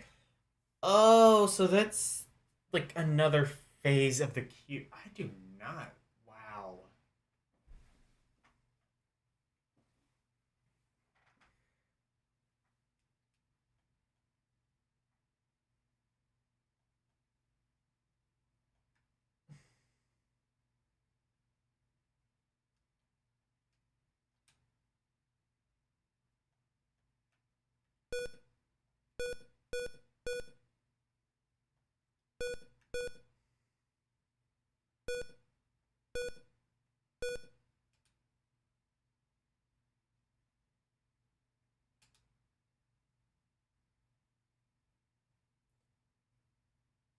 Wait a minute.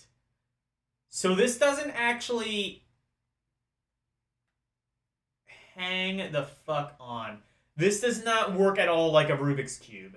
Okay, so you can just pick whatever color you want. So this is Rubik's Cube if you, like, just tear the stickers off.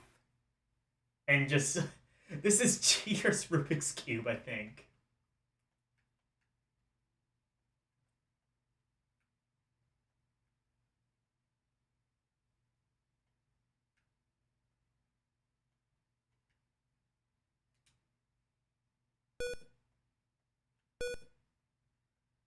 Wait a second. No, never mind. What?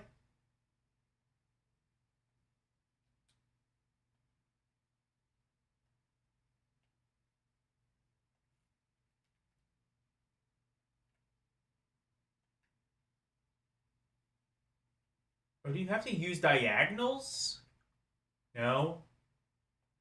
I don't get this.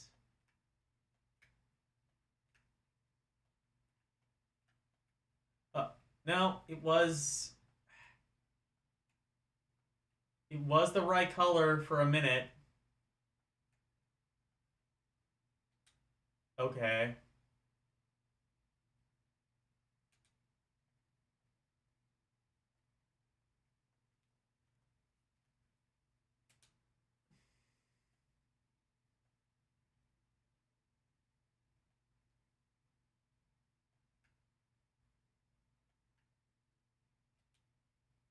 Oh wait, no.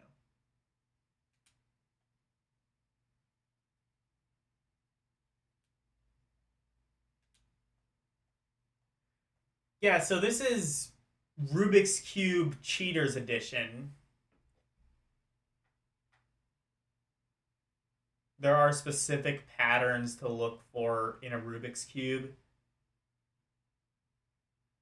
Rubbish Cube, yes.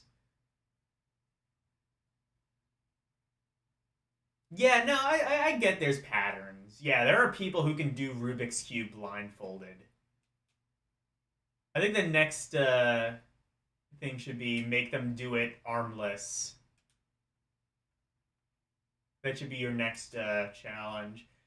So this is Rubik's Cube if you just took the stickers off and put them wherever you wanted. This is Rubik's Cube for cheaters. Cheaters, Rubik's Cube Cheaters Edition.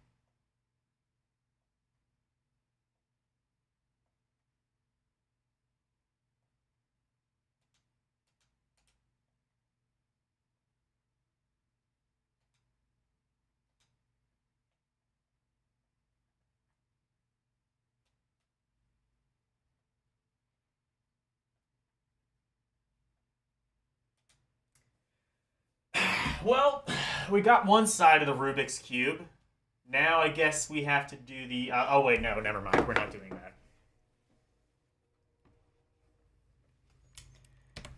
Well, congratulations. You've managed to... That's going right in garbage. You've, one, made it unnecessarily... Well, I guess not unnecessarily obtuse. You've just made it, like... You've made a Rubik's Cube simulator that works nothing like even the most basic idea of a Rubik's Cube.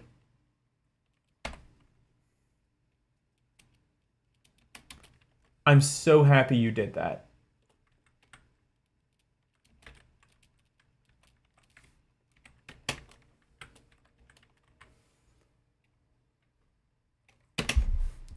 3D. I mean, the 3D is kind of impressive, I guess, but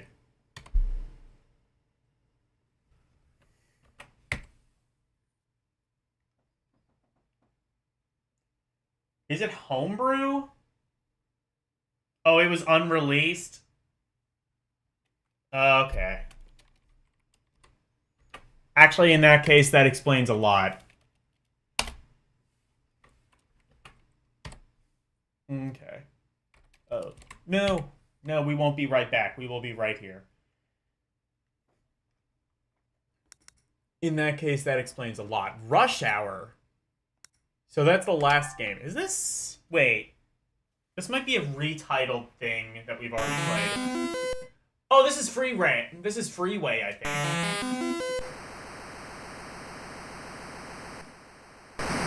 What?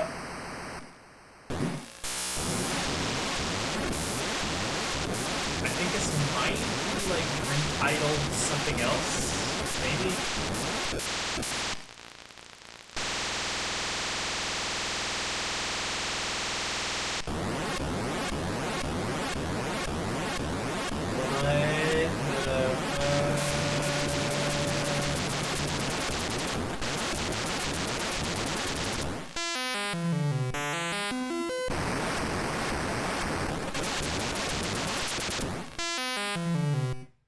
Okay, so I'm... Okay, so...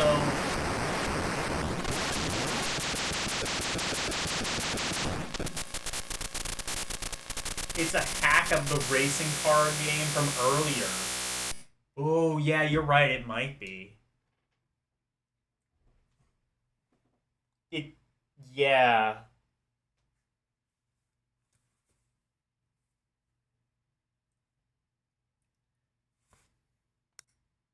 Anyway.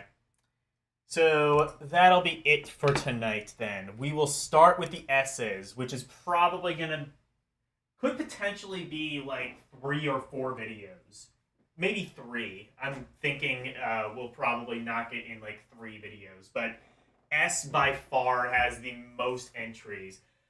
Mainly just because of, like, all of the games beginning with space. Like, there's Space Invaders.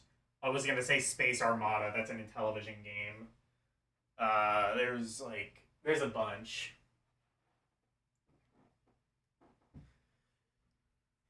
Any the fuck way. Let's find a raid target.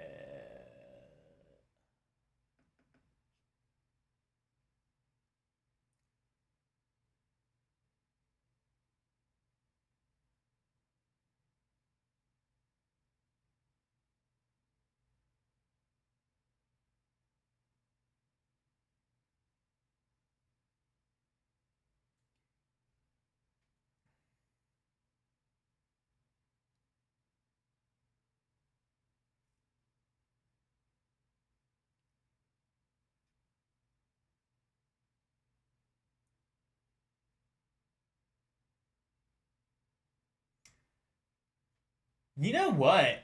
Let's raid Ron Mower. We don't usually get the ability to raid Ron Mower. He's usually not streaming at this time, but we can now. He is playing Legend of Zelda Oracle of Seasons for Game Boy Color.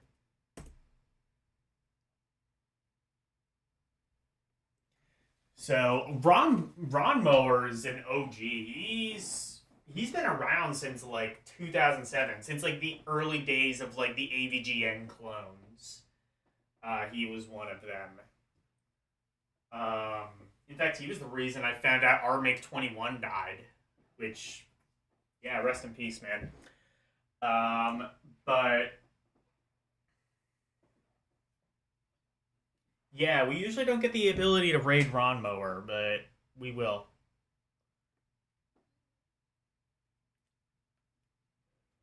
GGS. Am I going to be beating Threads of Fate tomorrow? I believe so.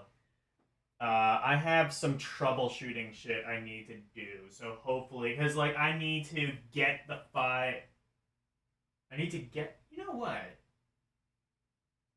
Now, I might have some ideas. Anyway, hopefully I can get Threads of Fate working. I can get that file onto my Steam Deck, because I'm having some issues with the Steam Deck for whatever reason, seeing my external hard drive. But hopefully I can get that sorted out tomorrow. And hopefully we will be able to see Threads of Fate. If not, we will for sure hopefully see that in the future.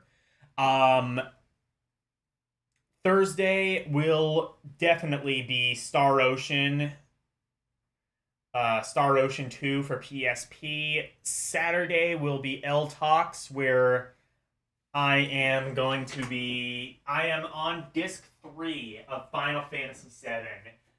It's the home stretch. Either this next stream or the stream after is where I'm probably going to beat the game. It's a lot, Final Fantasy VII, man. It's been a hell of a ride, but we're almost done with it. And then Sunday will be Rompori, regular Rompori, and then Monday will be Atari 2600 games, beginning with the letter S. So, thank you guys so very much for watching. Always super appreciated. Thank you, Arus218, Karumi Good Gamer, LCX, Jeremiah Thomas, John Enclave, Mike Wolf, Nicholas W, Orc Warchief Reviews, Renee W, Nintendo Volts, Ketsu Sanya,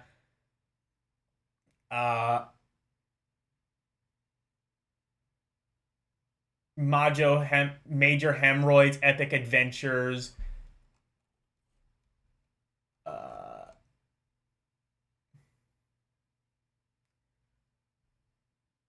Melted Copper, Rise H, and Rosen Smoke. Thank you guys so very much for watching. Good night. And thank you for coming to my TED Talk. Bye, everyone.